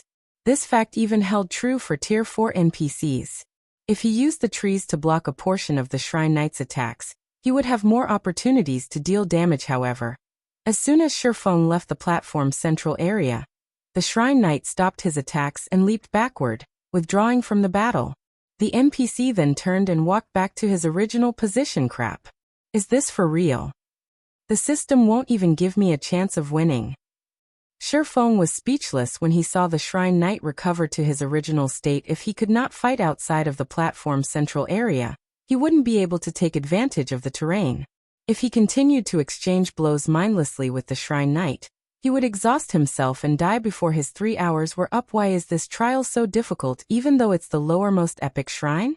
Shifeng felt a wave of frustration wash over him as he stared at the motionless Shrine Knight. Whether it was players or NPCs, as long as they reached the Void Realm, they would have a clear grasp of movement around them. In addition, the Shrine Knight could execute near-instinctive attacks. Aside from Domain Realm experts, Shifeng doubted that anyone was capable of beating the Shrine Knight's combat standards. Of course, there was one way that Void Realm players could defeat an NPC like the Shrine Knight: an advanced offensive combat technique. But even now, Shifeng had only learned basic offensive combat techniques. He had only learned 2 advanced combat techniques, one of which was Void Steps, while the other was Sword's Orbit. Void Steps was a footwork technique, and ineffective against Void Realm NPCs and players. As for Sword's Orbit, it was mainly a defensive combat technique. It could not be considered a true offensive combat technique. Is giving up my only choice? Shifeng took a moment to consider the situation. Without being able to use his skills and spells, he had lost one of his major advantages. He couldn't use the Soul Water or Crystal of Souls he had produced with the Soul Orb to enhance his focus, either. Without these options, he had no hope of defeating the Shrine Guard. If this continued to drag on, he'd only waste his precious time. As Shifeng searched his bag for any items that might help him, he came across the Dark Iron Bloodline. The restriction period had already ended, and he could now use the Bloodline. Fortunately, this didn't count as a prohibited item. That's right. How could I forget about the Bloodline? Shifeng laughed as he gazed at the Dark Iron Bloodline in his bag. When consumed, Bloodlines improved a player's life rating. When a player's life rating in God's domain increased, every aspect of their being improved. Reaction speed, stamina, and concentration were just a few of these aspects. Shifeng retrieved the Dark Iron Bloodline from his bag. Removing the crystal bottle's lid, he consumed the pitch-black liquid contained within.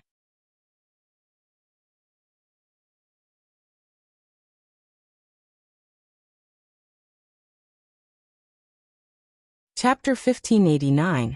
Frightening Bloodline Power. Chapter 1589. Frightening Bloodline Power. As Shifeng consumed the Dark Iron Bloodline, the mana on and around the platform began to gather around his body. Suddenly, 2 threefold magic arrays appeared above and below him. It looked as if the magic arrays had formed a barrier, enveloping Shifeng. The surrounding mana then poured into the threefold array above Shifeng, and golden, divine runes began to surround his body. As more divine runes appeared around Shifeng, His aura intensified when the divine runes covered Shifeng entirely. A pillar of golden light emerged from Shifeng's body and shot into the sky.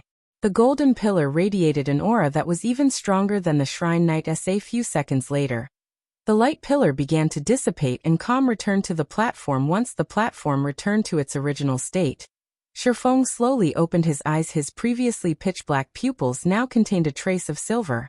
Meanwhile, his aura, which he usually suppressed, overflowed. If an ordinary player saw him now, they'd assume that Shifeng was an NPC, not a player. Not only did he radiate a domineering aura, but his gaze also carried an indescribable cold. It felt as if Shifeng could remain calm and rational, regardless of his situation. So, this is the power of the Dark Iron bloodline. Shifeng was shocked as he tried to process the changes to his body. There was no doubt that he was extremely excited, but before this feeling could reach its peak, a wave of serenity assaulted his mind, giving him instant peace. Even his perception of his environment had changed. He had previously needed to allocate the majority of his mental power to monitor his surroundings if he wanted to grasp movement around him accurately. However, despite investing only a small fraction of his attention, he could now gain an acute understanding of his environment.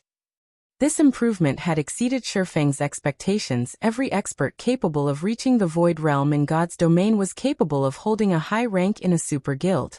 Experts that had just reached the Void Realm still had to focus on observing their environment. Even veteran Void Realm experts had to allocate a considerable amount of their mental fortitude to do so. Yet now, Shifeng did not even need to allocate half of his attention to achieve the same result. The boost from the Dark Iron bloodline was truly terrifying. There was a limit to a person's mental power in both the real world and in God's domain. Not everyone could multitask. Experts, however, had this skill. Of course, they were limited to simple tasks when dividing their attention. If an expert encountered a complex problem, they would struggle to multitask. Needless to say, observing every movement in one's surroundings was a complex task. If a Void Realm expert only needed half of their focus to observe their surroundings, and could allocate the other half to physical movement, their combat power would soar. Aside from the boost to his mental capacity, consuming the Dark Iron bloodline had improved Shifeng's basic attributes.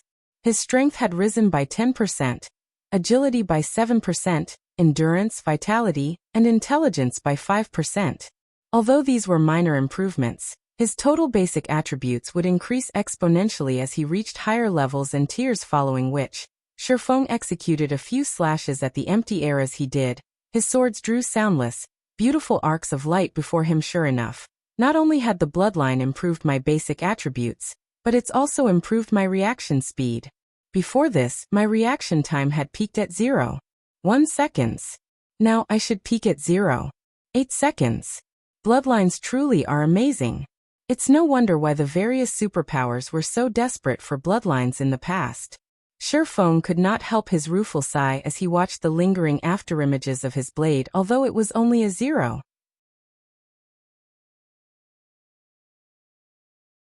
second improvement to his reaction time, to most expert players, it was like the difference between heaven and earth.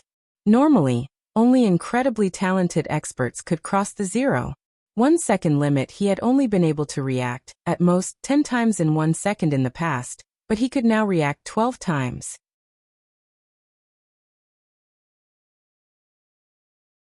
Assuming that his physical limit wasn't a factor, and his opponents only had a peak reaction time of 0.1 seconds, the 2 extra reactions would allow him to outmaneuver his opponents, utterly overwhelming them. Had he obtained a basic bloodline in his previous life, he could have easily succeeded with his Tier 4 promotion, even if his early development had been lacking.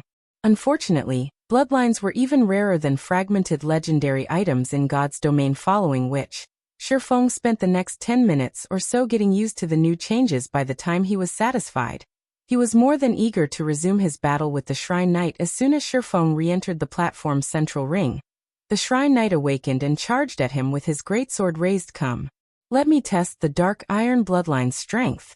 Shifeng could not help but grin as the Shrine Knight ran towards him. He immediately advanced to meet the NPC in battle. This time, however, Shifeng did not execute Sword's Orbit to deflect the Shrine Knight's frenzied assault. Instead, he defended himself with normal swings of his blades as the swords clashed. Sparks and clangs filled the platform once more. Although Shifeng couldn't execute his attacks instinctively as the Shrine Knight did, he could make up for the missing attacks by relying on his superior reaction speed. As Shifeng exchanged blows with the Shrine Knight, he gradually became comfortable with his defense. After 3 minutes of battle, he had gone from a passive position to fighting the Shrine Knight on equal footing. Moreover, he had a lot more energy to spare than he had during the previous encounter, as he executed void steps to dodge a portion of the Shrine Knight's attacks. The Shrine Knight, who had worn an indifferent expression thus far, now revealed his astonishment. It seems that this is my current limit. Although I still have energy to spare, I haven't mastered enough combat techniques. I still can't exhibit the bloodline's full power. I'll have to find an opportunity to learn more techniques later. After fighting the Shrine Knight for some time, Shifeng fully understood what he still needed. Now that he had reviewed his strengths and weaknesses, he adjusted his swings and began to execute Swords Orbit. Every attack with Swords Orbit was nearly instinctive.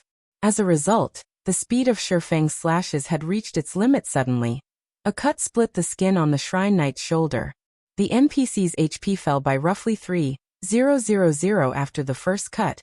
It didn't take long for the second, third, and fourth to appear, as well as more cuts split the Shrine Knight's skin. His HP plummeted. Before 10 minutes had passed, the NPC's 1 million HP had fallen to 0. The NPC then collapsed, turned to stone and shattered. In the blink of an eye, Shifeng was alone on the platform. Once the Shrine Knight was gone, Shifeng moved forward to collect his reward. Fortunately, the damaged item turned out to be a god crystal. However, when Shifeng plucked the god crystal from its crystalline prison, he noticed that the god crystal radiated far more divine might than any he had obtained before. An advanced god crystal? When Shifeng inspected the item, he realized why the trial had been so challenging. The power of God in an advanced god crystal was far denser than in ordinary god crystals. One advanced god crystal was the equivalent of 2 ordinary god crystals. And naturally, it wasn't any less valuable than a piece of ordinary epic equipment. Now, he only needed 1 more god crystal to remove the mysterious power suppressing the disintegration armor. System. Congratulations. You have completed the shrine's trial. You now have 2 options. 1. Exit the shrine. 2. Challenge another trial at the cost of 1,000 minutes. Shifeng chose option 2 without hesitation when he saw the system notification. After all, he needed another god crystal this time. However, the trial was much less difficult. This Shrine Knight had only reached the flowing water realm, and as a result, he defeated the NPC very easily. After Shifeng secured his 3rd god crystal from the epic shrine, he received a notification that he had reached his challenge limit for epic shrines and was teleported out of the shrine without having any say in the matter. If you find any errors, ads pop up, ads redirect, broken links, non-standard content, etc.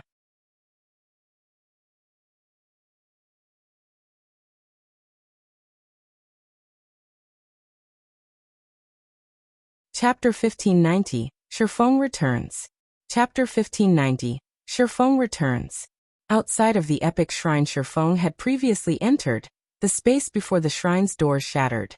A figure began to emerge from the spatial tear, clumsily falling to the ground. 3 challenges is the limit? Shifeng gave the epic shrine's doors a bitter smile. This world summit is really stingy.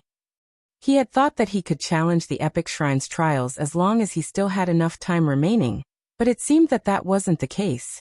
Even if he had enough time, he could only enter 3 epic shrines per visit. In addition, there was a 10-day cooldown after he used his 3 changes, which would only decrease while he was in the World Summit, and included all epic shrines. But after giving the matter some thought, Shifeng found it reasonable. The World Summit was a land of treasure. Even fragmented legendary items were available here, let alone epic items. As players reached higher levels, they'd grow stronger, and in turn, they'd be able to earn more time from the entrance test. If the system allowed players to visit the epic shrines without limit, they'd ruin God's domain's economy. It was only normal for the system to create limitations. These restrictions were particularly important when dealing with players who wielded special items. Take Shifeng's Moloch's ring for example. while demon players had to complete a large number of rare and challenging quests to earn visitation rights to the World Summit. Shifeng could simply teleport here. With Moloch's ring, Shifeng had to face far fewer challenges to obtain the World Summit's treasures. Forget it. In any case, I've achieved my goal. It's about time that I return, Shifeng thought as he gazed at the 3 god crystals in his bag. He then took out a White River City return scroll and activated it. Although he still had more than enough time to visit a few dark gold shrines. He had spent quite a bit of time away from the God's Domain continent already.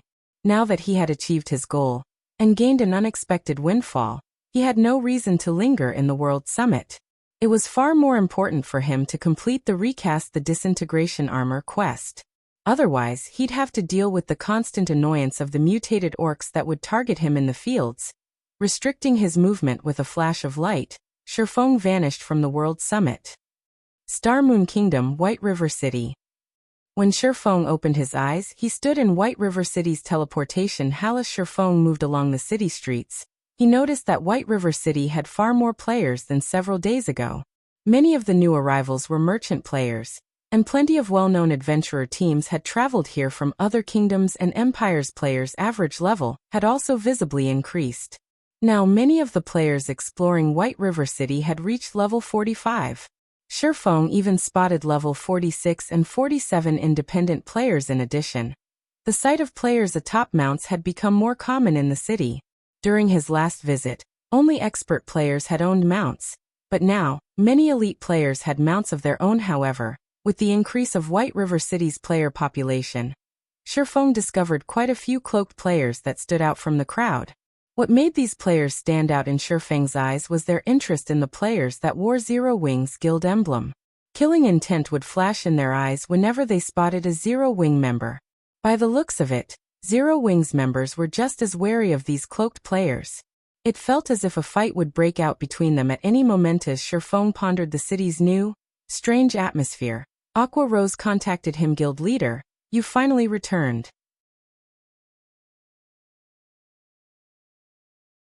Aqua Rose was visibly excited when she saw Shifeng's face. What's going on in White River City? Why do I feel like the city is polluted with killing intent? Shifeng asked as he glanced around him. It's all because of Blackwater and Heaven's Burial. Roughly 10 hours ago, they doubled the bounty on our guild members. It's tempted many dark and independent players from other kingdoms and empires to take action against us. Now everyone's hunting our guild members.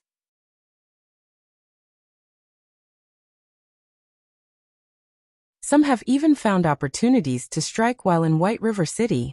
At this point, other players have ambushed and killed dozens of our core members. Aqua Rose helplessly explained while Shifeng had been gone. Zero Wing's expenditures had grown massively due to the war with Heaven's Burial and Zero Wing City's construction costs. Zero Wing had spent practically every coin it earned from the Candlelight Trading Firm, Stone Forest Town, and Zero Wing City in one way or another. The guild had no way to keep up with the increased bounty. How generous of Blackwater and Heaven's Burial. Shifeng was astonished by doubling the bounty. Each of Zero Wing's normal members was worth 40 silver, while elite members were worth 2 gold, and killing a core member could earn a player 20 gold. 20 gold. Not even the majority of God's Domain's experts earned 20 gold per day. Yet now, one could earn that many coins by killing one of Zero Wing's core members. In addition, players would earn a piece of top-tier equipment when they killed one of these core members. It was no wonder why other kingdoms and empires' dark players had set their sights on White River City. After all, White River City housed the highest number of Zero Wing members. Besides, these dark players wouldn't have an opportunity to strike in Stone Forest Town or Zero Wing City without the ruling guild's approval. Players couldn't wear black cloaks in guild towns and cities. The ruling guild usually killed anyone who wore a black cloak without any repercussions. The only places in which these players could strike were the fields and White River City.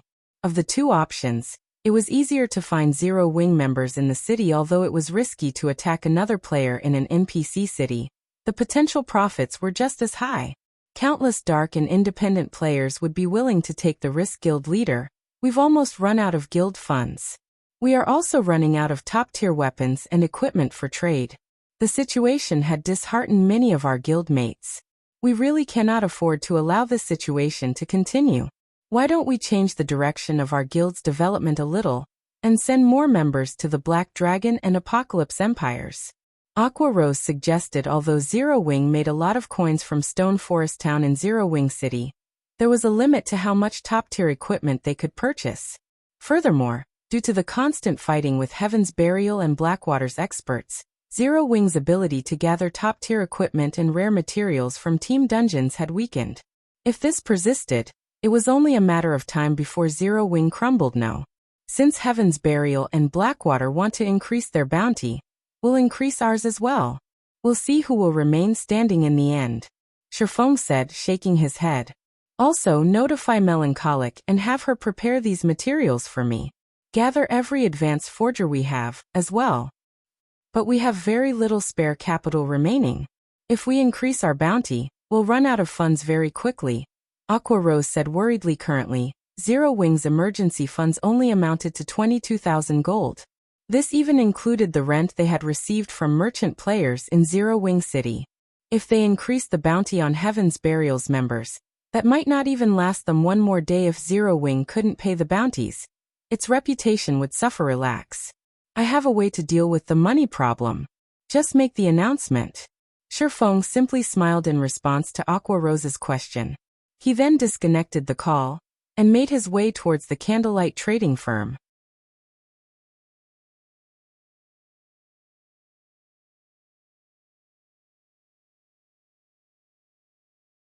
Chapter 1591. Producing the Conqueror's Armor. Chapter 1591. Producing the Conqueror's Armor.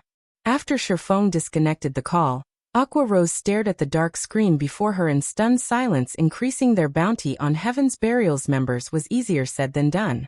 The additional expenditure would easily reach tens of thousands of gold. The guild did rake in quite a bit of money from Zero Wing City. Currently, it earned more than 5,000 gold through the entrance fees alone. However, due to the war of attrition with Heaven's Burial, Zero Wing struggled to make ends meet. Unless the guild gained an additional 100,000 gold, it couldn't feasibly afford to double the bounty on Heaven's Burial. Where, exactly, were they supposed to get another 100,000 gold? Big Sis Aqua, are we really going to double the bounty? Yaya asked carefully from beside Aqua Rose. Zero Wing only had a little over 20,000 gold set aside for emergencies. If they used these funds, the guild would be in an even more precarious situation should something unexpected occur. Make the announcement, Aqua Rose said, releasing a deep, powerless sigh. Even if we don't raise the bounty, our remaining stock of top-tier equipment in the guild warehouse won't last long. If we don't increase the bounty, we'll only burn through our stock. If we're doomed either way, we might as well duke it out with Heaven's Burial and Blackwater. Following which, Yaya posted the increased bounty on Starmoon Kingdom's official forums. As the news spread, it attracted the attention of every player in Starmoon Kingdom. Yaya's post quickly garnered over 1 million views. Is Zero Wing is really trying to fight it out with Heaven's Burial? It actually followed Heaven's Burial's lead and doubled its bounty. It seems that Zero Wing is finally getting serious. Heaven's Burial has Blackwater's support, so it's expected that the guild has a massive amount of funding. But how has Zero Wing secured so much money? Maybe Zero Wing's putting up a final struggle, trying to scare Heaven's Burial into backing off? Based on what I've heard, Blackwater mobilized a bunch of experts to help Heaven's Burial, and offered the guild an additional 200,000 gold. With the income from Ancient Rock City, how can Zero Wing possibly beat Heaven's Burial in wealth?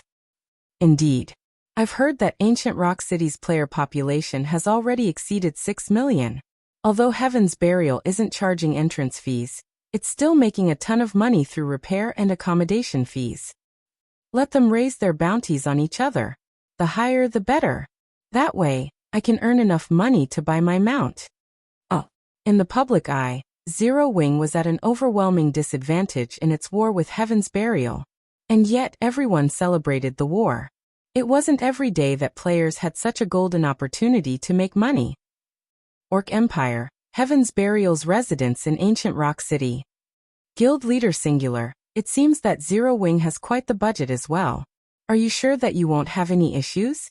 Lei Jingyang could not help his frown as he read the latest forum post from Zero Wing to whittle down Zero Wing's strength as quickly as possible. Heaven's Burial had doubled its bounty on the other guild's members. This increased the number of bounties they had to pay by several times. Each day, they had to shell out roughly 60,000 gold in bounties. That was the equivalent of several days of ancient Rock City's income. Despite what the public thought, Heaven's Burial wasn't as secure as it seemed. Young Master Lei, rest assured. I am very familiar with what Zero Wing is capable of. Based on the reports from my spies in the guild, Zero Wing doesn't have much money left. It's already struggling to maintain its current expenditures. This is merely Zero Wing's final act of defiance, Singular Burial said, not particularly surprised to hear that Zero Wing had doubled its bounty.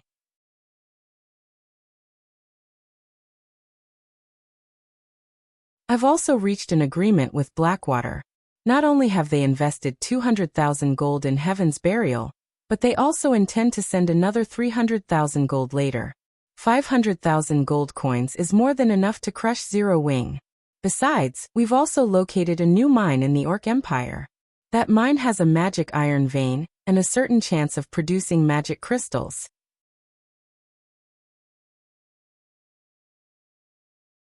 As long as we capture the mine, Zero Wing has no hope of outlasting us, even if it gains the Dragon Phoenix Pavilion's full support. Magic iron veins were one of the fewer veins that produced magic crystals, and the vein Heaven's Burial had discovered was only a dozen or so hours walk away from ancient Rock City. Although other superpowers had discovered the vein as well, their guild towns were much farther away. As a result, these superpowers couldn't compete with Heaven's Burial. I guess you're right. But as a precaution, we should move up our timetable. The other superpowers have already shown interest in the magic iron vein. And although we have the terrain advantage, securing the vein won't be easy. Lei Jingyang nodded his agreement. He was starting to think that he may have overestimated Zero Wing a little. Although Zero Wing was powerful, the guild lacked the support of a major corporation. It relied on its own power. Meanwhile, in White River City's candlelight trading firm, as Shifeng entered one of the special forging rooms on the building's top floor, he noticed Melancholic Smile and nearly 100 other advanced forgers waiting for him. Guild leader, I've withdrawn all of the materials you've requested from the warehouse. The candlelight trading firm is also purchasing the materials in bulk, Melancholic Smile reported as she approached Shifeng, gesturing to the various materials piled around the special forging room. The materials Melancholic had gathered in the special forging room were none other than the required materials for crafting the Conqueror's armor. The Conqueror's armor's production process was intensely complex. Among the various processes, the most time-consuming were the smelting and material refinement.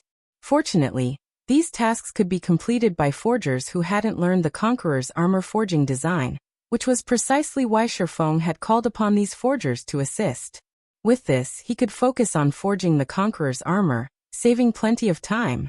However, when Shifeng considered the material's purity, he decided that it'd be best if he left the smelting and refinement to advanced forgers. Good. Put whatever tasks you're currently working on hold for now. I need all of you to smelt these materials, Shifeng addressed the advanced forgers. He then turned to Melancholic Smile and asked, how is the market for lunar potions right now? Lunar potions? Shaking her head, Melancholic Smile said, although the lunar potion is common, demand has skyrocketed due to the increase in players exploring ruins. Yet the Moonlight Flower, the lunar potion's main material, is quite rare. As a result, the Moonlight Flower's market price has increased drastically. Now each flower sells for 6 silver. As for the lunar potion, it's sold for 12 silver. Although we've tried to purchase the flowers to produce lunar potions, we've only crafted a little over 2,000 bottles thus far. The various large guilds urgently needed lunar potions, but due to the Moonlight Flower's rarity, it was impossible to acquire in large quantities. The fact that the candlelight trading firm had accumulated a stock of over 2,000 lunar potions was impressive, so it's finally begun. Shifeng smiled. The Moonlight Flower's price was already higher than he had expected. Following which, he retrieved the Moonlight Flowers he had stored in his epic spatial bag and space-time herb garden. Use these to brew lunar potions and sell them for now. Send all of the money to Aqua to cope with our current predicament. Feng had used the space-time herb garden to grow moonlight flowers ever since he obtained it. With the herb garden's increased survival rates, the moonlight flowers he planted had a 25% survival rate. As a result, each harvest netted around 15,000 moonlight flowers. He had already collected over 350,000 in total.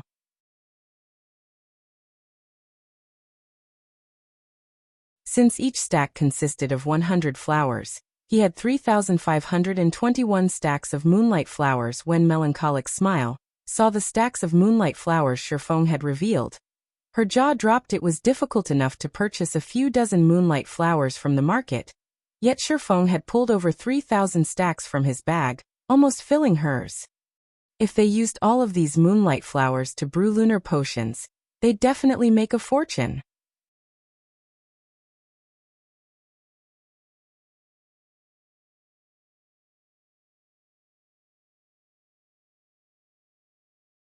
Chapter 1592, Frantic Purchase. Chapter 1592, Frantic Purchase.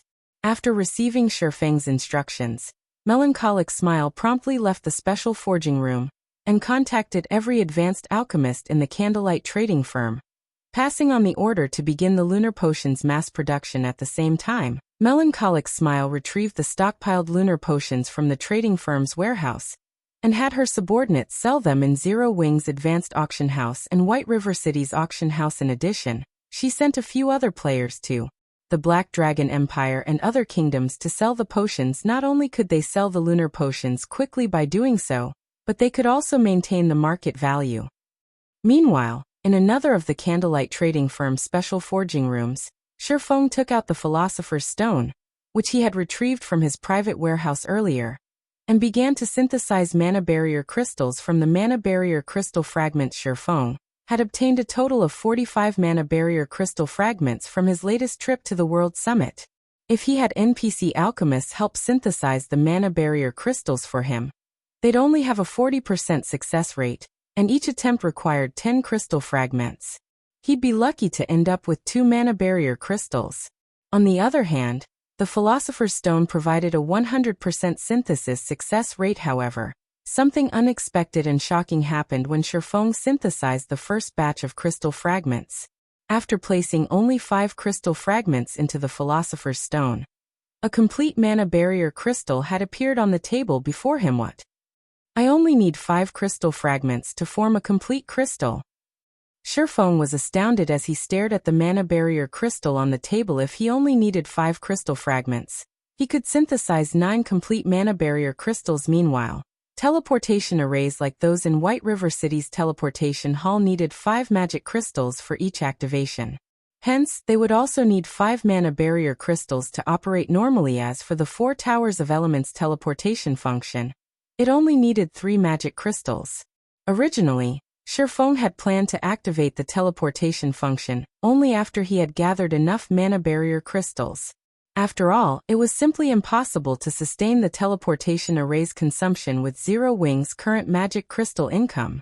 Now, however, it would seem that that was no longer necessary. Fortunately, he could use 9 mana barrier crystals interchangeably.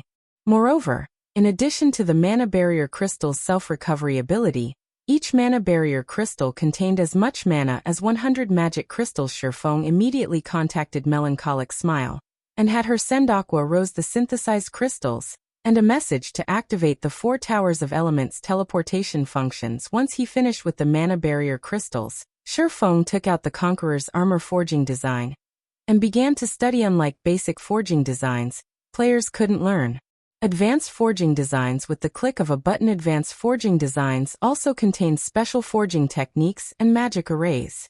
Players needed to learn all of these details themselves. This thing is really complex. After looking through the Conqueror's armor's production process, Feng was astonished. It's no wonder why players struggled so hard to produce equipment with battle arrays in the past. So the process of creating the battle arrays involves advanced magic arrays. Fortunately, I didn't leave the Conqueror's armor's production to Coco and the others.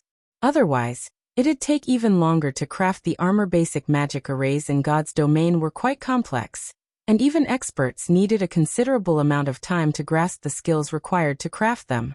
Needless to say, intermediate magic arrays were even more complex.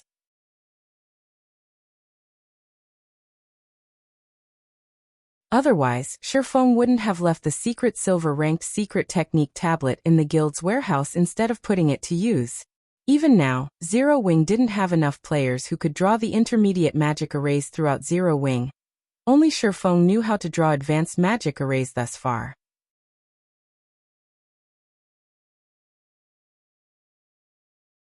Everyone else was still a long distance away from being able to draw them effectively. Fortunately, the required advanced magic array isn't too difficult to draw. I should be able to learn it in a few hours.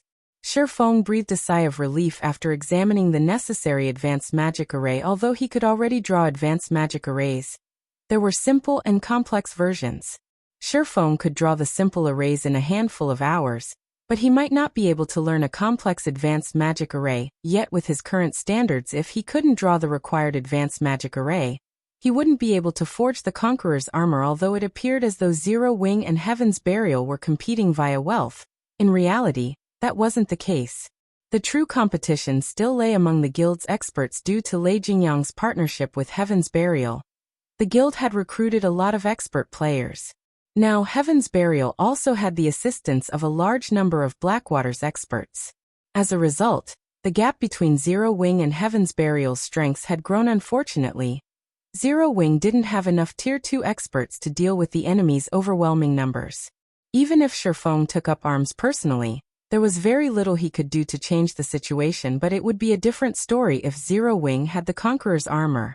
If 5 elite players wore the armor, they would immediately rise to expert status.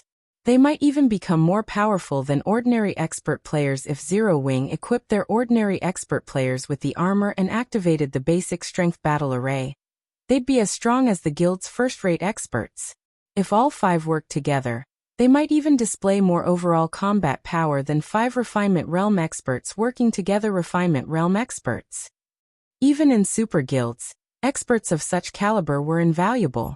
In current first-rate guilds, such experts would rank among the top in strength. While Shifeng studied the Conqueror's armor's advanced magic array, Melancholic Smile posted every lunar potion she had on hand for sale in the various empires and kingdoms auction houses.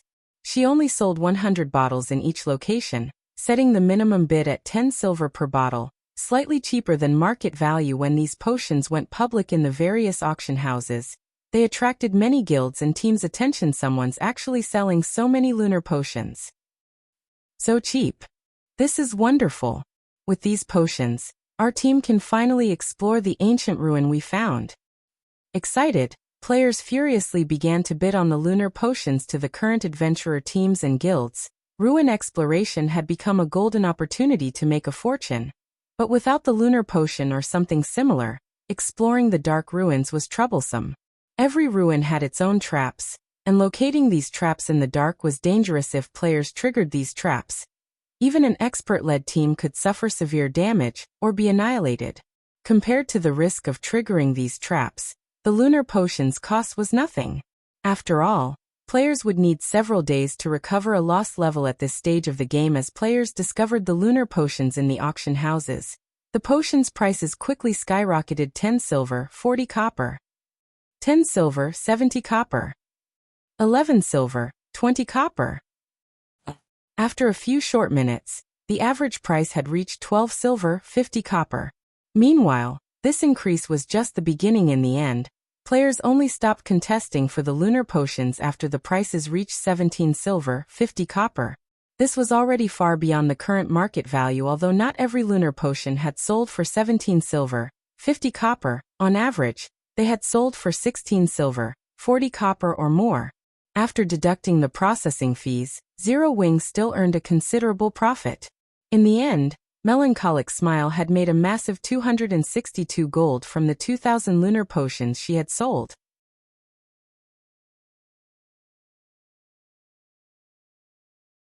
Fortunately, she had barely dented the market's demand for the lunar potions. 2,000 potions weren't nearly enough to quench players' thirst in a single kingdom, much less multiple kingdoms and empires. That you're tuning in to the Li Mei's Wuxia Whispers YouTube channel. We're so grateful for your support, and don't forget to subscribe to join us on this incredible journey through captivating stories. Your generosity through donations truly makes a world of difference, as it's the primary source of revenue that allows me to expand and enhance this channel for you. Thank you from the bottom of my heart for being a part of this adventure.